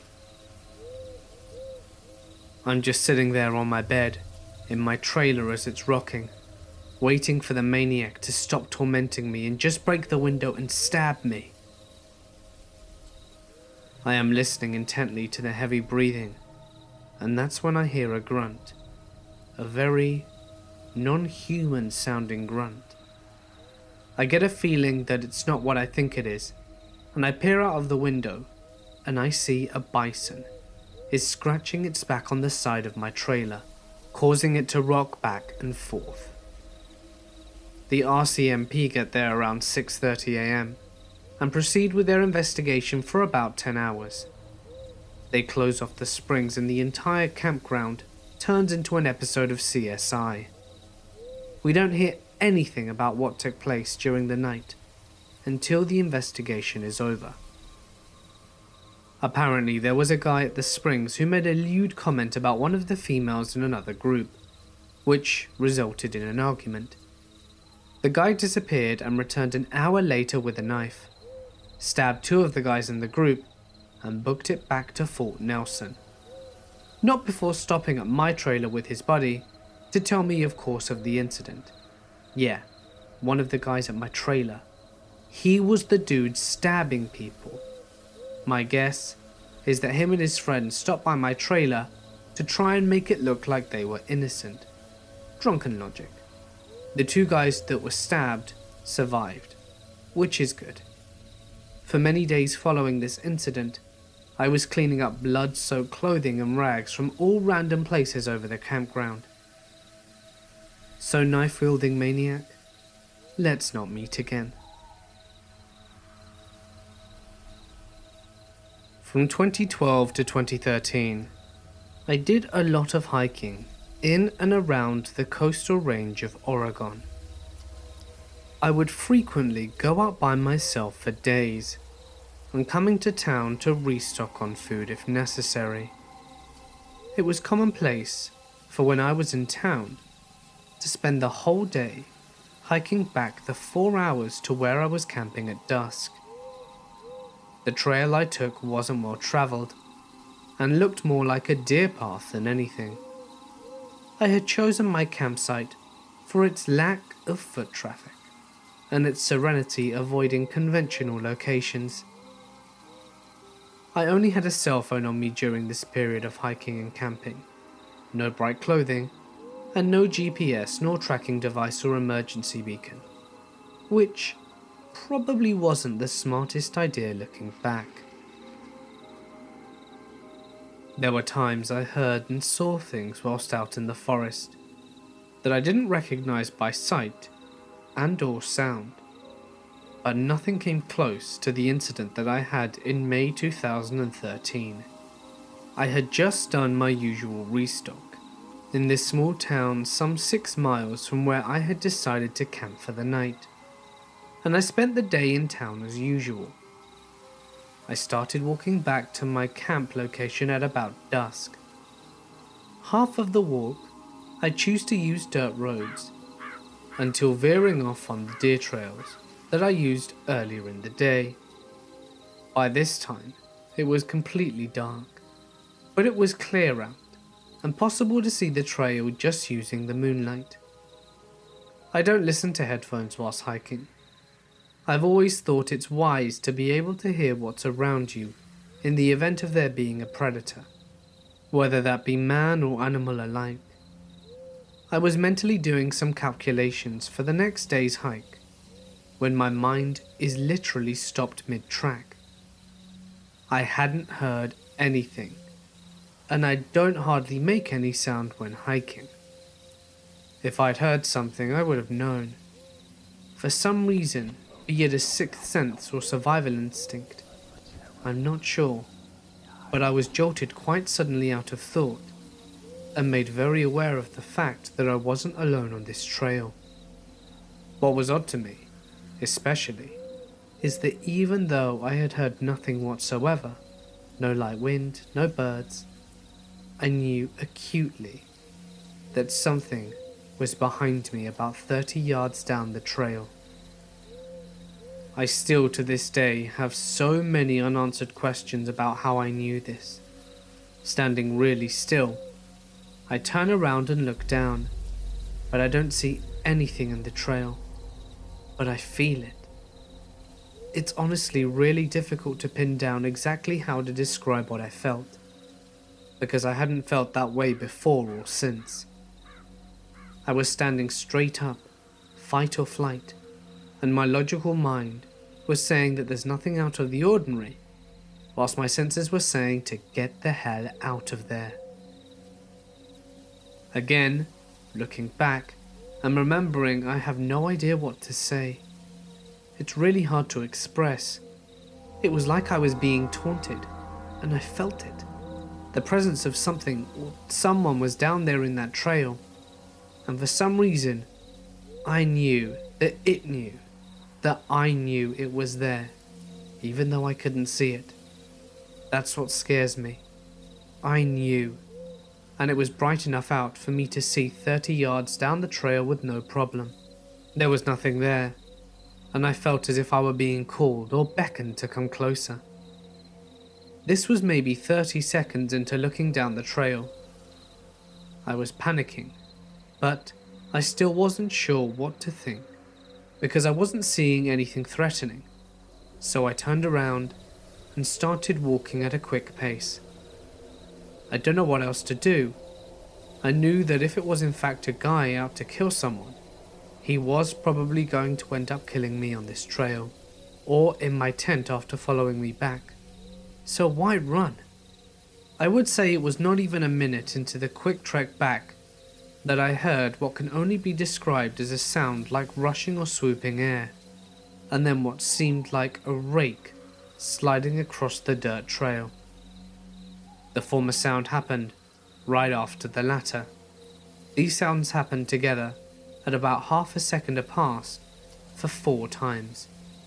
They were very close to me, maybe 20 yards back, and looking back, I don't know how I was able to stay composed and not soil myself, but somehow I mentally stayed focused enough on getting myself back to my tent.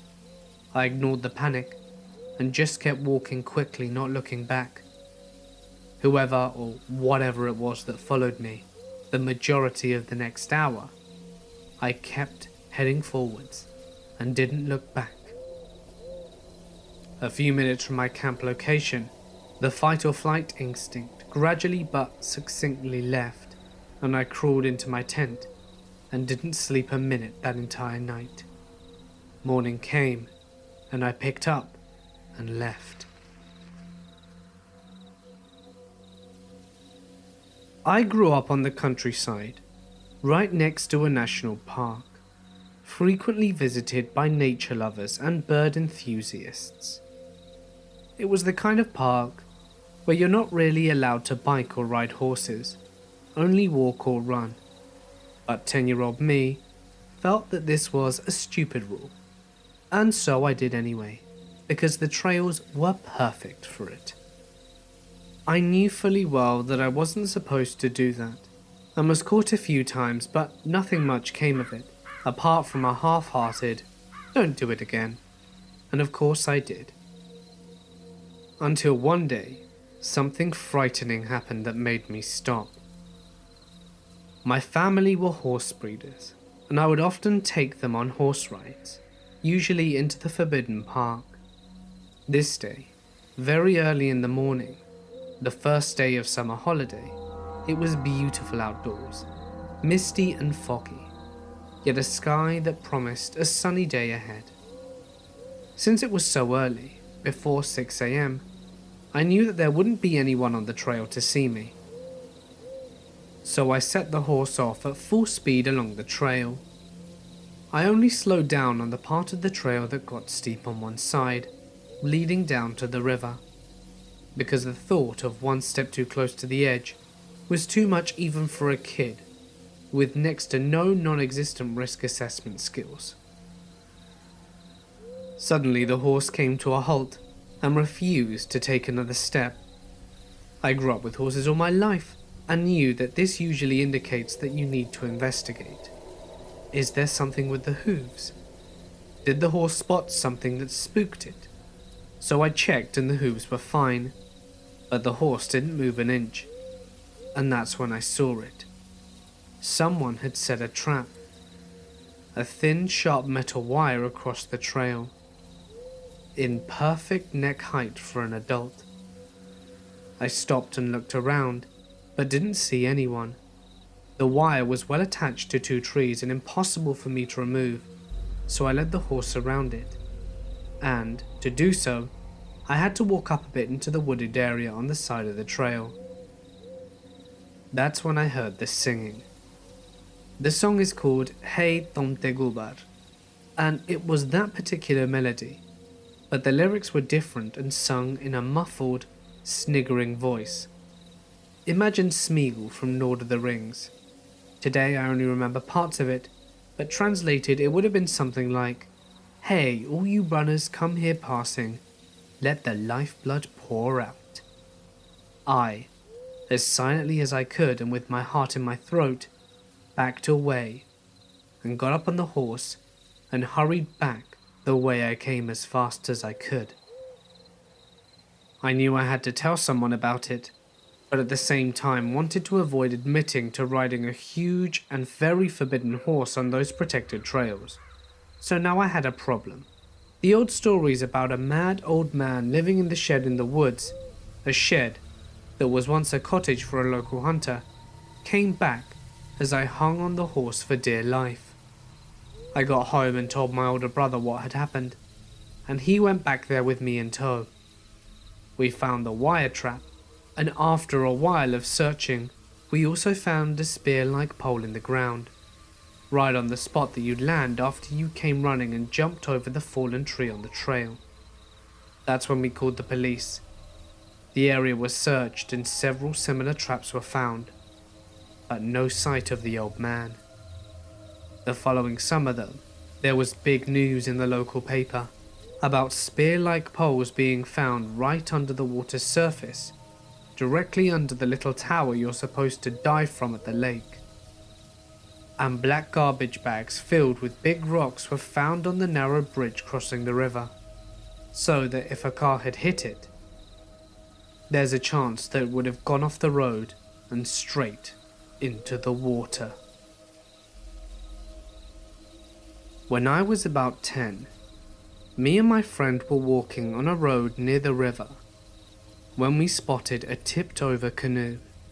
Having been in the fairly shallow river many times before, I didn't think twice about stepping in to push the canoe up and out. But just as I leveraged, the ground seemed to disappear. I was sucked down into a pit and tumbled around like a rag doll, only to be spit back out maybe 20 feet downstream and sucked under again. This happened over and over, as my friend was running alongside trying to get a hold of me. Luckily, I was being shot to the surface often enough to get a little air before going under. He eventually reached me with a branch, and I was able to get out. We didn't make a second attempt on the canoe, and didn't tell anyone about the experience for fear of getting in trouble. But a couple of days later, we learned that an elderly couple had just drowned upstream. Their canoe tipped over, and the undertow took care of the rest. I was nearly killed trying to get the same canoe that had just killed 2 people. I was about 13 years old, walking through a small section of pines back to my grandmother's house. It was a really dark and cloudy day, and was walking under the trees as it was very dim. As I walked, I saw a kid sitting underneath a tree ahead.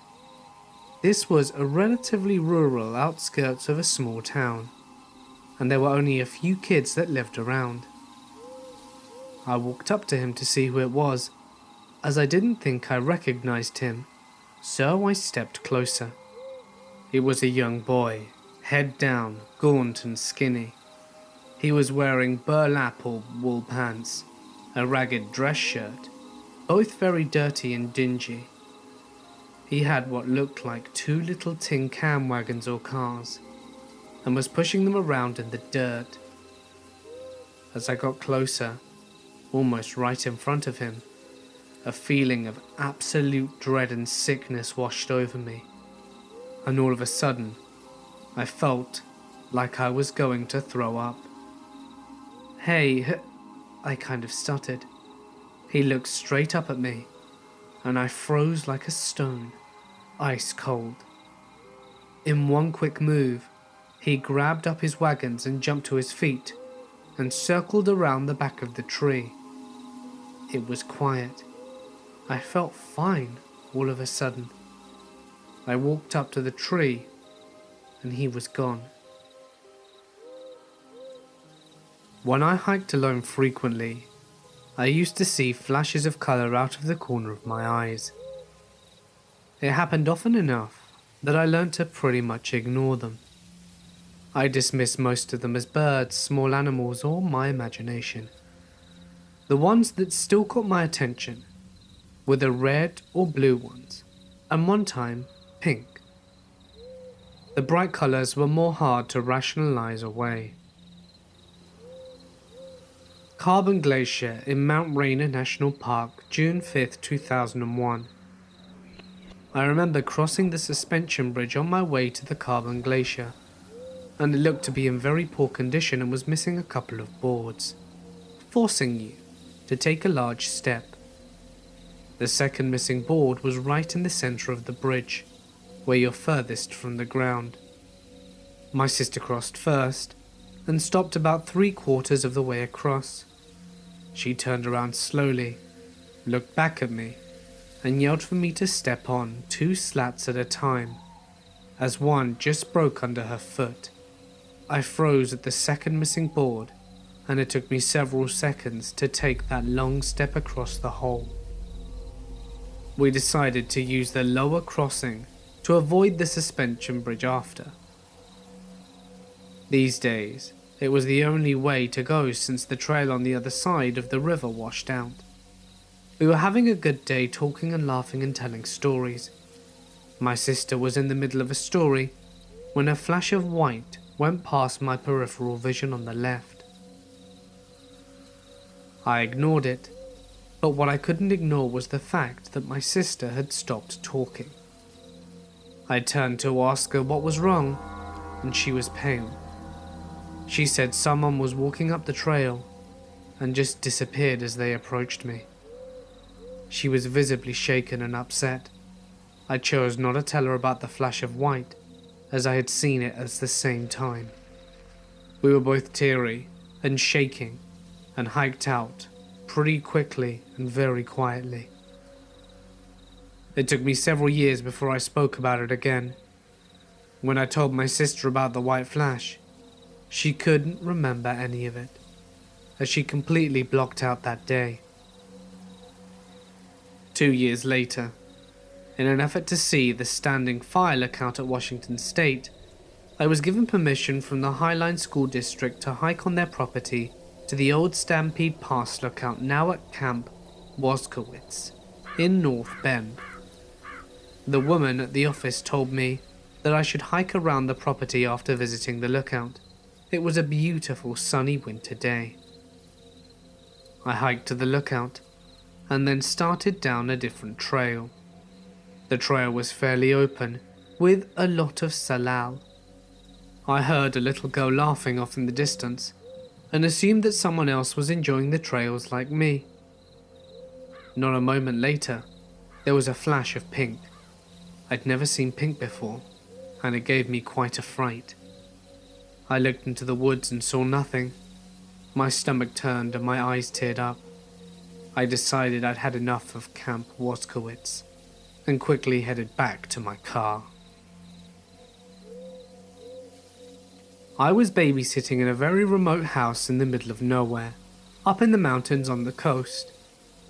I remember it was around 9 p.m, and the kids' parents would be getting home in about an hour. I had put the kids to bed, so was downstairs by myself watching TV. However, every so often the TV would flicker to static, and to be honest, it was starting to scare the shit out of me. It wasn't until the point where I looked up from the TV and out the nearby window when I lost my shit. There wasn't anything actually outside, but it seemed as if I saw in the reflection what looked like a Tin Man standing not too far behind me from the couch. Needless to say, there wasn't actually anything there when I snapped my head back to see where it was in the reflection. I grabbed my shit and wanted to be out of that house as quickly as possible. I actually ran upstairs and sat down quietly where the kids were sleeping until the parents got home. I particularly remember that when the parents arrived, I said I had to leave, and I was pulling out of their driveway in my old shitty Ford Laser and looked up into the kids' bedroom. The same reflection I saw earlier was looking back down at me, with a hand raised as if it was saying goodbye. I never babysat there again. At my grandparents' on vacation to Iowa. They live in the middle of nowhere. Couple elderly neighbors and cornfields for miles. It was around 2 a.m. and I was going to go have a smoke before bed. Their back porch has a big sliding door. Well, I walk into the room with the sliding door, and there's a guy in a creepy mask. He's quietly wiggling the door trying to open it. I got so scared, I felt my butthole clench up, and I dropped my cigarette.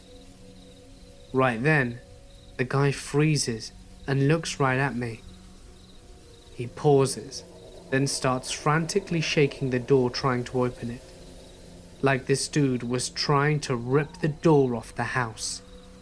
I run over to my grandparents' gun cabinet and grab something. By the time I whipped around to point it at him, he was gone. I ran and woke up my grandparents. We all walked around the house with loaded guns for a minute, but the guy was gone. A couple of weeks later, some bald guy walked out of a cornfield wearing a dress. He stood by the highway for half an hour, then got picked up by some sketchy car. I won't even go into cornfields in broad daylight anymore.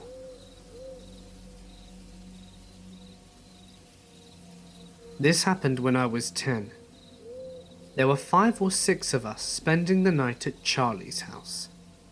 Her parents owned a ranch in hill country region of Texas, and their home was built on top of a hill. Other than the dirt driveway up to their house, the hill was wild land covered in cedar trees. It was a clear, slightly chilly night in maybe October or November. But after the sun went down, the moon was out, so we stayed out playing hide and seek, using the driveway as a base. Their ranch was far enough out of town and well fenced, so her parents didn't have a problem with it. Anyway, during one round of hide and seek, me and my friend Georgina were the last 2 hidden. We were very good at hiding and avoiding the seekers, and they managed to find everyone else. Or so we thought. We almost made it back to the road, when 3 of the girls unknowingly cut us off, and we ducked behind a ridge of dirt to remain concealed. Georgina threw a rock across the road behind them to divert their attention, and we were waiting for them to get far enough off the road to make a dramatic rush for the safety of base, when I heard what sounded like a rock getting dislodged and sliding down the hill behind us. I thought Georgina might have done it, so I didn't say anything, but she kind of looked at me and asked if I was okay. I was about to reply when we heard what sounded like one of our friends, Charlie, the ones whose house we were staying at, calling from away down the hill behind us. "Help me." We bolted upright and yelled for the others. They came running back to the road, and we told them what we had heard. No one had seen Charlie since we'd started that round of hide and seek. We took them to the spot where we were hidden, and from there we called Charlie's name. For a moment, all was quiet. Then, faintly, even further down the hill, we heard her say, "Help, I'm stuck." We panicked and ran up the driveway as fast as we could to get to Charlie's parents. When we burst through the kitchen door ready to yell for her mum and dad, she was there at the bar eating a popsicle. "I wondered how long it was going to take for you all to find me," she gloated. We all flipped out, in the only way 10-year-old girls can. Her parents heard us freaking out downstairs and came down to see what's going on. We told them what happened, and her father grabbed his shotgun, got into the truck, and went to drive around the ranch, making sure that there wasn't anyone on the property who wasn't supposed to be there. He didn't find anything. I've always wondered what we heard that night. We didn't talk about it much, but I know it remained in all our minds every time we stayed there past sundown. I live in a small town in rural Australia. I am a cyclist, and I coordinate sport events, marathons, and sell bike gear and whatnot. Around 6 a.m, I drove my bike up the mountains, and on the way, I passed a woman sitting by the side of the road. At first I thought she may have been a hitchhiker, but there were no hotels around and she had no bags. I stopped my car around 400 meters away from her, grabbed a bottle out of the car boot, and walked down to see what was going on. At that moment, I realized she's one of the most gorgeous women that I had ever seen. She was probably in her 20s, pale as hell, long wavy blonde hair to her hips, and one of those really German hourglass kind of figures, with these deep blue eyes. She was wearing one of those long summer dresses that beach kids seem to love, which was friggin' weird for the middle of the Australian bush. So I walk up to her like, oh my god, but I'm also thinking, what the hell? I hand her the bottle of water and ask her if she's lost or needs a lift back to town.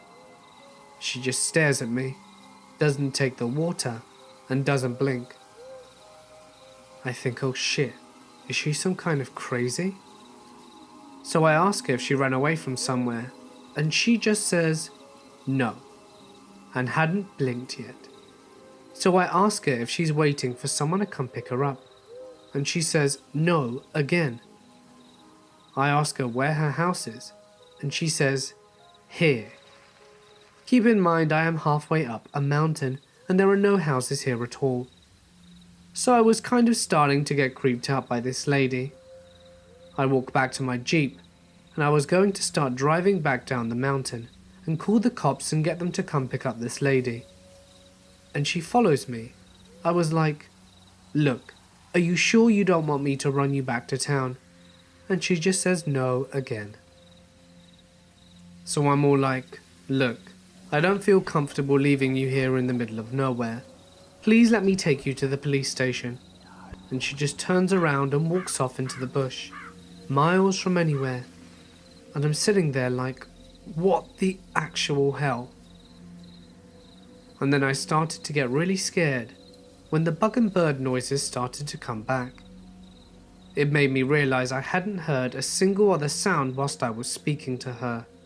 No magpies, no crickets, no early morning sounds at all. I hightailed it out of there and called the local coppers when I reached the bottom of the mountain. Basically, I said there's a woman up in the mountain who refused to get into my car, and then realized how stupid that sounded and hung up. Whoever you are, I hope that you're okay. I have had the fortune of traveling all across this great and wonderful nation. But I've seen something whilst camping that makes me reconsider mountain folk in Georgia. Now, I love my home state. I love exploring the vast amounts of wilderness we have here. I just happen to carry a gun at all times whilst exploring now. I didn't then. I went to the Blue Ridge Mountains with a friend to hike. A week without cell phones, we called it. Except we had his satellite phone, just in case of an emergency. We hike as far as we please, and fish, and we find water. Of course, we also have a GPS and a compass to ensure that we don't get lost. So we're on our next to last day of hiking back. We come across a small clearing in a valley that has a nice sized pond. We stop to set up camp and fish. As night falls and our fire is fading, with our bellies full of fish, wild onion, potatoes and wine, we lay down to sleep. And then I hear it. My friend is fast asleep, and the sound doesn't wake him. There's something outside, close by, but not distant enough. A moment of stupidity and adrenaline hits me as I grab our machete and exit the tent brandishing my lackluster weapon. The sound of that of a drum is being played with skill and expertise that only a child with the basic idea of rhythm can possess. Upon exiting the tent, I see a fire and a woman across the pond. She's not creating the drum sound. Instead, she has a black kettle hoisted above her fire, and she's stirring it. She turns her face to me, and I see that she must be as old as the mountains themselves. Her clothes are nothing but rags, yet she has an aura about her, one that is dark and filled with terrible wisdom and knowledge. Her ancient eyes meet mine, and I become paralyzed by fear. The drumming grows louder, and then stops suddenly, and she's gone. So's the fire, and any evidence that she even existed. I started our fire again, and did not sleep. Upon hiking out of the woods and back into our car, we decided to stay at a hotel in a small town nearby, since I was exhausted from staying awake. Of course, I had told my tale to my friend when he woke, and we packed quickly and moved as fast as our legs would carry us. We got to the hotel, which, thankfully, had a restaurant and bar. I told my tale to some locals, and the consensus was that I had met the mountain witch, whose land I was trespassing on, and we were only alive because I had stayed awake. They may have been jesting, but they seemed very serious. I now carry a firearm whenever I hike, mostly because it makes me feel safer. And whether you believe my tale or not makes no difference to me, dear listener. But there are dark and ancient things in this world. Stay safe. In the early 1980s, I was about 8 years old, and my father decided to take me to deer camp for the first time. We were in far northern Wisconsin, where deer camp is sort of like a religion experience, especially our deer camp. Anyway, when we got there, my dad leaned in about 3 inches from my face and gave me a thinly veiled threat that he called a piece of advice. That what was done at camp stays at camp, and especially not to tell my mother what I was about to witness. It was mostly just a bunch of middle-aged drunks in long johns telling dirty jokes and playing cards. But to my eyes, it was the best place on earth. The first morning, my dad wakes me up early to go hunting with his best friend, who had cancer and wasn't expecting to make it back for next year. We were way back in the woods in a standoff when an unseasonal thunderstorm rolls in and chased us back to the truck. On our way back to camp, my father slams on the brakes because he sees something in the middle of the road. It was raining so hard that we couldn't tell what it was from inside. So my dad went to take a look. A couple of minutes later, he climbs back into the truck and simply says, "She's dead." We raced for miles to the nearest phone to call the police. It turns out that she was heavily pregnant, had put her car in the ditch about 5 miles away, and had died from exposure when she became lost looking for help. My main memory of this, though, is bursting out crying on the way home, because I just knew I couldn't keep this big of a secret from my mother. My dad simply told me that there were exceptions to every rule, and this was definitely one of them. I was running on the trails at the Nathan Hale homestead, an 18th century farmhouse and property of a Revolutionary War hero. This was in Connecticut, which is only about a 10-minute drive away from my grandmother's lake house. I could not find a map of the trails anywhere online, and there didn't seem to be any signage at this place, just a bunch of random mountain bike trails in the woods.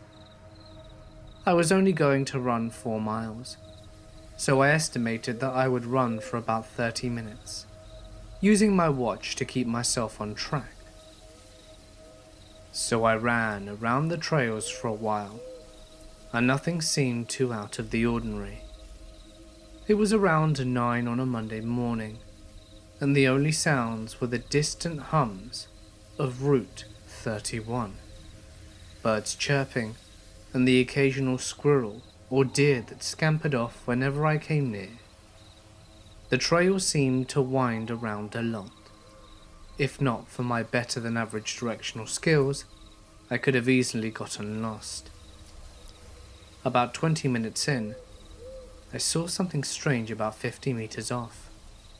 A finely polished and light-colored wooden coffin. I was a little weirded out, to say the least, and waited until I got closer for a better look. I rounded a corner where several old tree stumps blocked my view, only to find that the coffin had disappeared. Where it should have been, there was just a clump of ferns. Odd. I turned around shortly thereafter and made my way back to my car. I was maybe half a mile out when I heard a very distinctive knocking on a nearby tree. I was a little spooked, but chalked it up to be a woodpecker or something. However, not 30 seconds later, there it was, on a completely different tree ahead of me. Exactly the same rhythm. Tock, tock, to tock, tock. I picked up the pace. The trail widened a little, and I could see way ahead to the entrance to the parking lot where my car was. There it was again, on a tree seemingly right next to me. I truly started freaking out, and started to book it back to the lot. I was nearing the opening, when time seemed to slow down. All of a sudden, it felt like the temperature dropped about 20 degrees. The birds stopped singing, and my simple Timex watch started to malfunction, making all sorts of beeping noises, and the numbers glitching on the screen. The beat sounded impossibly loud this time, like it were hacked into every surrounding tree with an axe. An overwhelming sense of dread washed over me, as I anticipated hearing the rhythm again. I burst into the parking lot, and everything went back to normal. The temperature was back in the mid-70s, and birds were chirping away. I looked at my watch, only to discover that it had gone completely blank. I stood there and stared at it until it flashed 12 o'clock, Monday, 1:01, January 1st. My watch had completely reset itself. It had never done this before. I got into the car and started the engine. The clock on the radio read 12. That couldn't be right. It should have been around 9:30 or 9:45 at the latest. So I threw her in reverse and backed up to where I could clearly make out was the main road. However, as I was about to throw the car into drive as it sat there, I heard a sharp, rapping sound on the back window, like someone hitting it with their knuckles. It was the same beat. There was no one else in the parking lot when I finished my run. No cars, nothing. I didn't dare look back and hightailed it back to my grandmother's house. I have no idea what could have caused this series of events, and I still could not explain it to this day.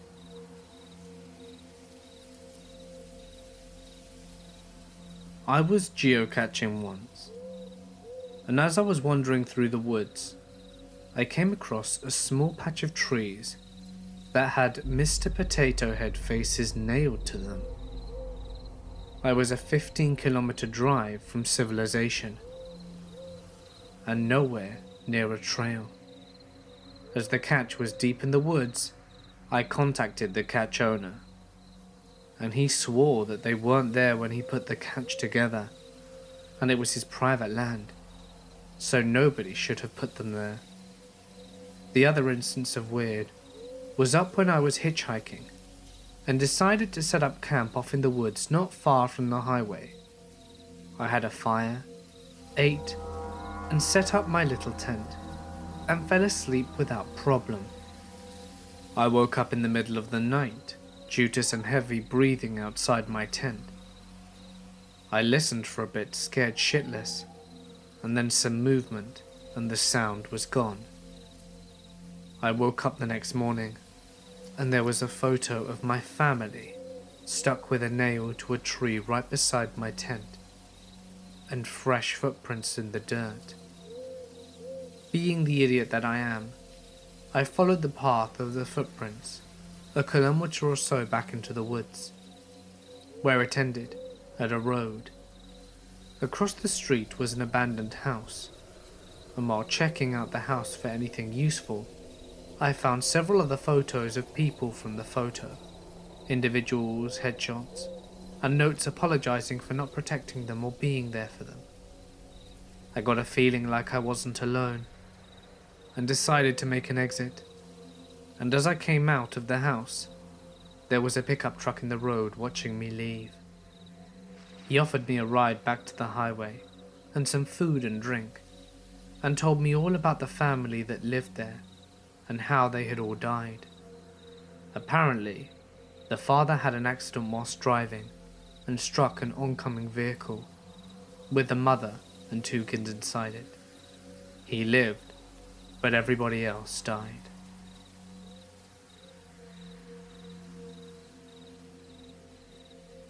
My brother James was part of the orienteering team in high school. For those of you who don't know, orienteering is where they get you to go to the middle of nowhere in teams of 2. They give you a map, a compass, and you must find your way back to each check-in station in order, and it's a race. So my brother and his partner set out and make it through the first few checkpoints, and they're feeling pretty solid. But they don't make it to the next one when they're supposed to.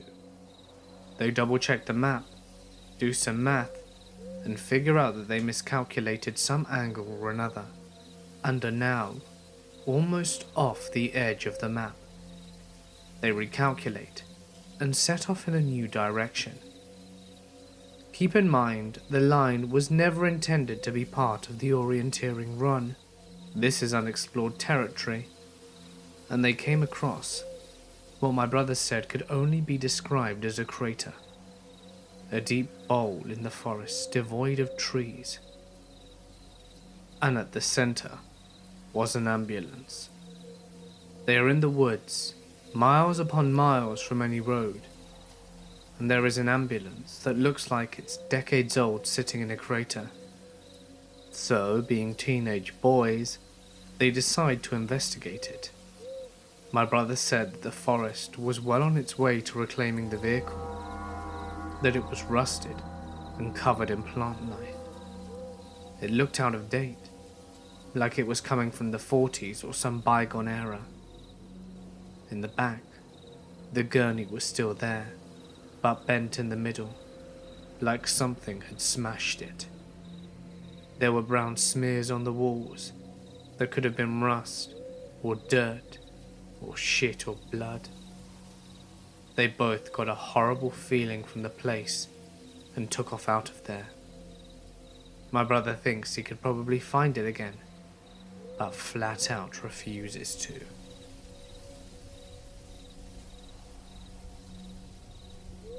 I am a hunter and mountaineer. It was a chilly December morning, and I hiked in pre-dawn. I'm talking about an hour and a half to go 3 miles off the beaten trail.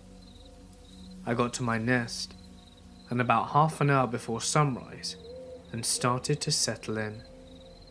The wind kicked up a fog, and the fog rolled in that was thicker than a bowl of oatmeal. Within a few minutes, my visibility was about 5 inches. I'm sitting tight, huddled up against the freezing wind, when I start to hear twigs snapping close to me. For no apparent reason, what is normally a rapturous sound, indicative of an imminently successful hunt, sent a frosty chill down my spine.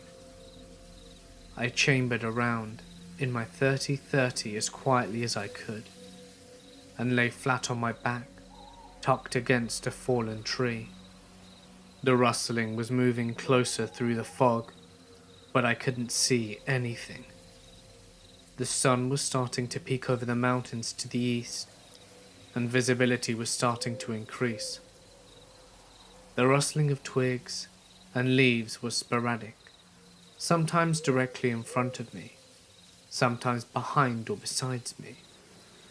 I remember laying the rifle across my chest, thinking to myself how silly it is to react like such a coward.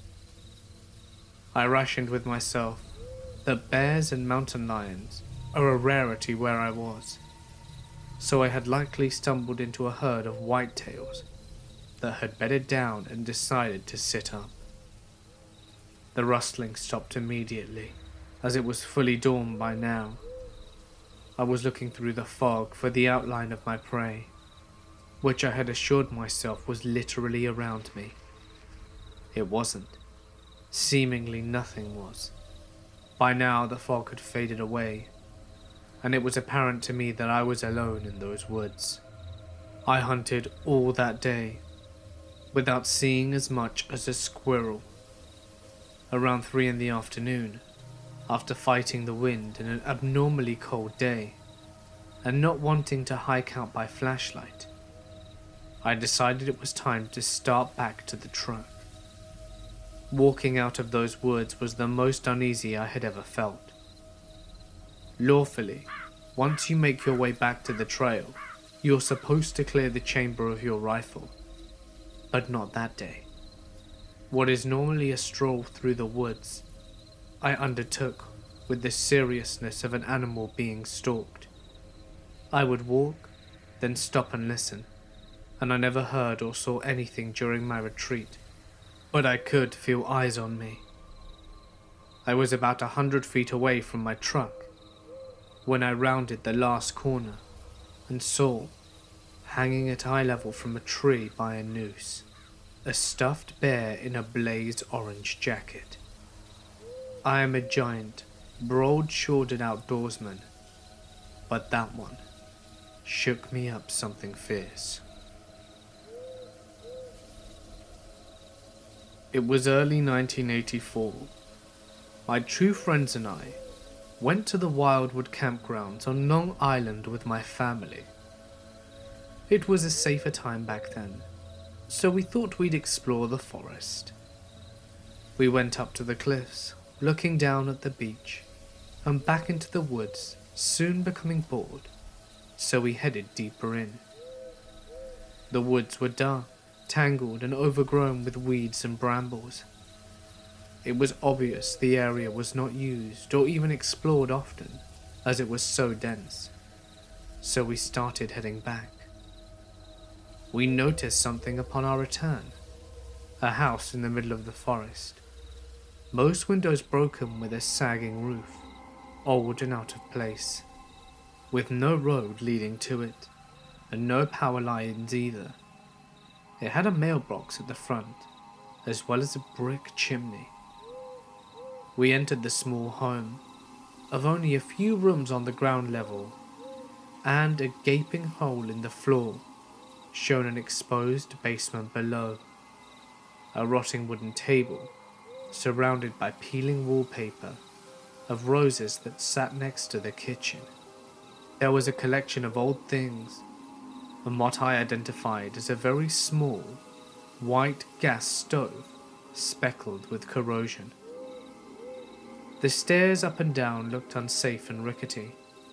Small animal feces was everywhere, and I don't remember any electrical sockets, lights, or anything of that nature.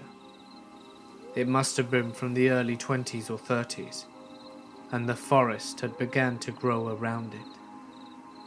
The whole place was creepy and smelt like egg or a struck match, but what made it really creepy was the hole in the floor.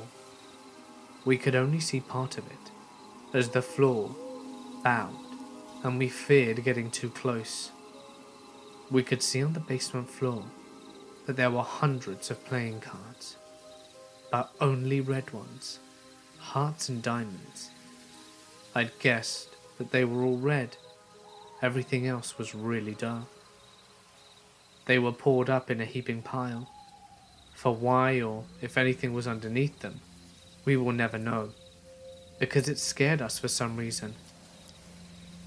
The dark hole lit only by that spot, making the white and red cards seem brighter.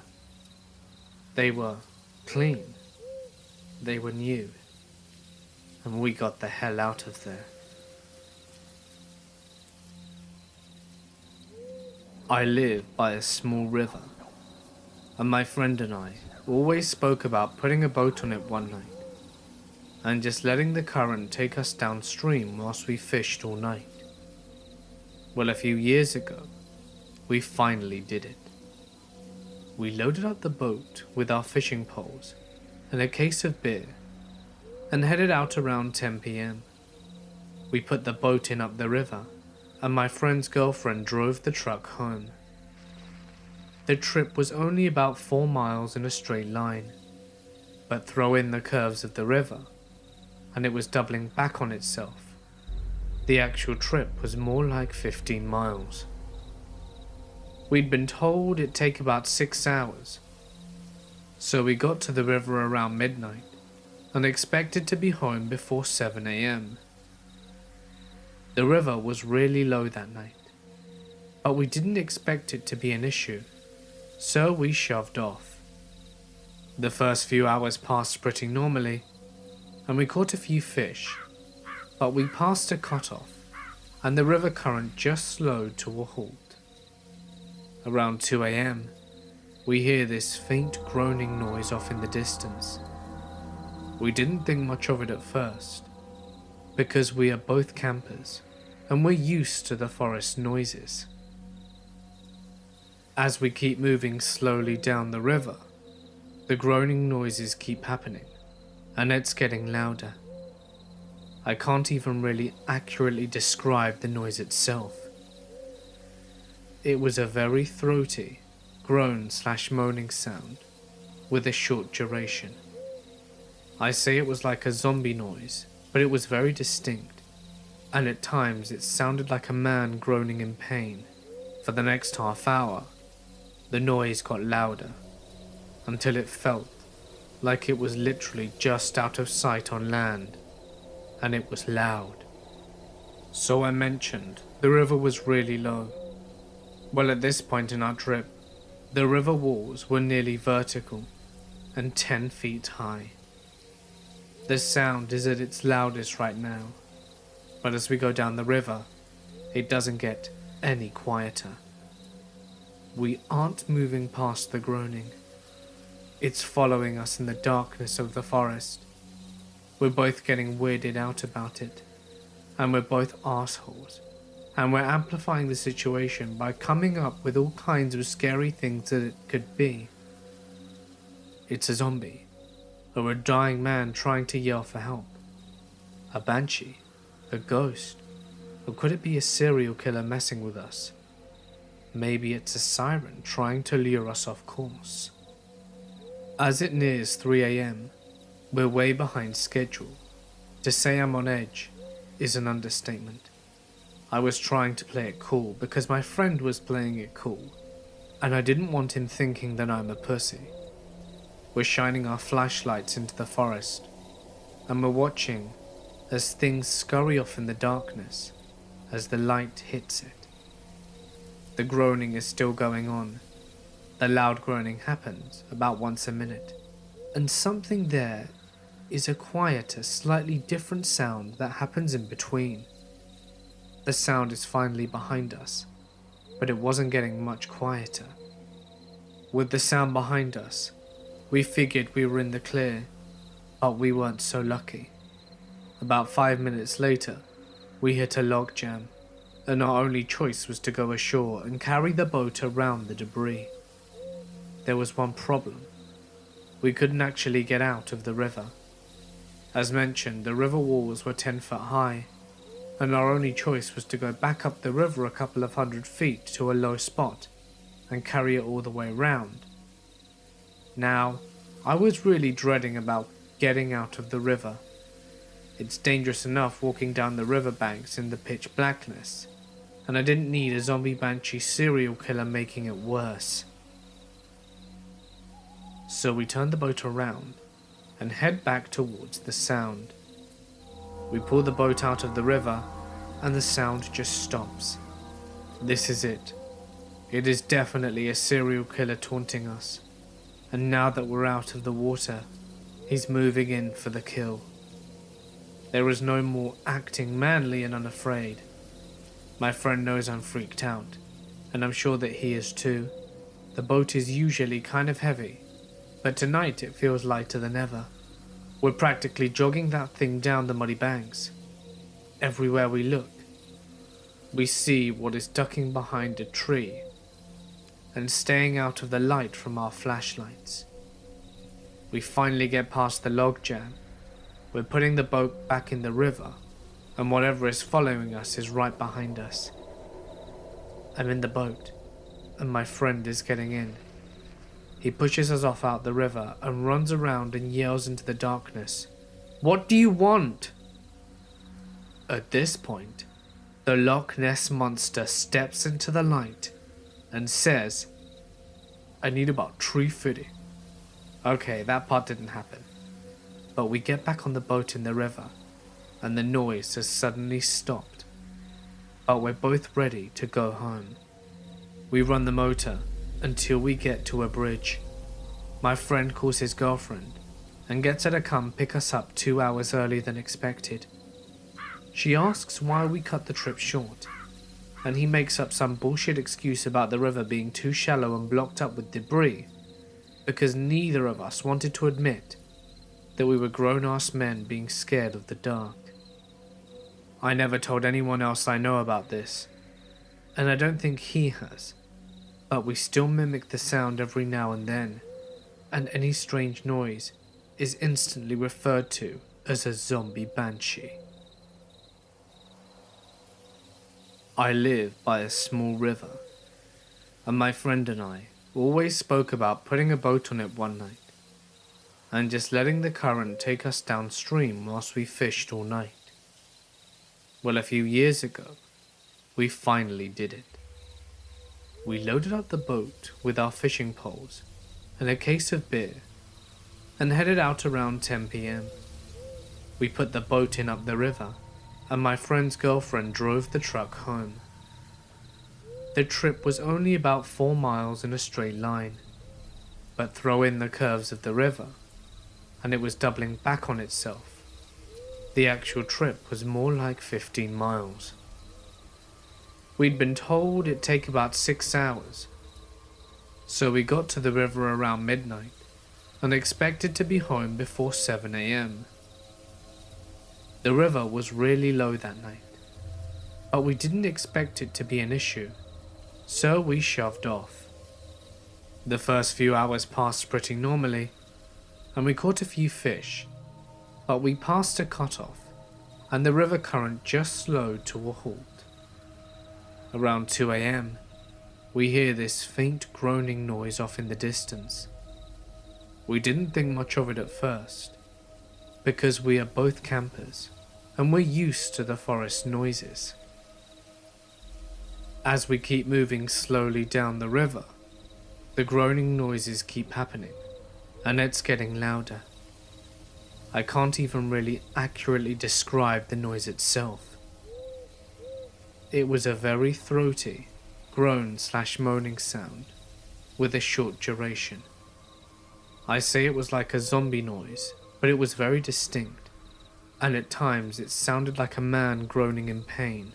For the next half hour, the noise got louder, until it felt like it was literally just out of sight on land, and it was loud. So I mentioned the river was really low.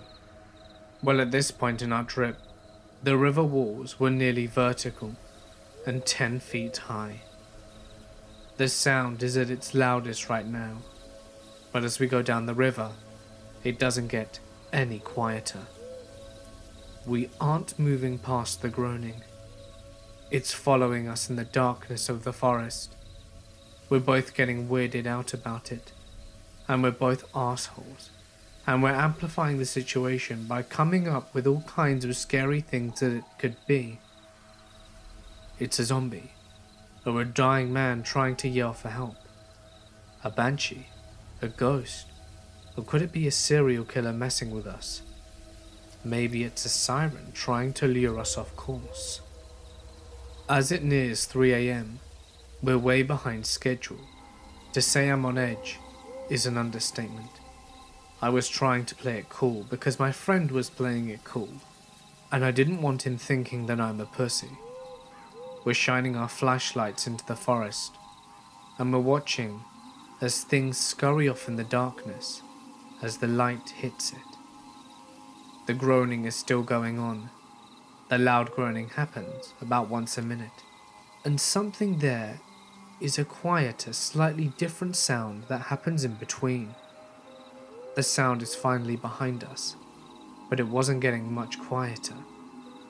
With the sound behind us, we figured we were in the clear, but we weren't so lucky. About 5 minutes later, we hit a log jam, and our only choice was to go ashore and carry the boat around the debris. There was one problem. We couldn't actually get out of the river. As mentioned, the river walls were 10 foot high, and our only choice was to go back up the river a couple of 100 feet to a low spot and carry it all the way round. Now, I was really dreading about getting out of the river.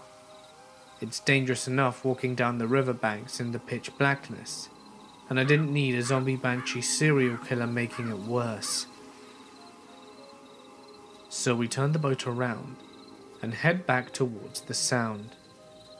We pull the boat out of the river, and the sound just stops. This is it. It is definitely a serial killer taunting us, and now that we're out of the water, he's moving in for the kill. There is no more acting manly and unafraid. My friend knows I'm freaked out, and I'm sure that he is too. The boat is usually kind of heavy, but tonight it feels lighter than ever. We're practically jogging that thing down the muddy banks. Everywhere we look, we see what is ducking behind a tree and staying out of the light from our flashlights. We finally get past the log jam. We're putting the boat back in the river, and whatever is following us is right behind us. I'm in the boat, and my friend is getting in. He pushes us off out the river and runs around and yells into the darkness, "What do you want?" At this point, the Loch Ness Monster steps into the light and says, "I need about 350. Okay, that part didn't happen. But we get back on the boat in the river, and the noise has suddenly stopped. But we're both ready to go home. We run the motor until we get to a bridge. My friend calls his girlfriend and gets her to come pick us up 2 hours earlier than expected. She asks why we cut the trip short, and he makes up some bullshit excuse about the river being too shallow and blocked up with debris, because neither of us wanted to admit that we were grown-ass men being scared of the dark. I never told anyone else I know about this, and I don't think he has, but we still mimic the sound every now and then, and any strange noise is instantly referred to as a zombie banshee. One night, I was solo camping in a remote lake above a small town. You're not allowed to camp near the lake, so I hiked up a little ways onto the hillside and set up underneath a camouflage tarp. It must have been around midnight. I was all snuggled in my hammock when I hear laughing and yelling in the distance. I peek up from behind my tarp to see what looks like a handful of college-aged dudes drinking and fishing and having a good time. Okay, whatever. I tried to sleep anyway. I drift in and out for about an hour, but I'm kept from sleeping by an extremely loud bird in the tree next to me that just keeps hooting and screeching. Eventually, I pick up a large branch and thunk, swinging it at the tree to shut it up. Suddenly, the dude bros go silent. I can tell that they've frozen and are looking intently in my direction, trying to find the source of the noise. I crawl back into my sleeping bag and try to sleep, but the bird starts again. I decide I need to find some pine cones or something to throw at it to scare it away. So I get out of my sleeping bag, move outside the tarp, and start looking on the ground. I decide to try the branch again and slam it as hard as I can into the tree trunk, and the sound rings out loudly. They all look over to see a pale, naked figure hunched over in the tree line, staring at them. I immediately scramble on all fours under my tarp. To them, it must have looked like some horrible pale creature disappeared into the underbrush after having been caught observing them. They go silent, have a muffled, terrified conversation, and pack up and leave. I slept soundly for the rest of the night, but those guys must have been pretty freaked out. This happened when I was in high school in the 90s. I grew up in a rural western town. That meant not a lot to do, but lots of places out in the heavily wooded canyons and hills right outside of town. One particularly popular spot for hanging out, hiking, rock climbing and doing various other activities was called Falling Rock. It's right along the rim of Dark Canyon and features pine woods going from highway straight out to a sharp, abrupt drop-off down a sandstone/limestone cliff. It's several hundred feet down to the creek at the bottom, and there are various hiking trails and ways to get around the cliffs and down the creek.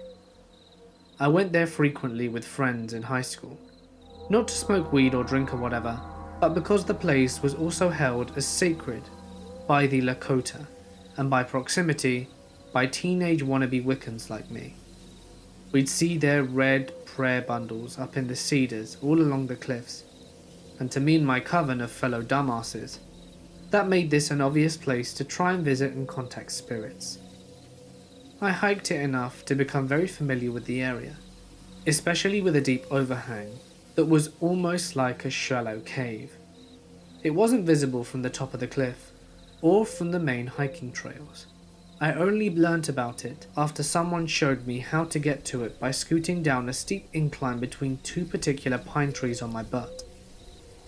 Also, during this very confused part of my life, I had a best friend who was an extremely bad influence, and who kept getting me involved with older guys. At 15, I lost my virginity to a 22-year-old guy in the Air Force that she had introduced me to, and then left me alone with. I won't say he made me do anything, but I also won't say I was entirely on board when everything happened. She later gave me away for a night to a Turkish guy who spoke no English. Then, she started seeing a guy in his early 20s. She was 18, and more or less told his 40-year-old something uncle that I was all his if he wanted. I was a 16-year-old dumbass. I didn't know about this scheme. I just knew that my best friend had just invited me up to Falling Rock to hang out with her and her boyfriend. I was less happy when I showed up and found the uncle there. I'd met him before, and he wasn't a dick or unattractive. Actually, he was quite attractive, or even especially creepy. It was just knowing he was more than twice my age, and very clearly wanted much more than the Air Force guy had. He didn't just want sex. He was in love with me, and wanted me to love him too. I knew it. I just didn't know what to do about it. But I did tell my friend I didn't want to see him around when she and I got together. She apparently ignored that bit of what I said. He and my best friend's boyfriend were both cowboys, following the rodeo circuit. As such, they showed up at Falling Rocks in their boots and hats and all of that. And it made them slow. My friend was morbidly obese, and none of them knew anything about Falling Rock, whereas I know the area very well. I had driven my own vehicle there, but had parked in the lower lot, about a quarter of a mile closer to the highway than the place where they parked theirs. When I saw that their uncle was there, and he started getting overly friendly right away, I planned to get away as soon as possible. We started walking, and it wasn't before long that I got ahead of them and ignored their calls to come back and vanished into the woods down one of the less used hiking paths. This was broad daylight, and I had a plan. I was going to just loop around the northwest, through the thick woods, and come back up the lower parking lot, get into my car and drive away and let my friend explain why she'd brought the uncle later. I made good time and got back up towards the road to the main parking area where my friend and the uncle had parked.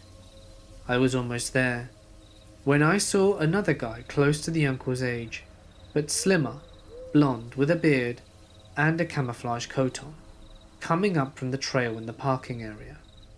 We were a few hundred yards away from each other, but he stopped, clearly seeing me. I don't know what it was, but I didn't like something about his stance. His expression, I don't know what. I started to slink back down the draw I had come up, and he started to follow. No mistaking it. He turned off a well-worn obvious path to the Falling Rock cliff face to follow me, little teen-aged girl, down into nothing but deer trails and scrub and cacti. He didn't say anything all the while. It seemed like he was trying to be as quiet as possible. I knew the area better than he did though, and was a lot less cautious about my footing. I got back to the top of the cliff as quickly as I could, and popped up just ahead of where the uncle was sauntering along the edge, right next to where the big overhang would be. The uncle and I saw each other. I pointed back down the trail where the strange guy with the beard could clearly be heard stomping up behind me, and then I dropped down on my ass and boots scooted right out of sight. I got to the overhang and heard the exchange between the uncle and bearded guy. "Hey, what the hell do you think you're doing?" asks the uncle, sounding absolutely pissed. "I'm looking for my girlfriend. She just came up here. She's got dark hair." "Oh yeah? What colour shirt's she wearing?" I was wearing a grey hoodie with my dad's college logo on it. "It's a grey hoodie," said the bearded guy. The uncle proceeded to go absolutely batshit, yelling and cursing, and based on the noise, throwing fallen tree limbs on the other guy, and the other guy just ran. I could hear him thumping and crashing down the steep hillside not far from me. My friend's boyfriend kept running when he heard all the noise, and I could hear him yelling at the guy too. All kinds of vile shit you wouldn't think a good Christian boy would say. The uncle called my name for a bit, and I finally came out of the cave. And then, my fat friend finally joined us too.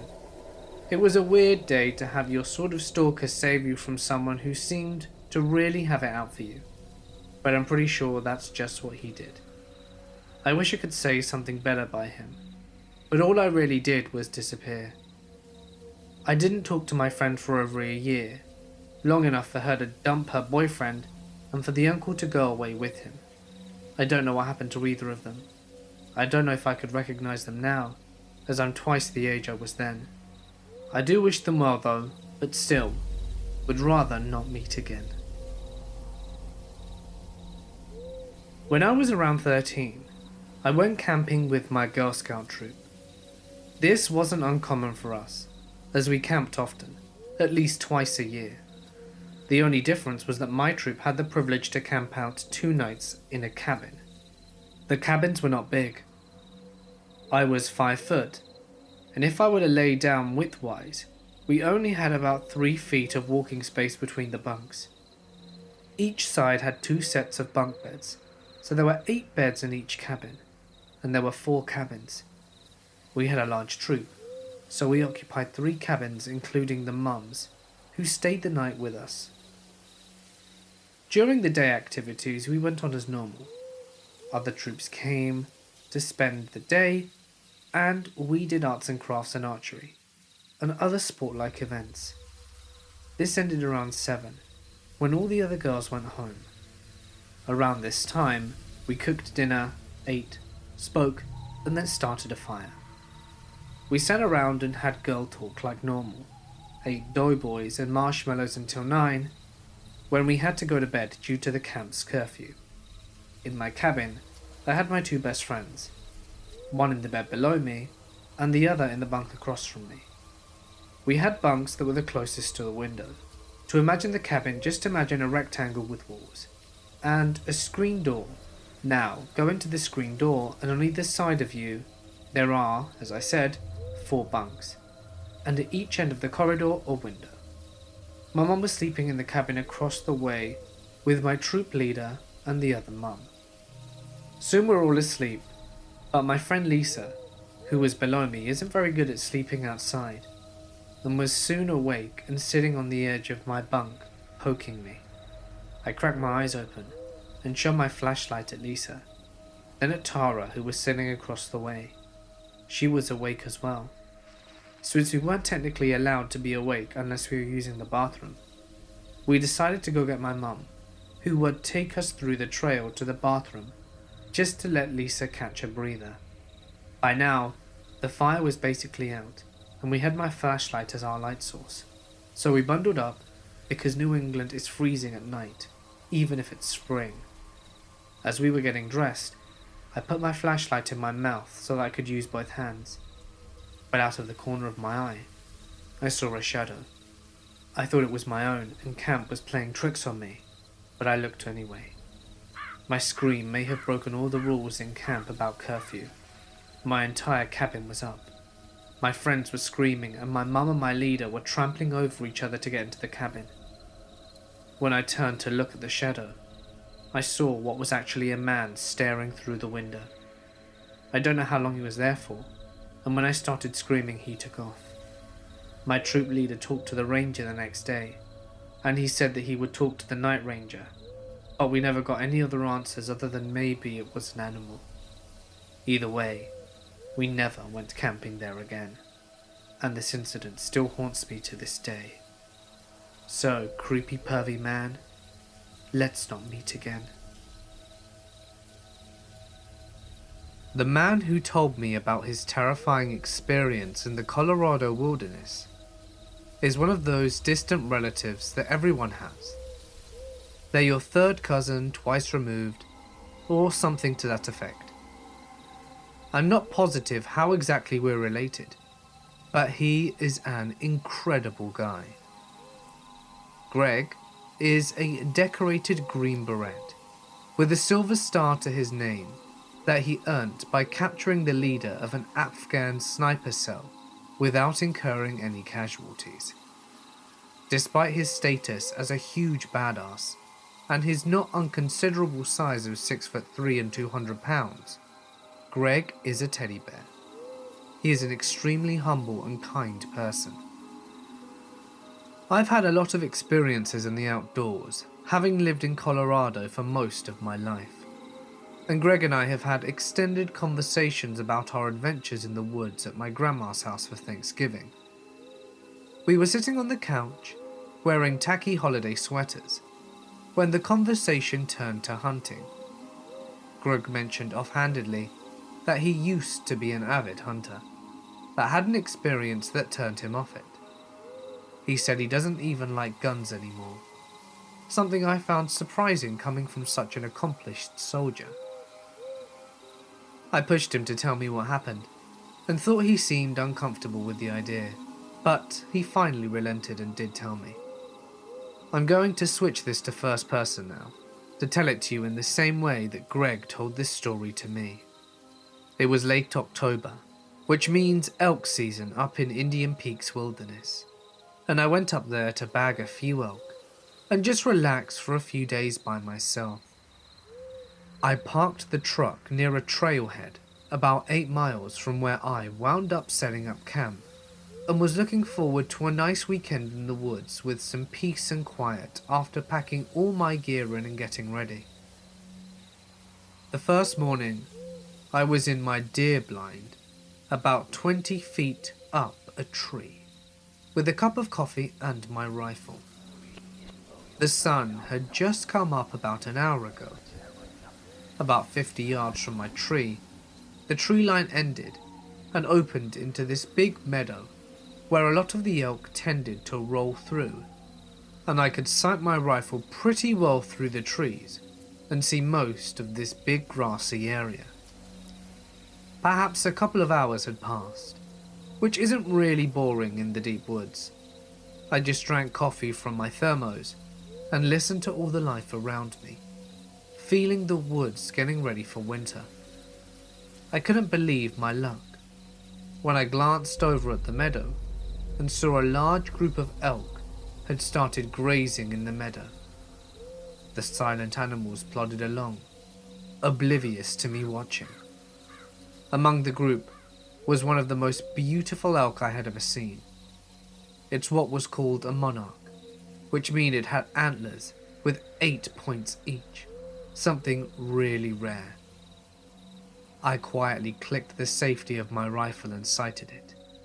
When you're hunting an animal like this, you want to put a bullet right where the skull meets the spine, in order to sever the spinal column and kill it instantly and painlessly.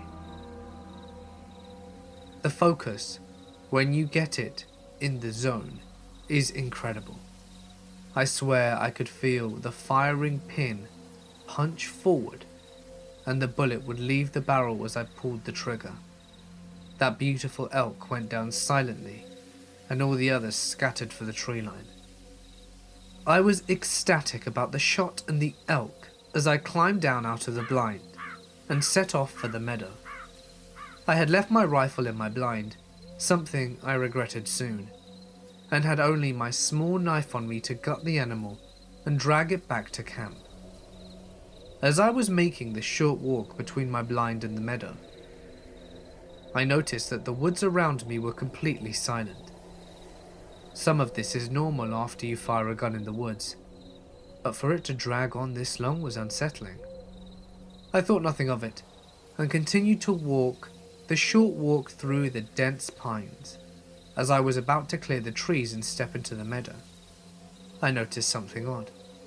I could see the elk's body lying in the grass through the trees, but there was something else. There was what looked like another elk, antlers and all, on the opposite side of the dead elk from where I was coming to walk out of the tree line. almost looking as though it were gently nuzzling the elk's dead body. This was weird, to see an elk treat a dead elk like this. They usually scatter, but I continued walking towards it, trapezing in the duff and hollering in an attempt to startle this other elk off. It snapped its head and looked up at me. Over the body of its fallen friend, this strange new elk eyed me with an unafraid glare.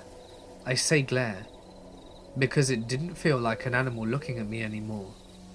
Its glassy black eyes gave me the same caught, red-handed feeling that you got when your parents would catch you doing something wrong. I felt suddenly uncomfortable and out of place in the woods that I loved so much, and somehow hated and guilty. I no longer wanted the elk, and I stopped dead in my tracks and watched this animal, and it eyed me angrily. What it did next gives me nightmares to this day. The thing that stood before me on the other side of the dead elk must have been lying on its stomach, and it put its arms down and pushed up, putting its legs underneath it. It reared back, glaring at me, along with its evil glass eyes. My breath caught in my throat. Most of its body was at least somewhat human, but terribly emaciated and elongated. It appeared to stand at least 10 feet tall, not including the antlers atop of the elk's head. It was bald everywhere but the neck up. It looked stickly pale and pink. Its legs at the knee bent backwards, like the back legs of an elk.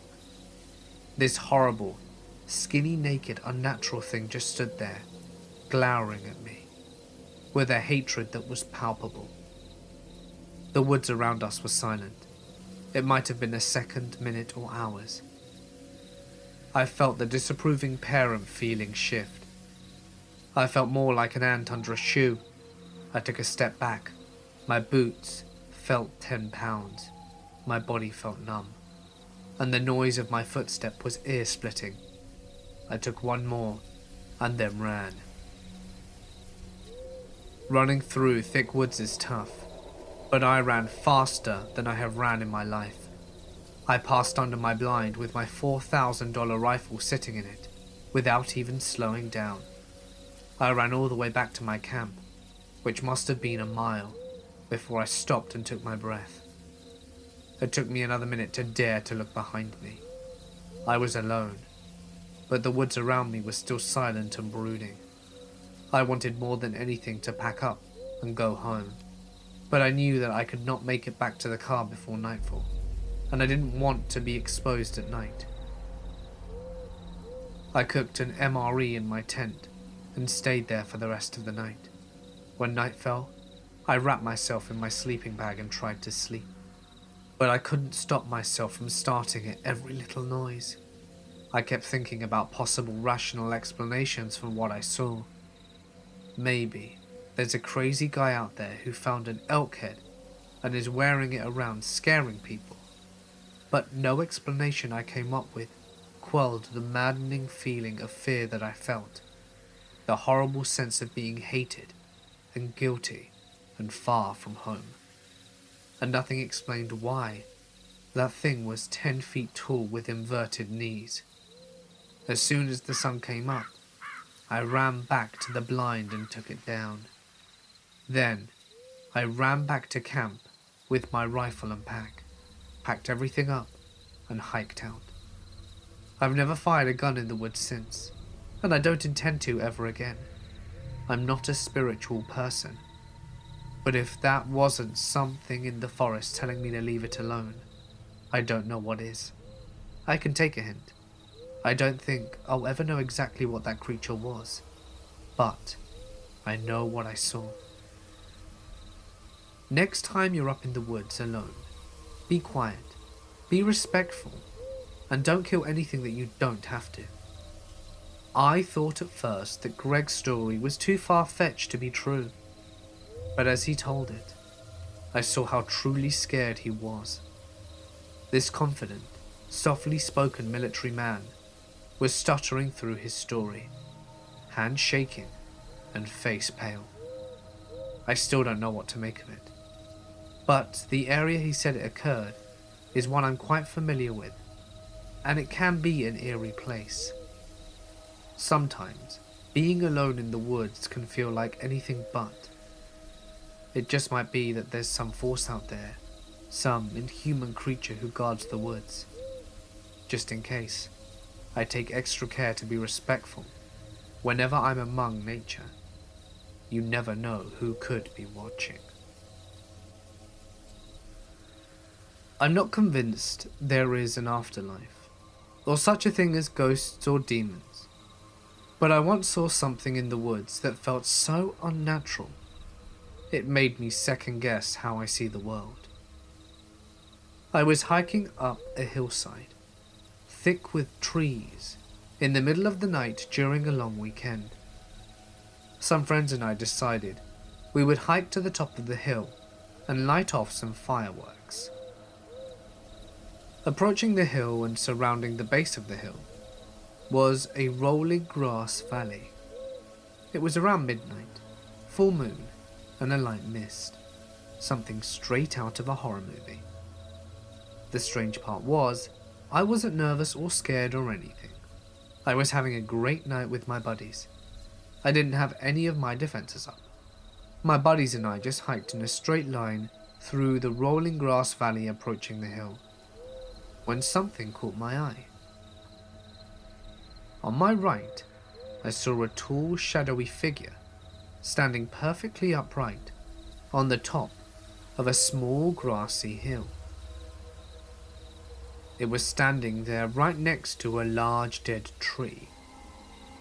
I couldn't make out any details. Both the tree and the tall figure were silhouetted underneath the moonlight. The strange part was seeing this figure didn't scare me. I didn't immediately sense any threat. I almost assumed it might have just been another hiker or somebody having a smoke. I passively turned my flashlight on it, and that's when it happened. In an instant, as my light hit the spot where the figure was standing, it instantly moved just outside the range of my flashlight, like it teleported or something. But just as vividly, I saw it standing in its initial spot as my light hit that spot and the figure moved. I could see it standing just outside my range of light. My breath paused in an instant, and a wave of dread washed over me. Something felt 100% unnatural about what just happened. As a reflex, I moved my light to the new spot where the figure was, and as my light passed it, it disappeared. I've never passed out in my entire life. Not from heat, not from getting knocked out, never. But in that moment I felt my knees give way from underneath me and I fell to the ground. My friends turned and looked at me trying to pick myself up from my knees, and they were too wobbly to stand. They helped me, and I tried explaining to them what I experienced. Perhaps it was all just shadows and lights and my eyes messing with me. But I'll never be able to explain that sensation. The feeling like I had just seen something I shouldn't have seen. Something so unnatural that my body's instinctual reaction was to just go limp. My father used to have a business in maintaining the woods. It's a thing in my country. It basically means cutting down dead trees and hauling them out of the area, as well as generally being a tree surgeon. This means that he was out in the woods all day, and he was allowed in places normal citizens couldn't go to because of the rules of the Forestry Commission.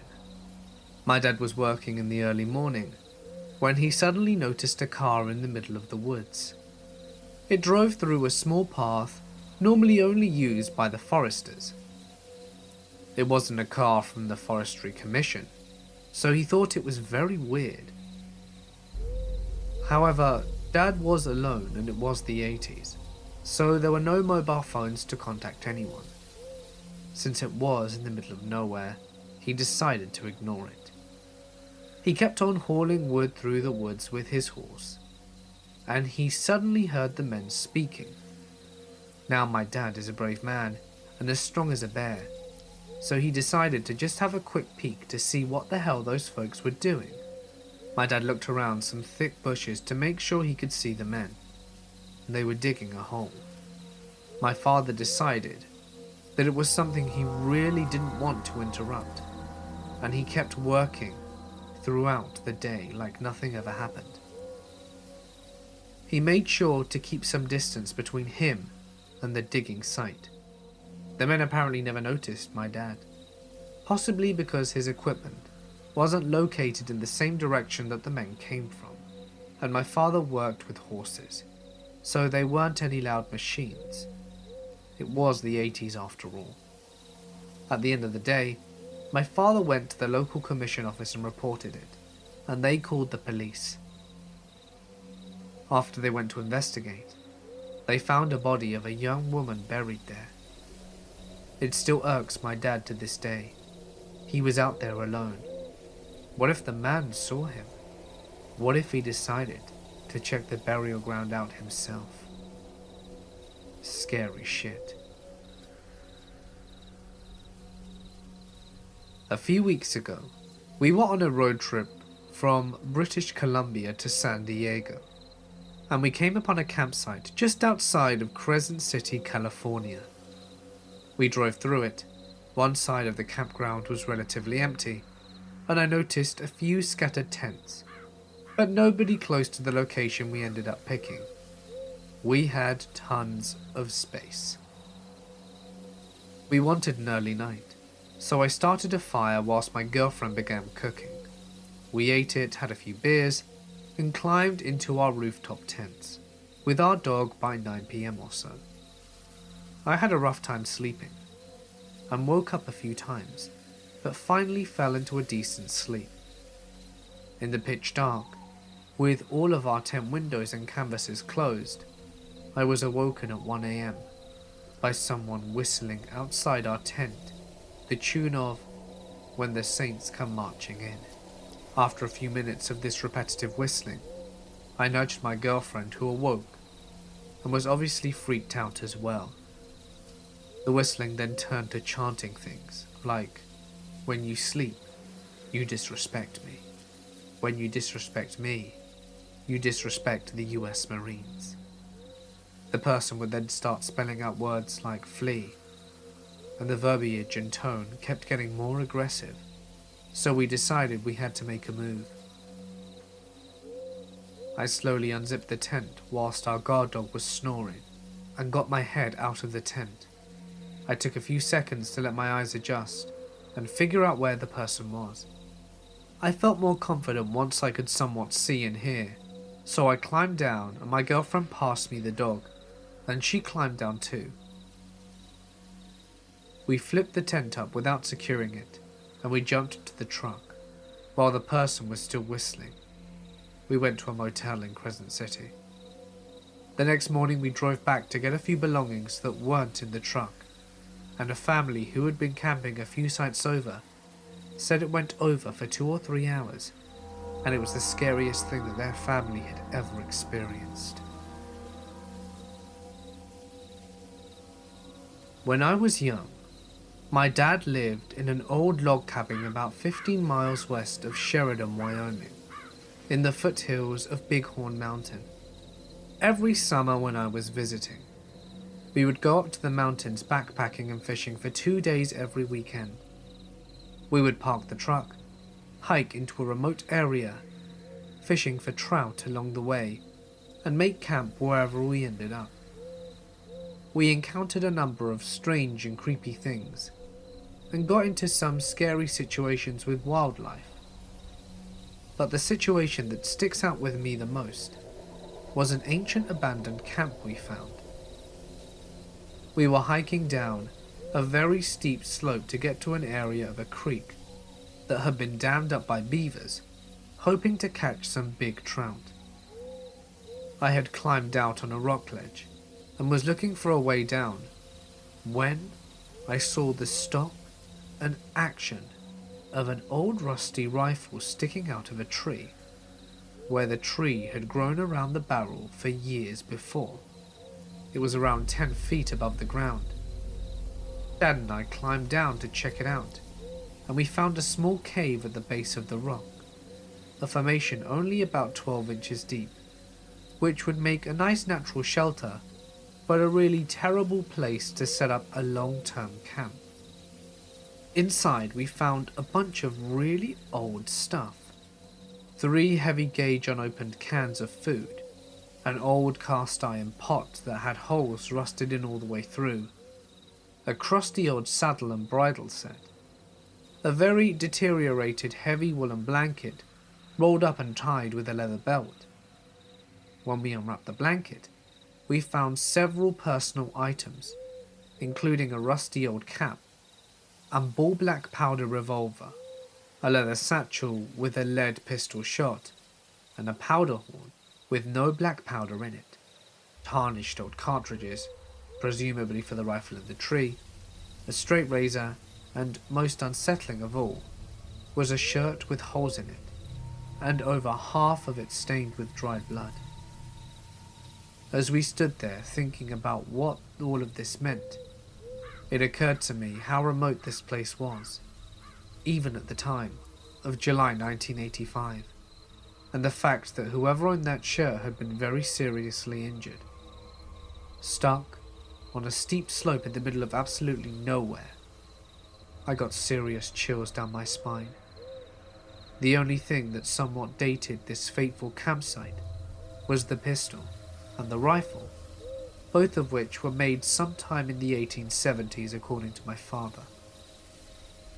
There's no way to ever know what happened to the man who owned all this stuff, but the fact that he, or someone he knew, obviously shot twice with either a gun or arrow, and all of his belongings were sitting right there where he left them possibly 100 years later, it was highly unlikely that he left the area alive. Discovering what amounts to an 100-year-old crime scene in this very remote wilderness kinda gave me the creeps, but mostly, it just made me sad to know how hopeless and alone this guy must have felt when he died. I asked my dad if I could keep the pistol, and he simply said, "It's not mine to give, and we're not thieves." He chose instead to teach me a lesson about respecting the dead and preserving history. He had been very careful inspecting everything, and we put everything back exactly as we had found it. My dad then told me to take my hat off and observe a moment of silence and reflection as a sign of respect for the man who most likely lost his life on that mountain. Then we went fishing. I tried several times over the years to find that spot again, especially now that I have sons of my own, but sadly, I've never been able to find it. A few years back, we were doing a massive survey in the middle of nowhere in the interior of British Columbia. All the crews had gone home, and it was just my boss and myself left for a few days to follow up and confirm some coordinates and finish some mapping. We head out of the motel an hour or so into the bush, middle of nowhere along deactivated logging roads. The closest town is miles and miles away, and we hike out to one area that we had found a few weeks previously. For some reason, the whole area just felt off. So we get down to business, and about 15 minutes after being haunched over mapping, there is this weird deafening whomp sound, like I could feel pressure in my ears. I immediately looked at my boss about 20 feet away, and he is white as a ghost staring back at me, standing, and then it happens again. My ear and chest pressure go crazy, and it feels like I am being squeezed. Chills all over my body, and every hair is standing on end. My boss just looks at me and says, "Let's go." We grab all of our stuff and speed hike back to the truck. We never discussed it. No clue what it was, but I've never been so freaked out in my life. Thinking about it 10 years later, I still get the chills. I was camping in the Florida Keys one winter. I managed to survive the large snakes and even larger alligators, as well as the scorpions which would get into my shoes at night. But one experience that I shall never forget. My campsite was next to an old rock quarry which had filled with water and made it a good place for swimming and getting water from. There was also an old dump site near the quarry with piles of stoves and fridges and other junk. It had been there for a while, but nothing new had been added to it for a long time. One day, a fellow shows up and tells me that they were going to clean up the dump and burn some of the junk, so I better move my tent. So I gather up all of my belongings and moved a few hundred yards back into the woods. That day, they started burning the garbage, and I thought nothing about it until I climbed into my tent at night. As soon as it got dark and I was falling asleep, my tent became covered with hundreds of rats. I guess they had moved out of the dump because of the fire and were just wandering around looking for food. They were everywhere, climbing up my ropes and over the top of the tent. I shook as many as I could off and started a fire and stayed up all night hoping they wouldn't return. They seemed to be gone, so the next night I stayed in the same place thinking they had moved to another dump or something. But no. As soon as it got dark, they all returned bringing some of their friends, as it seemed that they were more than ever. I again shook them off my tent and got the fire going. When morning came, I packed up my tent and headed for a new place far away from those rats. As I was walking down the highway, wondering if I should return to another camping spot that I had previously been in, there, on the highway, near to the place, was a dead 11-foot alligator, which had crawled out from the mangroves only a few feet from where I had been camping a few weeks prior. I decided that my Florida camping adventure had gone on long enough and headed home. When I was 18, me and my friends took a road trip about 7 hours or so down to Apalachicola National Forest near Tallahassee, Florida. We were going to do a little car camping, drinking a few ice-cold Natty Lights, 18-year-old stuff. As we didn't want to be bothered by any park rangers, we drove way deep into the woods. We got there, set up camp, and had said Natty Lights. And me and a guy decided to do a little exploring. So we walked about 100 yards from our site back to the main road, saw another path directly across from us, and started walking. Immediately we started seeing signs that someone had been living there for a while. Big bags of trash, stuff like that. I should have seen a huge red flag and turned around, but I'm 18 and nothing can hurt me. So we get to this campsite of an older white guy living out of his van. Clothesline strung up, coolers placed around it, and a big gorgeous dog which I think was a golden retriever. We tried to back out, but he sees us and starts up a conversation. He's friendly enough and asks us where we're from, and he tells us some cool spots to check out. We ended up chatting to him for about 10 minutes, and then we went on our way. I kept thinking how odd it was that he gave directions in steps, not yards or miles. The guy seemed to be off balance, not stumbling drunk, but like he was walking on a balance beam, swaying side to side. Oh, and he was super excited to talk about national parks and forests and where we were from. So we went back to our tents. Fast forward 2 months, the same buddy calls me late at night and tells me to turn on the TV to the news. I oblige, and I see an old dude with a van. You see where this is heading, but I didn't. So I get pissed at my friend for waking me, and he insists that I should watch. And when I see the golden retriever, it all clicks. The man's name was Gary Michael Hilton, convicted of at least 4 murders. He kidnapped and murdered a girl on Blood Mountain, Georgia, an older couple in Pisgah, North Carolina, and a girl in Apalachicola at the campsite not long after we left.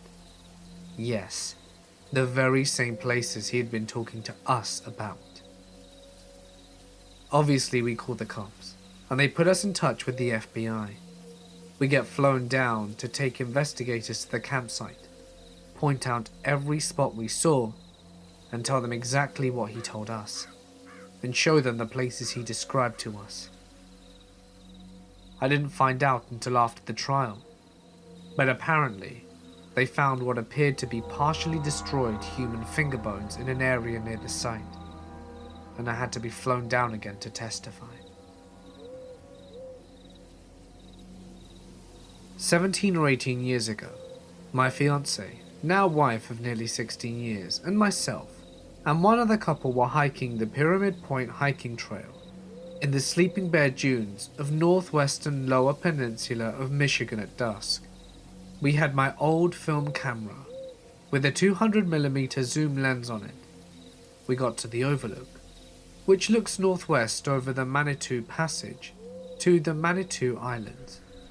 We watched the sunset and entered that late dusk period that seems to last forever during a northern Michigan summer. It was probably 10 p.m. at this point. There were high winds and solid waves breaking on the shore below us. While standing and talking, we saw a light flash once out in the water between the islands and the mainland, in the vicinity of North Manitou Shoal Lighthouse. We stopped and looked, but weren't creeped out by it. After all, boaters are out in this stretch of water fairly regularly. I grabbed my camera and looked through the zoom lens, and I could make out what appeared to be a small boat, though it was difficult to tell with a 200mm lens, as it's a 7-mile wide stretch of water to the nearest island. So, we were probably 3 to 4 miles away from the actual light. We had flashlights, so we shined our lights in the direction of the light that we'd seen, waved it around, and immediately the light came back and started flashing SOS in Morse code, which was a huge surprise to us. We weren't even sure our lights were bright enough to be seen at that distance, and given the stretch of shore, it's almost all forested. We were just a little spot several miles away. We were suddenly full of adrenaline and concern. 2 of us ran back to the cars, which is half a mile through the woods in the dark down a hill with our flashlights, and got a cell phone and binoculars. While we were gone, the folks on the lookout had no light source. At the car, we called the Coast Guard from our cell phones. It was 1999, so these weren't smartphones by any stretch of imagination. We explained to the Coast Guard that someone was flashing SOS at us, out in the water, and that we were hikers, observing from Pyramid Point Overlook. They said that they would send a ship to look over the area, and we asked them to hurry. At this point, we ran back up to our overlook, with binoculars and phone and flashlight. Atop the overlook, there was no cell signal, so we had to pocket the phone and had no further communications with the Coast Guard. With our binoculars, we were able to see a guy in an aluminium rowboat, rowing like crazy, with waves breaking over the bow of his boat. It was nearly pitch black outside, so we were only barely able to make this out. It was about 10:30 or 45 at this point. During Michigan summer, it's still light enough to see outside. But anyway, he would occasionally turn around and flash SOS at us, and go back to rowing. It was disturbing to be several miles away, completely helpless, whilst we watched this guy struggling in a rowboat in the dark. It got dark, and we could not see anything anymore, but every few minutes the man in the boat would flash SOS. He did not appear to be making any progress towards the mainland. but he was clearly drifting northwestwards through the Manitou Passage. Every time he flashed, we'd turn on our flashlight and shine it back at him for a few seconds and turn it off. We did not know Morse code and had no cell signal. We stood and watched for what seemed like forever, completely helpless. The man stopped flashing his light, and it was too dark to see his boat. And then a tugboat appeared that did not appear to be the Coast Guard ship, showed up and started doing a grid search pattern through the passage, with bright lights shining from around the water. The Manitou Passage is probably 6 to 7 miles wide and 6 to 7 miles long, so it was a slow search, and a smallish Coast Guard ship started doing searches at the northern end of the straits, also with bright lights. They met in the middle of the straits, having done a zigzags type pattern for what felt like an eternity, then sailed off. They didn't find anyone. We drove into a bar in Glen Arbor to see if there was anything on the news, and there wasn't. We called the Coast Guard the next morning, wondering if we'd seen a man die or helped to rescue. But the person on duty had no idea what happened, or that we'd even called the night before. So to this day, it's unsettling to me, knowing how harsh the conditions on Lake Michigan can be, and knowing that we'd seen a man flashing SOS at us through our binoculars just before it got dark was really bothersome. There's no closure, no happy or sad ending, no ending at all, other than going back to our camp and hitting the sack. I have no idea what happened to him, and I really doubt I ever will. I was hiking and backpacking with 2 friends in Montana. We were probably 5 miles from the nearest paved road, and had hiked around 2 miles from the end of the dirt road. The spot isn't very well travelled, and is quite nondescript, but we all enjoyed getting away from any crowds, and being out relatively alone, so we always gravitated to areas like this, for backcountry camping. We built a fire and hung out, then piled into our tent. All is normal, and we hadn't seen a soul, or any recent sign of people, since we left the paved roads. I have some trouble sleeping, and was sort of just laying there for maybe 30 minutes, and both my buddies passed out. That's when it got weird. I hear from my side of the tent a murmuring, which I was certain was a person making sounds underneath their breath. It didn't feel like real words, but almost like someone drunk was mumbling gibberish. My first thought was one of my buddies was sleep talking. I listened closer, and it was definitely coming from outside. I woke up my friend closest to me, and he woke me up with a "What?" a little irritated, and at the moment, the muttering stopped. I shooed him and whispered to him what I'd heard.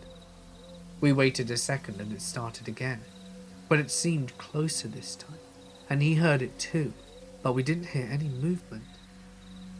I can still hear the voice, and it really messes with me 10 years later. He gave me a "what the hell" face, and proceeded to gesture that he was going to unzip the door and see what was outside. Right as he starts moving the zipper, we heard what sounded like someone taking a huge gasp of air before diving into a pool, seemingly from the opposite side of the tent of where we heard the original muttering from. We both froze for a second before he pushed his flashlight out and looked in that direction and screamed, "Who's out there?" We didn't see anything, and never heard a single twig or the sound of movement. But this time, my other friend had woken up, and we were all still freaking out. We told him what was up, and we all took our flashlights out to see what the hell it was, and we saw nothing at all. We were both up for a long time after that, while the sleeping friend was out again fairly shortly thereafter. We didn't hear another odd sound at all, and in the morning there were no signs that anyone had been there. We cut our trip to just that night, and moved back to a campground the following day. We still have no idea what or who was outside our tent. The only thing that we could even make a semblance of a sense of was an owl, bat, or another bird. But I've spent many nights outdoors in that habitat, and I am familiar with those noises. This was entirely different in my opinion, and didn't come from any animal I'm aware of anyway. Still gives me chills thinking about it. I have a couple of stories about camping. One year, I was working for the forestry for the summer, so I decided to camp out by where the work was. I would go into town only once or twice a month for supplies. On the forestry road on the way there was a fellow camping a few miles from my setup. He wasn't working with me, so I figured maybe he was a hunter or something. After a couple of times of passing his campsite, and seeing that his car was never moved, I decided that if the car was still there by the next time I drove by, I'd stop to see if he was okay. Thankfully, as it turned out, one of my fellow co-workers had the same thought, and he got there first. He could tell by the smell when he approached the guy's trailer that there was something seriously wrong, and when he went inside, he found the guy with maggots crawling out of where his eyes had been. It was a hot summer, and his body had been there for quite a while before my buddy found him. My buddy guessed it was a heart attack or something, and he reported it to the police and they dealt with it. But we never heard any more about it. Here are two stories. Both take place in the Rocky Mountain region. We don't like to camp in campgrounds because we're antisocial and none of us care to share a campground with a stranger screaming kids waving around their flaming hot s'more pokers. When we go camping, we do mild off-road and camp in clearings away from the people. Just after high school, me and my friends decide to celebrate by going out on a camping trip. We ended up leaving way later than we had planned. It was dark by the time we got up into the mountains, and the camping spot was about an hour or so from home. We didn't want to turn around, so we just decided to make do and set up camp in the first decent clearing that we found, and would figure things out in the morning. We all set up our tents in the dark, moonless night, and just went straight to bed. When we woke up, we realized that we had unwittingly set up camp on top of someone's abandoned attempt of a marijuana farm. Not wanting to deal with that shit, we packed up pretty quickly and moved on. The second incident happened a few years later with the same group of friends. We set up camp in a little clearing surrounded by thick trees and settled around a campfire for the night. After it gets dark, we hear rustling in the trees and occasionally catch a flash of campfire reflecting off the ice in the distance. We aren't worried. This isn't bear country, and this particular area is covered in deer. We had to stop a few times on the drive to this spot to let deer cross the road, and we noticed tons of hoofprints and deer trails near our camping site whilst we were setting up. We go to bed, and all night long we hear the snapping of twigs and leaves. They sound like they're coming near the campsite a few times, but then back off when the dog starts barking. The next morning, we notice that there are fresh cougar prints skirting around the edge of our campsite. It's pretty obvious the cougar was circling us all night, sizing us up. We're dumb, young adults, and decided to test our luck, so we stayed a second night. That second night we decided to take shifts sleeping, with a few of us staying up to watch on guard, with our shotgun ready, and keep our fire tended during the night. Me and my ex had the first half of the night. Occasionally we would see a yellow flash of eyes for a brief moment, and they'd disappear again. The dogs would not shut up. Maybe it's just paranoia settling in, but my ex swears he saw the cougar off in the trees. At this point, we all decide enough of testing fate and slept in our cars and left next morning. Next morning rolls around, and our friend takes the dogs out for a small hike and one last potty break whilst we brewed some coffee. On our way back down the trail, they notice cougar tracks following theirs, and we're all convinced we're being stalked. We decide to forget about coffee, tear down camp as quickly as possible, and nope out of there.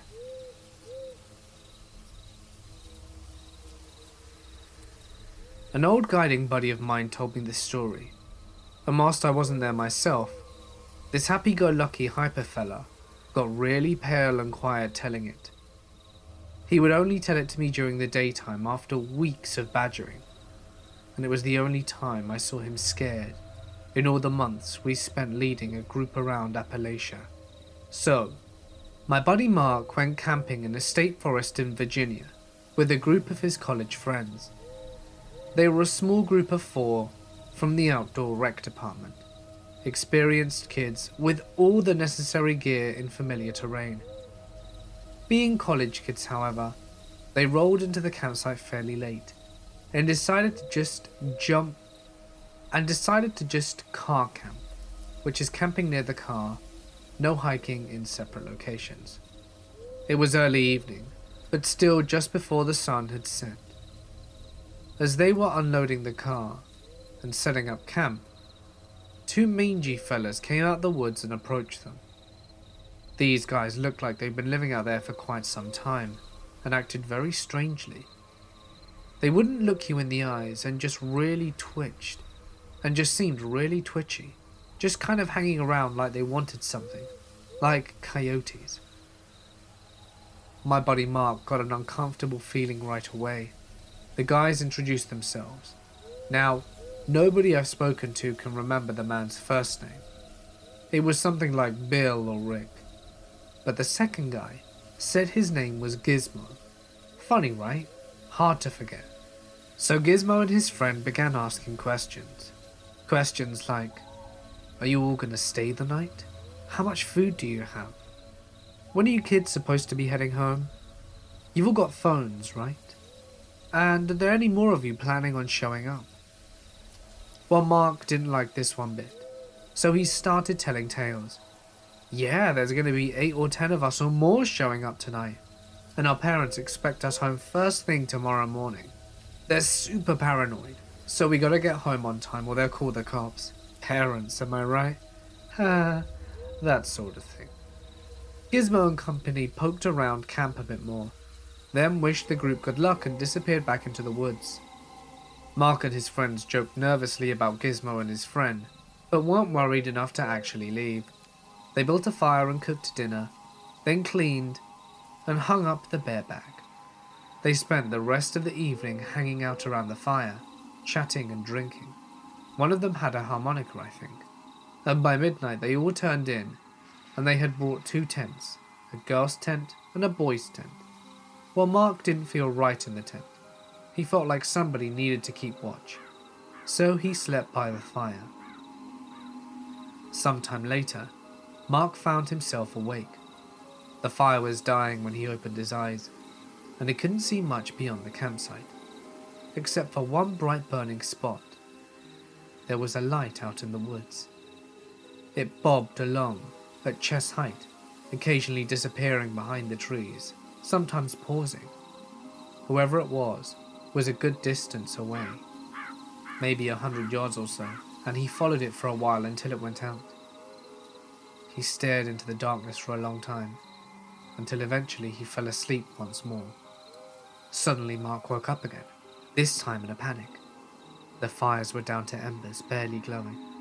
He opened his eyes to see the strange light in the forest was back, and much closer now.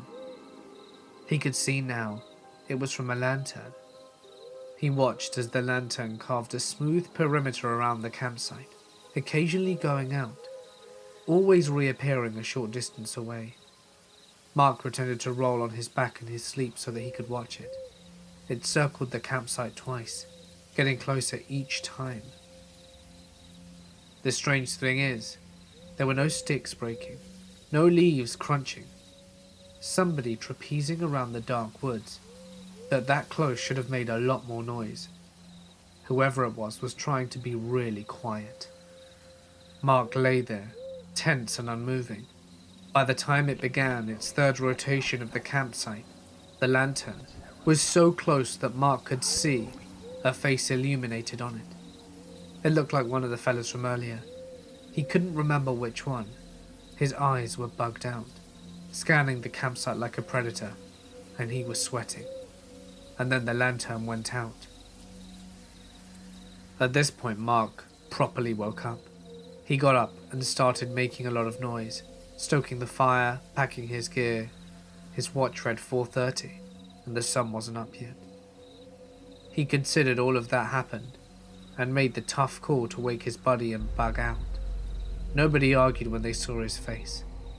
Like I said, this guy is happy-go-lucky, and a human golden retriever, and an experienced woodman to boot. You'd believe him too. The sun was barely starting to come up, and by the time they got in the car, as they were driving out, they passed something that they hadn't noticed on their way in. There was an old RV parked out in the woods, camouflaged with a mixture of earth-colored tarps and actual greenery. It was surrounded by a chain-link fence that was also draped with camo tarps and leafy broads.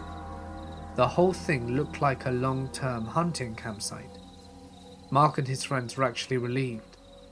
Gizmo and his friends must have been poachers, and that would explain their creepy stalking behavior. They had been trying to scare kids away from their campsite, Scooby-Doo style. Still cautious, they hightailed it out of there and counted their lucky stars that they weren't deer. That should have been the end of the story. The next part I don't understand. I don't know why Mark or his friends didn't tell anyone about Gizmo for a few weeks. I would have thought for sure he'd report the poachers ASAP. He's very type A, and not typical for him to procrastinate or let rule go unenforced. I don't know what his excuse was, but Gizmo and his pal were forgotten.